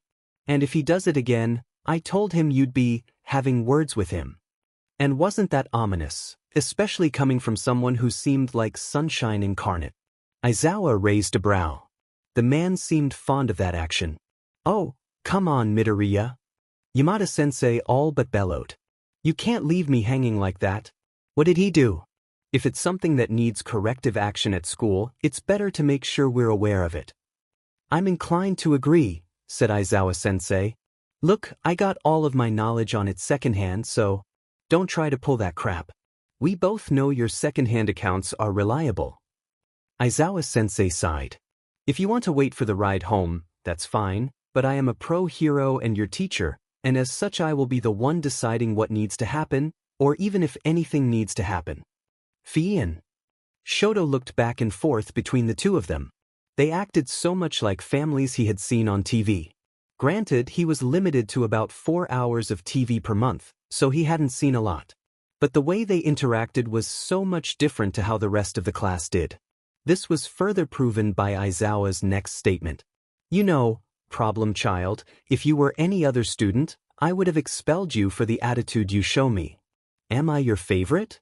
Midoriya gasped. Shoto couldn't tell if that had been meant sarcastically or not. Midoriya could be sarcastic when he wanted to, but he also seemed very genuine most of the time.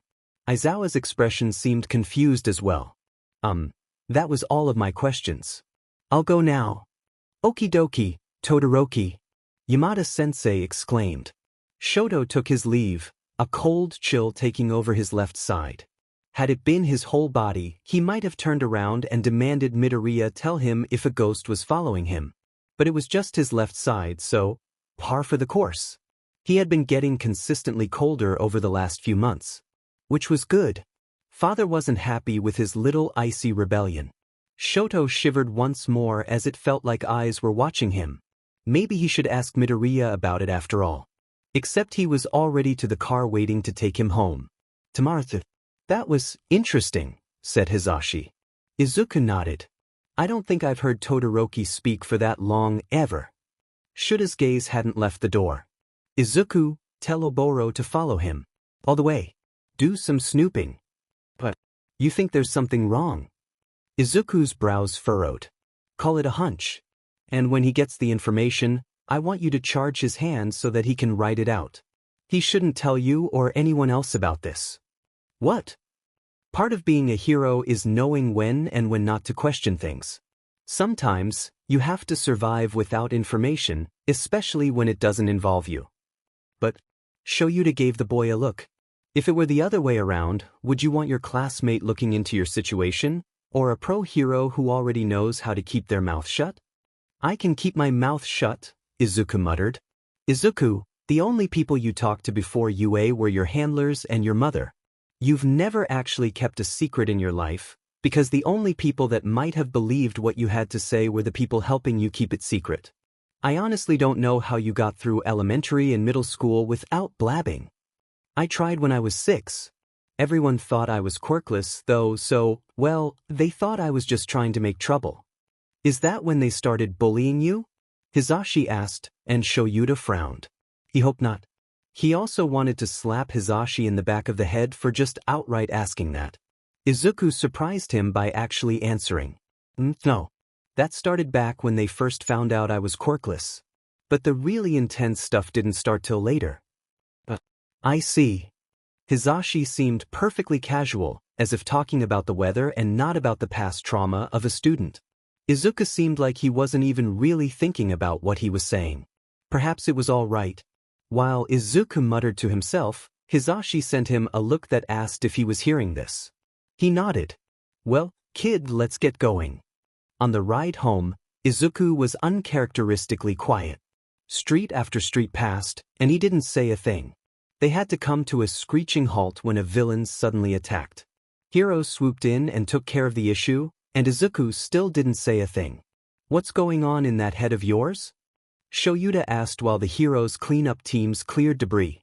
Izuku was quiet for a moment longer before he answered. Todoroki, you want me to have Oboro keep an eye on him? Izuku looked up.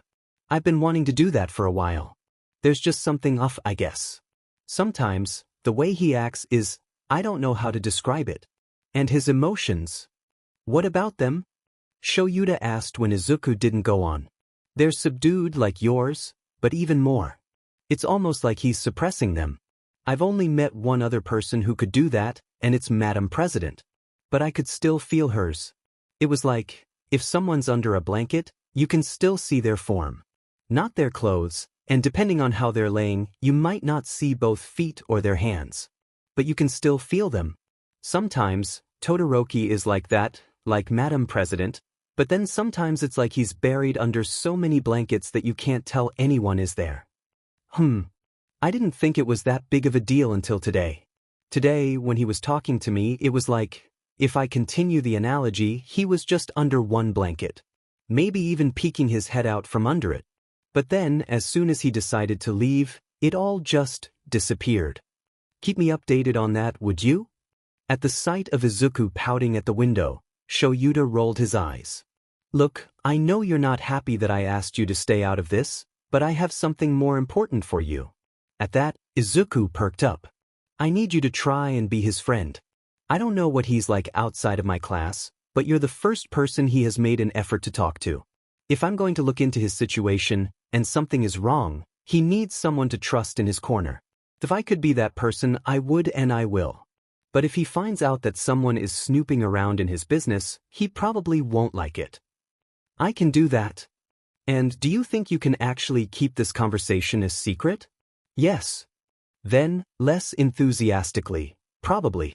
I mean, if Mom or Keigo asks, I'll probably tell them. I don't know why they would ask, though. Shoyuta sighed.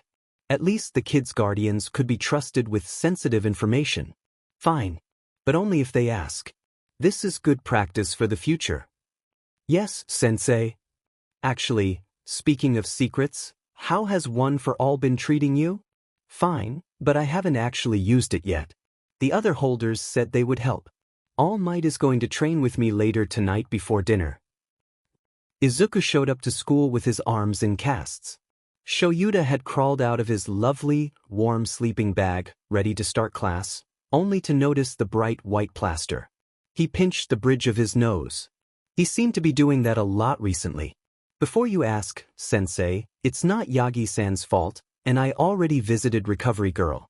I should be fine in the next 2 days. Who's Yagi? Someone whispered. Do I even want to know? Training accident. Shoyuta leveled a look at his student. Just a power distribution problem. Power distribution? Kirishima asked, turning in his seat. Midoriya, I thought your power was ghost stuff. Why would that break your arm? Well, Izuku seemed like he was floundering. Come on, kid, Shoyuta thought. Remember the excuse we came up with. A few days ago, I discovered a secondary trait to my quirk, and I was trying to train it, and it backfired. Horribly. But I have a tutor, Yagi-san, and a few ghosts that have experience with this kind of thing. I'll be fine and ready to fight by the sports festival. Well, that wasn't the worst DLVOI. Shoyuta was definitely going to talk to Yagi about that tonight. The class moved on, aside from Bakugo, who turned around in his seat to stare at Izuku, and Shoyuta decided they could have a free PRD while he went back to sleeping. Patrol last night had been killer, and he was nursing a sprained wrist, hidden expertly in his sleeve, as well as several bruised ribs. As long as no one tried to kill each other, he would let them do what they wanted. Inko's heels clacked down the hall of Tartarus. The secure prison had so many hallways, and they twisted and turned like a child had made the floor plan. Maybe one did, in order to make it harder to understand from the outside. Or to get out from the inside. And speaking of getting out, her client hadn't tried a thing. None of them had. After being captured by the authorities, all of the main villains that had attacked the USJ were being held in the highest security cells they had access to. Inko had finally gotten permission to visit in person. She had been allowed pre-recorded videos until now. "Hello, Shigaraki," she said pleasantly as she stood behind glass. The young man was held in a straitjacket and strapped to an upright table of sorts. Tubes connected to him that were probably full of quirk suppressants. He smiled, rasping a greeting. "Hello, Midoriya. My jailers tell me that you're called the People Fixer. I didn't think I'd see you so soon." "Oh, well, I thought it prudent that I meet with you." "How nice." Shigaraki's grin turned a bit predatory. "Perhaps you could help me." "Perhaps, but not in the way you're thinking," Inko grinned back. Shigaraki's smile disappeared. She knew he wasn't in his right mind. Anyone who would attack All Might in a school full of heroes wasn't. But she had a suspicion. At first, when the HPSC had asked her to evaluate him, the young man seemed threatening. Scary even. But there had been something in his eyes. A fear, so deep that he couldn't hide it. She had seen a glimpse of the same thing from the Kurogiri character. After that, she knew she had to get an audience. Besides, this will at least give you something to do while you sit in here. "And what do you think you could entertain me with?" Shigaraki asked. Inko laughed inwardly. He was putting on an act. Whoever he was acting as, it was someone much more confident than himself. Almost like a child imitating their parent. "Firstly, I'd like to know when your boss acquired you. It'll give me a baseline for where to start." "Who cares?" Shigaraki's voice wavered, just a little, on the second word. "I care. How old were you? 7? 8? The young man muttered something that the microphones couldn't pick up. Inko said nothing. Agent Namura usually tailed her to these things, and sure enough, she felt a cold sensation go through her right hand 5 times. They had a system worked out. Yes and no through the left and right shoulders, numbers on the right hand, and a few simple words corresponding to each of her fingers. Anything more complex required either a long game of yes or no, or Izuku. "You were definitely young," said Inko, thinking of what a 5-year-old Shigaraki would have been like. "And how would you know? How do you know the world didn't just fail me, time and again, and I joined the league in a fit of disillusionment?" "Because people like that are bitter," Inko replied kindly. She let a soft smile grace her features, one she wasn't sure she should. "You're not bitter. Bitter people know there's better things, things that they should have had. Maybe even things that they used to have." So if I'm not bitter, then what am I? Some sort of NPC for you to play all the dialogue options with. "No. You're a person. A dangerous, probably deranged person, but a person nonetheless. I'm sure you won't answer this, but did the world fail you?" Shigaraki scoffed. "Very few things in this world help me," he said in a way that sounded like he was just regurgitating a regularly repeated proverb. "Again, I know you probably won't answer, but..." Inko leaned on the windowsill. "Do you mind if I ask how? What kinds of things helped you or failed you?" "Everything failed me. Society failed me," Shigaraki shouted, and Inko had a feeling he was right. "I killed my family with my own quirk, and not one person tried to help." "You killed your family?" Inko kept her face neutral, the same way she would have when Izuku told her things she didn't want to hear, like, "Hey, Mom, I broke both of my arms." "Yes," Shigaraki smirked, but there was a pause before he continued. "What do you think of that, People Fixer? I think people should stop calling me that. I can't just fix someone. And I think that killing your entire family at the ripe age of 5 is definitely not something that should have slipped through the cracks." "How did you know I was 5? "I didn't," Inko lied. "You just confirmed it for me." An insistent cold chill ran through Inko's knee. That wasn't something they had a code for. She tried to wave it away with her foot, but all that did was move it to her hip. Agent Namura would not do that. There was only one ghost Inko knew that was only tall enough to reach her hip. And suddenly, she remembered who had been spying on the League since before its creation. Who had been watching over a young man since he was a child. "Shigaraki, did you have a sister named Hana?" The restraints could not have kept Shigaraki as still as he made himself. Confusion, recognition, a little fear, and finally anger crossed his features. A chill ran through Inko's right shoulder. A yes. She shifted back from the glass. "Why don't you leave me alone?" The young man griped. I'm done talking. Alright, I'll come back soon. Why? Shigaraki snarled as she paused in the doorway. Because any mother deserving of the title would not abandon a child in need. You say that as if you would have helped, but you wouldn't have. Yes, I would have. This was starting to sound more and more like a tantrum from a child seeking comfort. Inko looked over her shoulder, letting Shigaraki see the grim, kind look that every mother could give at the most serious of moments. I wasn't there then. I'm now. Everything will be okay. And she left. Whoever Shigaraki's boss was, whoever had taken him in and made him into villain, the person he simultaneously feared and respected, whoever that was, they had better stay in whatever hole they spawned in. If Midoriya Inko ever got her hands on them, they would regret everything. Midoriya was a conundrum. Of course, most people were. But there were varying degrees. Kirishima, for instance, was only a conundrum because Shoto didn't know why he would fixate so much on manliness. He could be placed on the lower end of the spectrum. Just a regular person who was a little weird. Ida, Mineta, Eureka, Tsu, and Tokoyami also fit this category. Most of the class fit there from what Shoto could tell. Bakugo was around the middle, maybe a little on the side of mysterious. He seemed one-dimensional on the first day of school, but now, he was a straightforward kind of person like Kirishima. It was just hard to figure out exactly what he was straightforward about. And Midoriya? Shoto would confidently place Midoriya solidly on the mysterious end of the spectrum. There were so many things that didn't make sense about Midoriya, and Shoto theorized some of those things affected how mysterious Bakugo was. He was kind, and he was sunshiny, but he could also be dark and sarcastic. His quirk made absolutely no sense. Talking to ghosts? Sure. Allowing the ghosts to interact with the real world? Sure. Those things made sense. Interact, and be interacted with. Tuning into and affecting emotions? Maybe. It could just be that Midoriya was tuning in and affecting someone's spirit. The amount that he could do was probably directly proportional to how dead someone was. And now some sort of extra power had manifested. Something that made him break bones. Maybe he had tried using a ghost quirk? If he had done that, it would still have been the ghost themselves using it, like when the ghost had healed Aizawa. Shoto must have been staring too intently, because Midoriya turned to look at him. He belatedly stuck his nose in his book. Staring was rude, he knew that. But things were rude, and many of those things didn't make a lot of sense. Being rude to potential allies seemed counterproductive, though, so if he was going to make allies, Shoto needed to not be rude.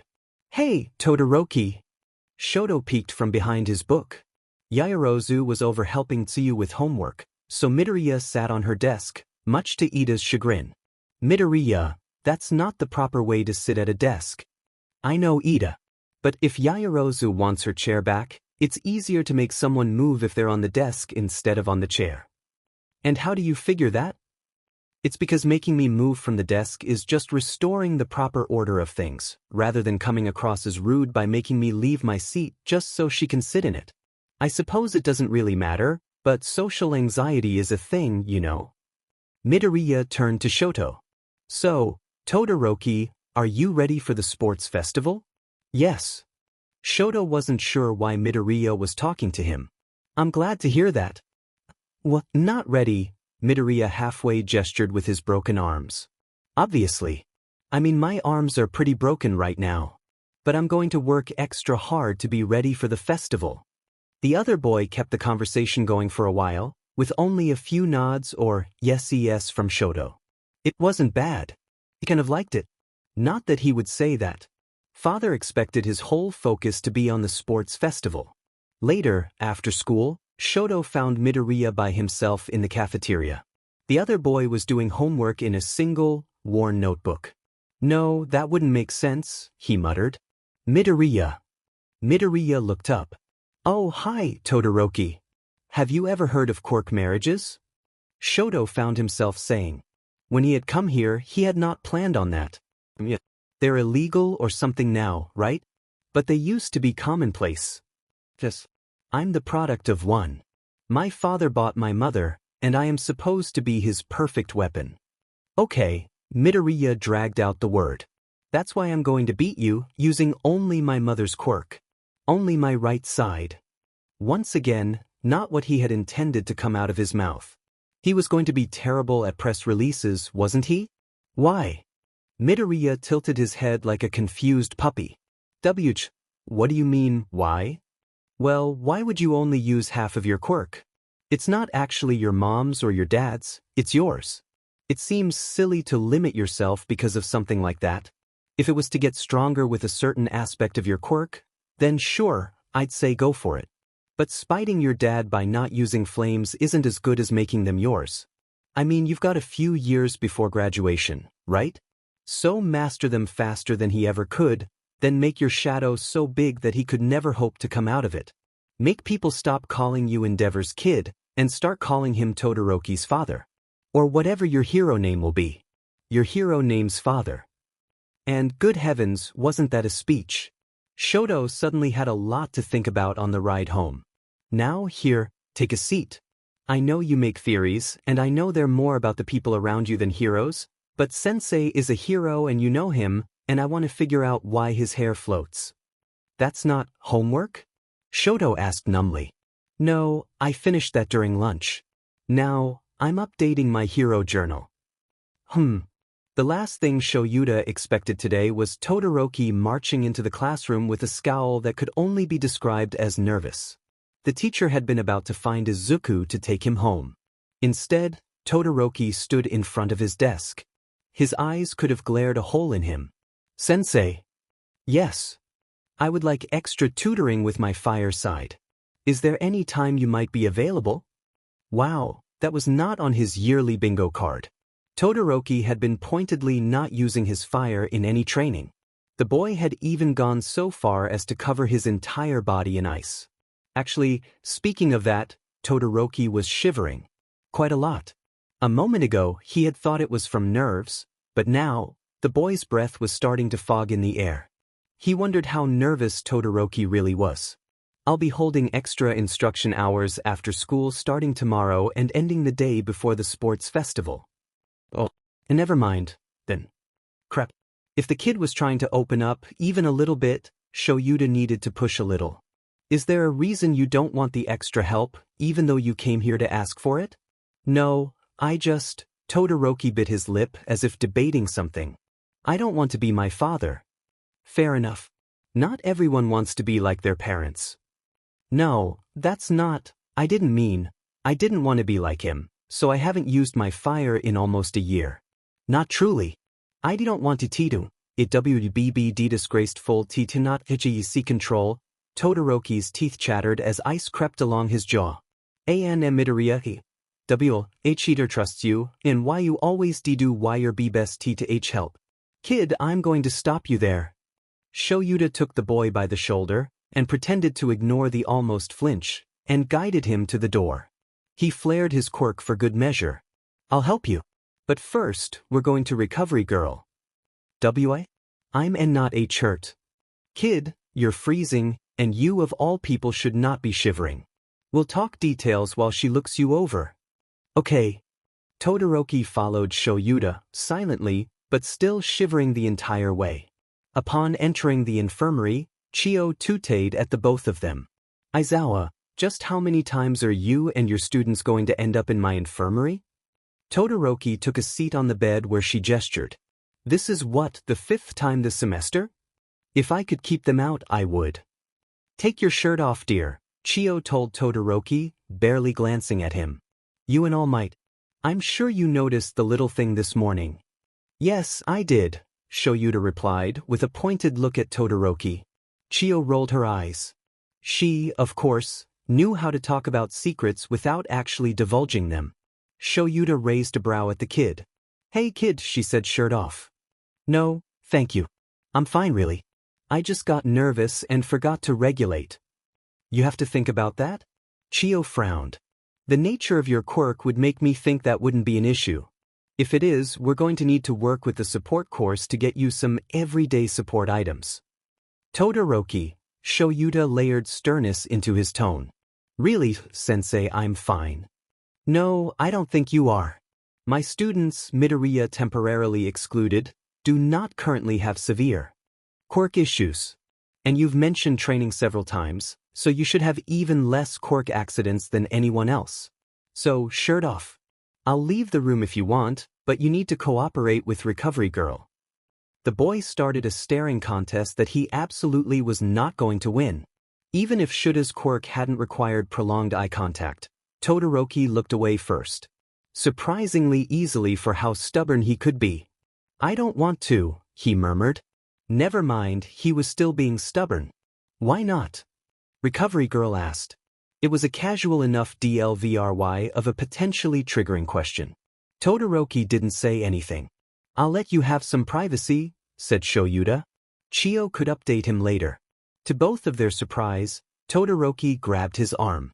No, he said, while quickly retracting his grip. No.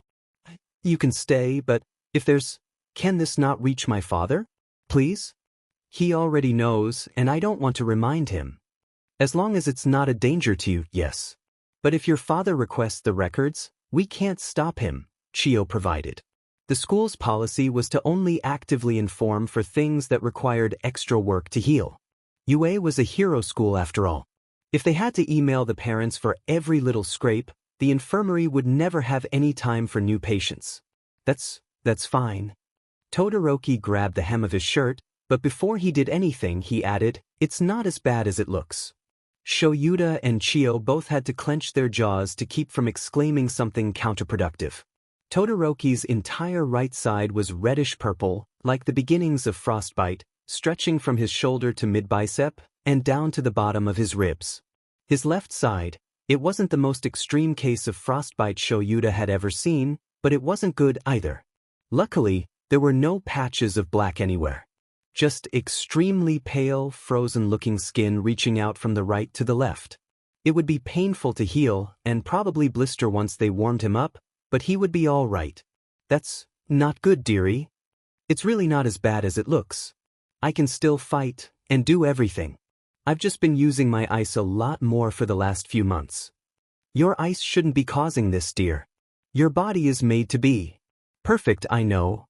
Todoroki looked at his hands. Ice to temper the fire. And fire to temper the ice, Shoyuta added. Todoroki looked away, a little guiltily. Midoriya said that too. You said that your father knew about this. Why hasn't he gotten it treated? Because I haven't been using my fire. He said there's a doctor ready for when I stop acting like a child. But I haven't. You are a child, Shoyuta said. And he shouldn't be holding that against you. Please don't say anything to him. I'm fine. Recovery Girl, please start treating him. Todoroki, I'm going to make a few calls. Don't get upset, I'll tell your father as little as possible. And in the meantime, you're staying here. Todoroki did nothing. There was no outburst, no whining. You okay, kid? I'm processing. Let me know when you're done. Shoyuta commandeered Chiyo's office while she worked. And he set to work. First, a call to Nizu. The stoat seemed equal parts happy and disappointed in what he had to say. I had hoped his time at UA had mellowed him a bit. Even back then he was obsessed with power. Not unlike young Bakugo, but luckily Bakugo seems to be making actual progress. That's probably Izuku's doing. Now tell me, why did Todoroki come to you with this? He didn't, technically.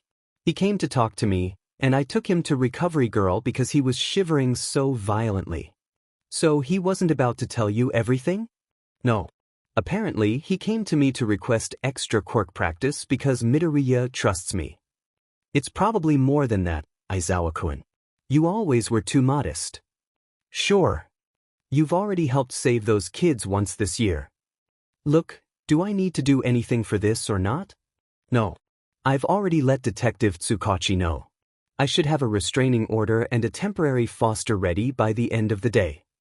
Hold off on the foster family. I've got an idea. You're not planning on fostering him yourself, are you? No, Shoyuta lied. Well, half-lied. He had considered it, but if he took the boy in, then he wouldn't be allowed on the case. I need to make one other call, but I can almost guarantee the answer will be yes. Very well. Give Inko my regards. The next call was, indeed, to Inko. Ah, Shida-kun. I was about to call. Are you two alright? You've usually dropped Izuku off by now. We're alright. I have a question for you. Oh. What is it? How would you feel about fostering the son of the number 2 hero? The one that's in Izuku's class? That would be fine. The rooming situation may need to change. Whatever you have to do. This would be temporary anyway. That's what I thought when Keigo moved in. Don't get me wrong, I love having him, but it's not very temporary. He hasn't told you? Told me what? Last week, the number 3 hero had mentioned he would be moving to Shoyuda. Izuku had been in the bathroom while the adults chatted. Apparently, an older woman 2 doors down had decided to move in with her son, and Hawks was taking the apartment. I think you should talk to him. Shoyuda hung up to the sound of Inko asking the hero what he was hiding from her. Now all that was left was informing Endeavor. The man himself didn't even pick up. Shoyuda had to argue with a secretary for 10 minutes before he got the other hero on the line. This isn't an official hero-to-hero call, so this better be good. Well, how was that for a greeting? Guy was a prick. A hello would be more than appropriate, Endeavor. I'm busy. What do you want? I'm calling to inform you that you are currently under investigation, and your son will be removed from your custody while the investigation proceeds. In the interest of keeping your son out of the public eye, this will be handled discreetly. It's in your best interest to cooperate. What? Shoyuda had to pull the phone away from his ear at that. What makes you think you can take my son from me? You have no right. You had no right, Shoyuda interrupted, to let prolonged frostbite happen with no medical assistance. How Todoroki managed to hide this from his classmates despite sharing a locker room with them, I don't know. But what I do know is that this didn't happen by accident. And why do you think I knew about this? Making the executive decision to protect Todoroki with his life, Shoyuda answered, because a parent would notice if their child had 3rd-degree frostbite over half of his chest. You didn't notice until today. There's a difference between us, Endeavor. I'm his teacher. I am mainly responsible for 20 students, and partially responsible for 100 more. It might take me a while to notice something, but, unlike you, I do something about it. You're not getting away with this, Endeavor seethed. You're right. I won't. But Nizu will. You remember our principle. An indeterminate growl rattled through the phone speaker. You had better cooperate, because if you don't, you'll end up dealing with something worse than just Nizu. What could be worse than that? The man muttered. It was rhetorical, but Shoyuda answered anyway. The combined might of Nizu and the HPSC's people fixer. You don't mean Midoriya Inko, the one that's been assigned the Shigaraki case. Yes. I'll cooperate, Endeavor ground out. I don't care. He hung up. With that taken care of, he rejoined the medical festivities, which Izuku had joined at some point. Hi, Aizawa. Midoriya exclaimed. You were taking a really long time, so I decided to come here to get my arms taken care of. I told you, young man, your stamina will be too depleted for another healing session until tomorrow. But I'm not even tired or anything right now. Izuku quit it. Yes, sensei. Shoto had barely moved since his teacher had left, but he was now covered in bandages. No damaged skin could be seen, thankfully. He didn't want a string of Midoriya questions. All right, here's what's going to happen. Aizawa-sensei made sure he had both boys' attention. Todoroki's riding with us. Todoroki, is there anything from your house that you need that can't be easily replaced? Shoto shook his head, thoroughly confused. Why is Todoroki coming home with us? Is it because, never mind, actually I won't ask. Midoriya addressed the empty air next to him. I am not. Not what? Nothing. Oboro's just being a jit. Don't go through me like that, it's freezing. Yes you did. Aizawa, tell Oboro to stop it, Midoriya whined. Shoto half expected Aizawa to knock him upside the head and tell him to quit whining. Instead, the man sighed deeply and told this Oboro character to stop it. Where am I going to stay? You'll be staying with the Midoriyas. Is that safe? Midoriya laughed while Sensei rolled his eyes. Safer than you know. Izuku, go get Mike and meet us at the car. Okay. Shoto wondered how the other boy was going to open any doors. There were several very strange things about the Midoriya's apartment. 1. There was nowhere to train. Shoto supposed that in a place as small as this, a training room would not fit well. 2. Midoriya seemed quite pleased to eat whatever he wanted and sit wherever he wanted. He must be like Natsuo when father isn't home. 3. Mrs. Midoriya, call me Inko, she had said, was happy to see him. She reminded him a bit of Fuyumi. 4. Ghosts were apparently such a common thing here that the temperature was constantly a little chilled. There were blankets on most sitting surfaces. Midoriya even charged one of them enough to be seen. The boy conked out immediately after. Inko-san tossed a blanket over her son, tooting at his actions. And lastly, there was a befeathered buffoon lounging on the love seat. Oh, hey there, Todoroki, right? Endeavor's brat. Why is Hawks in your living room? Shoto asked as politely as he could. Inko-san chuckled. Oh, he just likes the company. He just moved into the apartment down the hall. And Keigo, dear, don't call our guest a brat.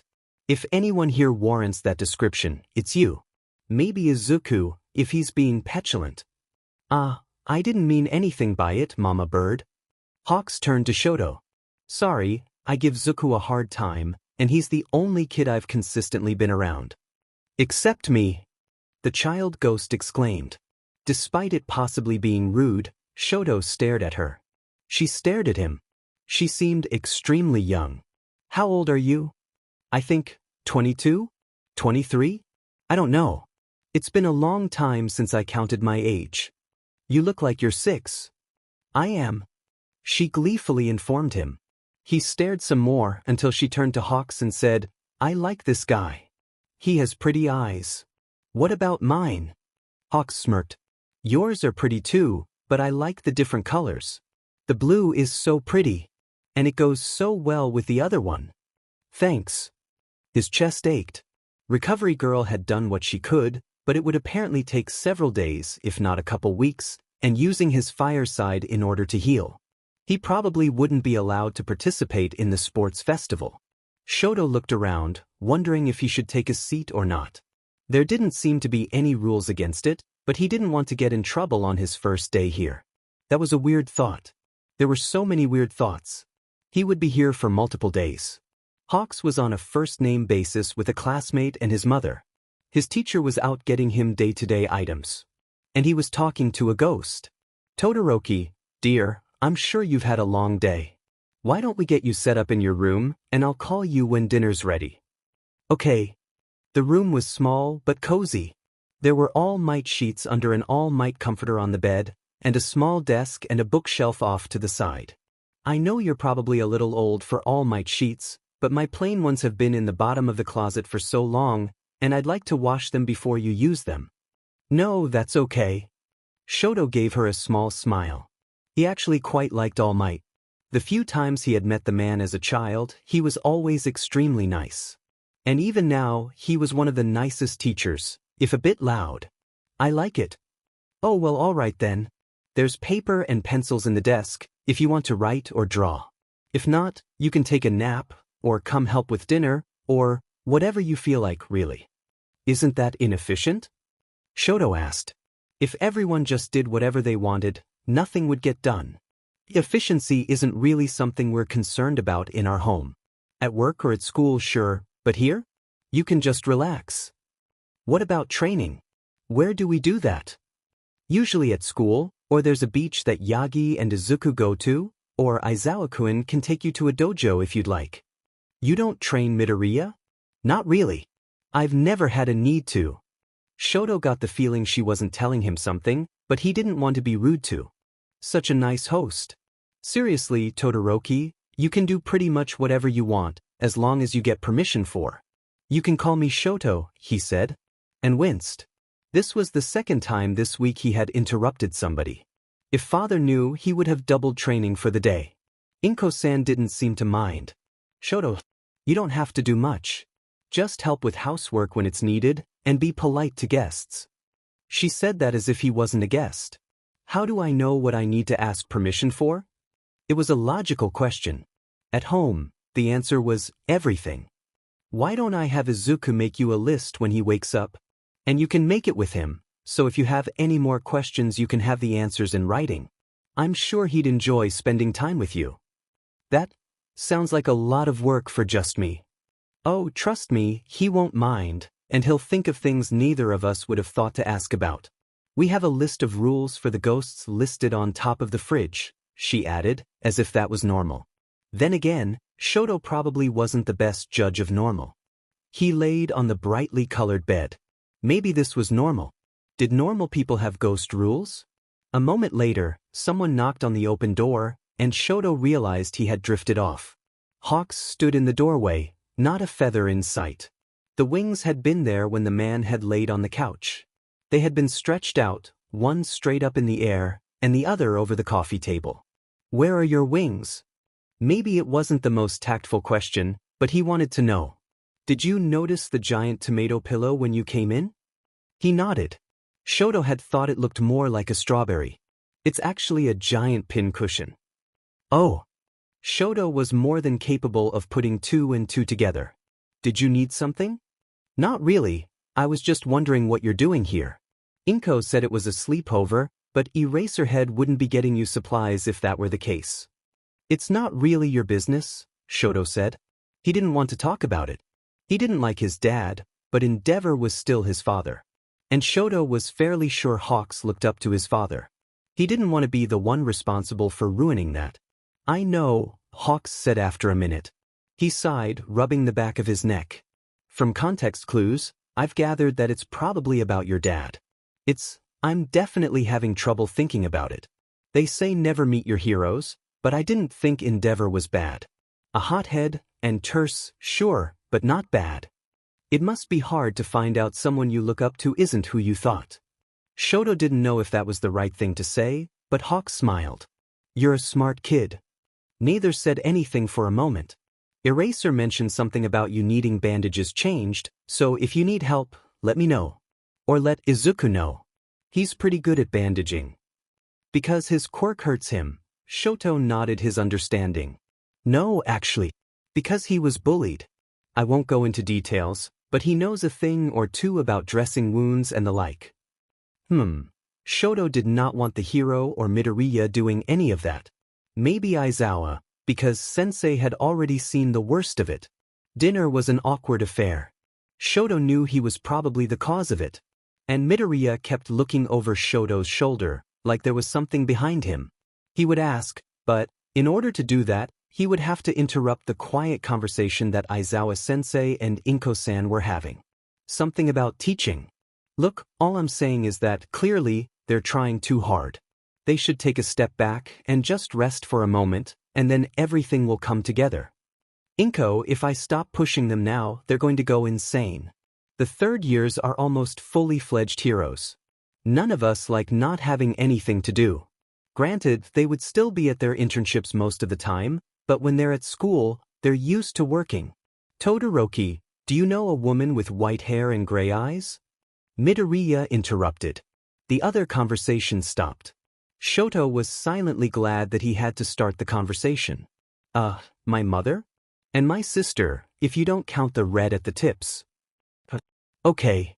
Midoriya went back to eating his food. Why do you ask? There's a ghost following you. I've been trying to talk to her all night, but she keeps hiding when I try to talk to her. Oh. How very interesting. Was Shoto being haunted? He had thought the only thing that would haunt him would be training. A chill ran over him, on his left side. He shivered and Aizawa raised a brow at him. Are you done eating, Todoroki? Shoto nodded.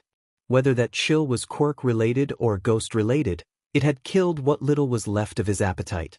All right then. Bandages. Who do you want to help? I can do them, it's really no trouble. That's not what I asked, Aizawa replied in a bored manner. He slouched back in his seat, phone in hand. Someone needs to help you. Recovery girl's orders. We need to keep an eye on the frostbite. You should take a shower as well. Really, Aizawa-sensei? I can do it myself. I'll even tell recovery girl how it's going in the morning. Aizawa sighed, pinching the bridge of his nose. Todoroki, I'm sorry, but you hid this for so long. And well, you'll have to forgive us if we can't trust you to give us an accurate account of your injuries. It's not even an injury. I just have a few blisters. They'll be gone in a few days. Todoroki? Midoriya started to get up, but Shoto ignored him.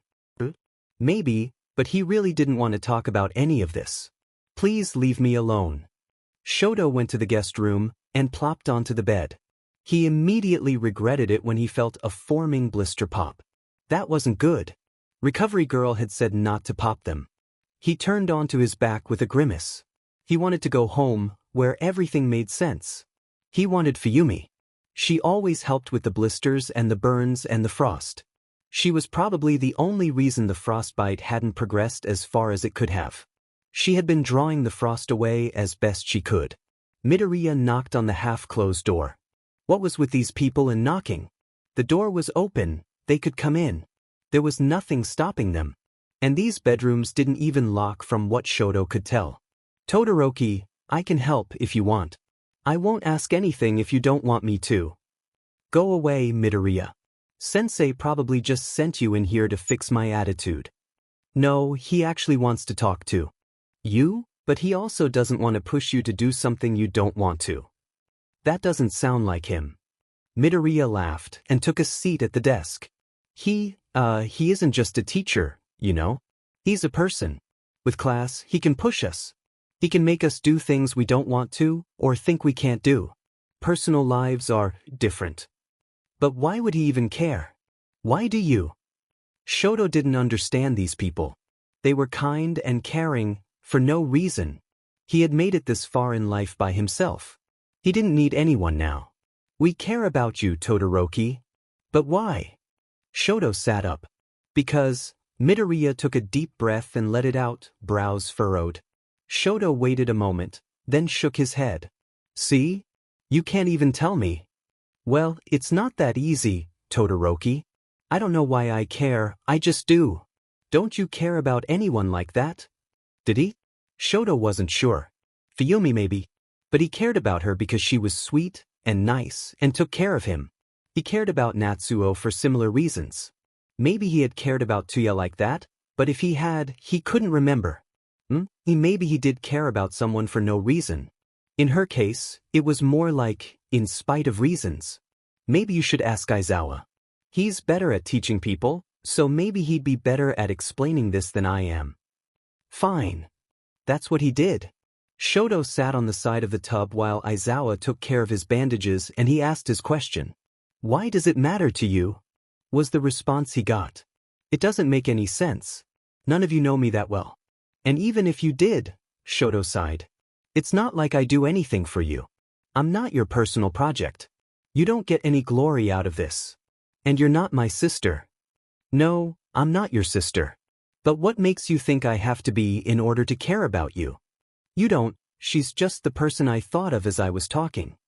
Aizawa applied some sort of salve to one of the popped blisters and continued bandaging. I suppose the answer you want is this. I care about you because you are hard-working, resourceful, and my student. That answer at least made sense. But the real answer is because you are a child, and you deserve to be cared for. Usually, I leave that for the parents to do. Unfortunately, your father is lacking in that respect. Shoto gaped at his teacher.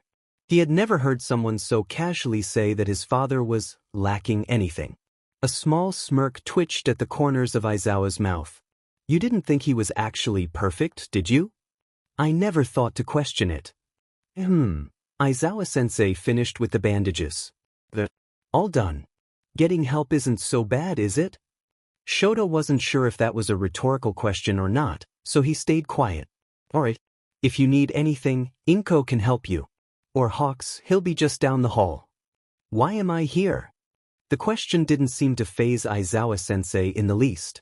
The man merely stood and began putting away the medical supplies. You're here because you need help. No, I get that. Why here specifically? Why not with one of the other teachers or my brother? Isn't your brother barely in college? Yes. I'm sure you can understand why that wasn't our first choice. So why the Midoriyas and not somewhere else? Why not with you? Sensei shrugged. Because he's the only one you seem to be friends with. And I trust his family. I know them better than I know the other parents, and it's better if I keep you somewhere that I know is safe. Once the investigation is concluded, that may change, but for the time being, here is where you're safest. I still don't understand. You don't have to. I'll leave it up to Inko what she does or doesn't tell you. All you need to know is that you are safe here. Why not with you? Shoto had to admit, if he stayed with anyone, Aizawa would probably be his first choice after his sister and brother. So I can stay on your case. If you stayed with me, I wouldn't be allowed near it. I want to ask why, but I think I know the answer. To Shoto's surprise, Aizawa laughed. He ruffled the boy's hair as he left. You're a smart kid, Todoroki. You're going to be a great hero someday. If that put a smile on Shoto's face, no one but his new toothbrush needed to know. The sports festival came way too quickly. Izuku still couldn't use one for all without injuring himself greatly. It was getting better, just hairline fractures in a few fingers instead of shattering his entire arm, but still. He was going to try to avoid using it until the very last rounds of the festival. On the bright side, his original quirk was also getting stronger. He could keep his ghostly friends charged for a while now. He couldn't keep them visible or completely tangible for long still, but they could write for an hour or so with no problem. Visibility could last for half an hour, and full tangibility for 10 consecutive minutes. Oboro, Hana, Nana, and Namura had volunteered to help him. Somewhat surprisingly, Todoroki was allowed to participate. Izuku had glimpsed the blisters and lingering frostbite on the other boy a few days ago. Sharing a bathroom made it a bit hard to hide absolutely everything. Before the other boy had come to live with them, Todoroki had been able to hide the frostbite by changing in the bathrooms, or changing quickly while facing away from his classmates. Izuku had thought they would keep him from participating. Another surprising thing was how social Todoroki had become. Well, at home anyway. He was still quiet, but he joined in on game night, and he watched movies with them as well. It was nice. The emotions that had been so wholly buried before were easy to sense now. Heck, Todoroki even smiled sometimes. Actual, genuine smiles, not the tiny smile he had every once in a while at school. Izuku grinned at the other boy as they lined up at the beginning of the course. Todoroki waved back. People jostled them on every side, and Kacchan was spouting something about leaving everyone behind or something. Kacchan even gave Izuku a smile? It looked like a smile crossed with a sneer. Despite the other people around them, Izuku was able to tune into just Kacchan's emotions for a moment. Excitement, nervousness, and a hint of pride, but not the kind of pride for himself. Pride in others. It seemed Kacchan was ready to fight his equals. Yamada-sensei signaled their start, and everyone took off. And then most of them got stuck as the entrance became too crowded. "Charge me," said Nana, holding out her gloved hands. Izuku did as he was told. Instead of making a path for him like he thought she would, she kept hold of his hands. They slowly floated up, right by the wall, which both he and Nana kicked off of. They drifted quickly over the mass of bodies, until they were free to move. Nana dropped him, and Izuku took off running. The 0-pointers from the entrance exam were up next. Namura and Hana sped ahead, using every ounce of their ghostly abilities to short out the robots. One of them was already covered in ice. Todoroki must have shot ahead earlier. That bot didn't seem like a problem, until it moved and came tumbling down while Izuku was still halfway under it. The thousands of pounds of metal fell almost in slow motion, while he tried to get out of the way. Vaguely, he heard Nana yelling for him, and Oboro trying to grab him. At the last second, just before the metal touched, Izuku felt a tug at his chest, like when he had fought the Nomu. And suddenly, he was inside the robot. Oboro gaped at Izuku, whose legs looked like they were halfway missing, and one arm waved through the side of the robot. Intangibility, Izuku shrugged, and then he kept running. There was a lot he didn't understand about his quirk, but that was for some other time. He had a competition to win. The next obstacle had huge drop-offs and platforms connected by rope. Or maybe wire. It didn't matter. Oboro and Nana took hold of Izuku's arms and floated him across. It wasn't as fast as Ida, who had shot forward, but it was still pretty fast. Honestly, if he weren't concerned with trying to win, Izuku would have taken a slower way, just to see if he could make it. The ghosts set him down at the other end. And then there was a minefield. This had to be illegal on some level. Then again, if this was illegal, then Kachan's quirk would be illegal. Either way, it didn't matter. Namura and Hana had floated a chunk of metal over at his request while Izuku dug up some of the mines. When he had enough, he used the metal as a platform and launched himself into the sky. He may have underestimated how powerful the mines were. The platform shot forward, and the only ghost that kept up was Oboro, who had grabbed onto Izuku right before the blast. Izuku half-landed, then was sent flying again. He shot past Ida, past Todoroki, past Kachan. The finish line was coming fast. His grip on the piece of metal came loose after the last blast, and he hurtled toward the finish line. This would hurt. Izuku became vaguely aware that there was a wall on the other side of the line. That was going to hurt even worse. Oboro clung to his back, fingers digging into his shoulders, and in a last-ditch effort to soften his landing, Izuku forced as much energy into Oboro as he could. The room behind the finish line puffed full of clouds. It still hurt to hit into it, but it felt like falling into water sideways. His momentum slowed, and the clouds cleared to reveal the wall not 5 inches in front of his nose. Izuku slumped against it, but he didn't lose consciousness like he had expected to. Kachan hurtled over the line, followed closely by Todoroki and Ida. All of their chests heaved as they tried to catch their breaths. Deku. Izuku. What was that? Hi, Kachan. Izuku blinked tiredly. I think that was Oboro's quirk. Todoroki sat next to him while they waited for everyone else to cross the line. Are you okay? Yeah, I'm fine, Todoroki. Just tired. Todoroki leaned closer and whispered, I used my fire. I made myself faster. Wow, really? Good job, Todoroki. You're going to outshine your dad soon. Thanks, Todoroki smiled. The boys sat silently until the teachers started herding them toward the rest areas. Kachan, after sulking and snapping at people for a while, joined them. They sat in companionable silence until a familiar purple-haired student came up to them. A rather disgruntled-looking woman followed him, the same one from the last time he saw Shinso. Oh, hi, Shinso, right? Izuku waved. Shinso raised a brow. I'm not here to make friends, he said. Izuku rolled his eyes and pointed at Todoroki. He isn't either. And Kachan. Izuku shifted his pointing to his former bully, also doesn't want to be friends with me. That's bull crap. Kachan snarled. And yet here we are. I just wanted to let you know that I'm going to beat the hero students, and I'm going to make it into the hero course. You all think you're great, just because you all have flashy quirks. You'll all see what I can do. You can't. Stop trying, Hitoshi. You're a curse and you always will be. The woman screeched. Izuku ignored her, although he would really like to hit her upside the head. Luckily, Namura and Nana decided to drag her away. Whatever, eyebags, Kachan said. I'll beat you all. You can try, Shinso smirked. Izuku grinned at the boy, who looked confused at his reaction. Todoroki raised a hand, as if this were class and Shinso was the teacher. When Shinso didn't say anything, Todoroki did. Just so you're aware, I highly doubt your proclamation will happen. What, you don't think I can do it? Shinso asked, expression darkening. Oh no, not that part. The courses will determine that.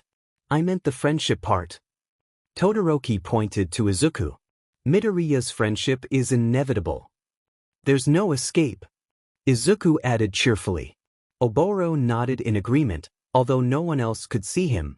Kachan rolled his eyes, but Izuku could feel the mirth hiding just below his forced pout. Shinso seemed to take this as a sign to leave, and the other boys went back to resting until the next round. Of course, the next round had to be team-based. Hitoshi glared at his competitors as he tried to gauge which ones he would be able to control for an extended PRD of time. No one wanted to be on a team with the mind reader, so his classmates were out. There was no way he would team up with the Hero Corps students, unless he could control them. Shinso! Midoriya jogged up to him, grabbed his wrist, and started pulling. Come join us. Todoroki and Uraraka are on our team. I don't need your 1,000,000 points to make me a target, Hitoshi said tersely. Well, okay, but consider this. If the judges see that you can work well with Hero Corps students, they might be more inclined to let you in. After a long moment of deliberation, Hitoshi decided to join. It wasn't exactly what he wanted, but if someone actually wanted him on their team, he supposed that was a good thing. He just wouldn't tell them his quirk. No need to make him a target among teammates. One wanted a villainous quirk on their side. Okay, so, does anyone have any strategies they want to use? Midoriya asked once they were gathered. I can float us. Uraraka volunteered. Hitoshi thought she was like a female version of Midoriya. She was nice and bubbly. I can't do it for long, but I'll do everything I can. I could make us an ice barricade, Todoroki offered. From what little Hitoshi had seen of the boy previously, he wasn't much of a conversationalist. Today, however, he seemed very conversational, and it was throwing Hitoshi off. Okay, not a bad idea, but that'll cut off our sight of everyone else, said Midoriya, although he was sending a concerned look at the other boy. Then he turned to the side like he was listening to someone who wasn't there. He signed something and turned back. Whatever signs he had used were some sort of modified version of what Hitoshi knew. Will the ghosts help Deku? Uraraka asked. Deku? What the crap kind of nickname was that? Not with that, Midoriya winced. But they'll help in other ways. What about you, Shinso? Do you have any ideas? What's your quirk anyway? Uraraka asked. Shinso sighed and glared. It's none of your business. And I'll just go with whatever you guys come up with. Shinso, they should really know so that we can work together, said Midoriya. Besides, I think your quirk is cool. You don't know my quirk. Actually, I kind of do. Midoriya grimaced guiltily. I've known since that day in class. I couldn't exactly ignore your, womb lender screaming about mind control. Great, Hitoshi muttered. Of course he knew. It was only a matter of time before they started spouting off about his quirk being evil and, wait, Midoriya had said he thought it was cool. Maybe this wouldn't be too bad of a matchup. It would definitely make the competition harder later, but he had known he may not be able to keep the element of surprise. If you can get me close enough to be heard, I can get other people's headbands. Awesome! Uraraka exclaimed. This is going to be great. I'll put the band on backwards, and then we can bury it with other ones, Midoriya said, and they all started planning further. Hitoshi took a back seat until Yamada-sensei announced for them all to get into position. Hitoshi took the back while Uraraka and Todoroki hoisted Midoriya up. Hitoshi put a hand on each of their shoulders. As anticipated, Bakugo's team came right for theirs. Hitoshi riled the other boy up until he answered a question, and then they had all of that team's headbands before Bakugo's teammates knew what happened. Midoriya said something that Hitoshi didn't quite catch. A moment later, while Hitoshi was struggling to keep Bakugo under control, the other boy was ridiculously strong-willed. Midoriya tapped him on the head to get his attention. You can let him go now, Shinso. He frowned. But he'll come after us. I have Namura holding him in place. If he tries to come after us, he'll be stuck, but if he goes after anyone else, Namura will let him go. Okay, Hitoshi said, but he wasn't really convinced. He released his hold on the other boy and was immediately assaulted by a string of swearing. Bakugo tried to get his team to get close again, but the boy's arms stayed where they were, and he nearly fell backward when the redhead, the pink girl, and the tape kid moved. Sorry, Kachin. You can go after someone else, or you can disqualify yourself. Up to you. Midoriya waved as their group moved off. Bakugo's group ended up going after some kids from the support course. Uraraka cheered, but was cut off by an attack from the blonde kid in 1B. The boy's hand brushed Uraraka's head as he tried to grab Midoriya's stack of headbands. Hitoshi immediately kicked at the nearest person's legs and they went falling. They managed to stay together, though, so they weren't disqualified. Todoroki provided icy cover as they retreated, and when the other team tried to follow, a burst of fire pushed them back. Hey, good job, Todoroki! Midoriya yelled. Todoroki was oddly warm now. The warmth radiated from the other boy, to the point it was getting uncomfortable. Hitoshi's hand felt like it would start burning soon. Hey, Todoroki, cool it down a little. This is starting to hurt. Sorry. The warmth was replaced with something so cold that Hitoshi almost let go. Todoroki, too far, too far? Midoriya squealed while leaning further onto Uraraka, who trembled.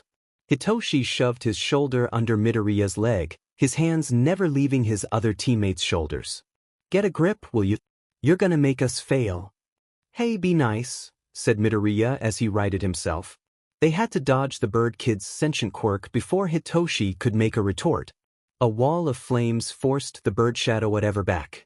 Todoroki remained blessedly neutral in temperature this time. Yamada-sensei announced that 5 minutes were remaining. Okay, Uraraka. Midoriya yelled as several groups made a mad dash for them. He put his arms out. The girl tapped each of them, and Midoriya's ghosts guided them through the air, until they were floating high over the arena. Hitoshi didn't like it.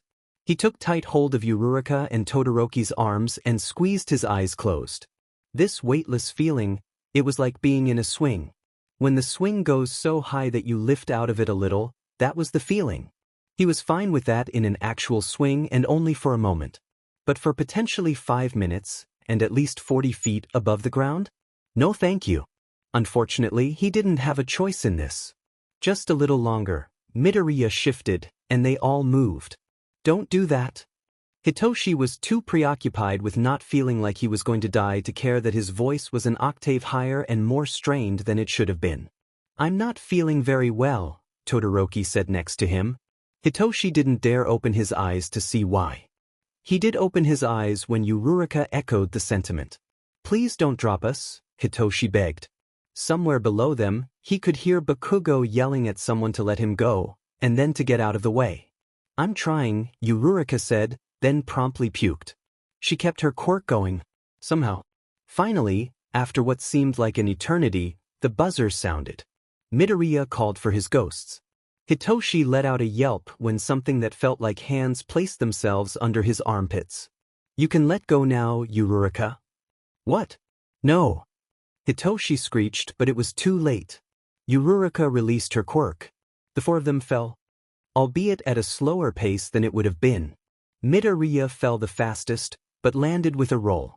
Todoroki landed somewhat gracefully, but immediately doubled over, hands on his knees and chest heaving. Uraraka landed in a heap, clutching her stomach. Hitoshi landed on his feet, but shakenly went on his hands and knees until his stomach and breathing settled. The winners of the round were announced, but he ignored it. Todoroki seemed to ignore it as well. It was unclear whether Uraraka was even conscious anymore, but Midoriya was whooping and jumping for joy. They must have done all right. A break was announced, and the students made their ways to the waiting rooms. Hitoshi just followed Midoriya.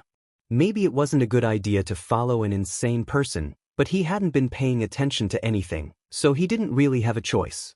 Todoroki sidled up to him as they walked. Midoriya referred to your mother as a womb lender.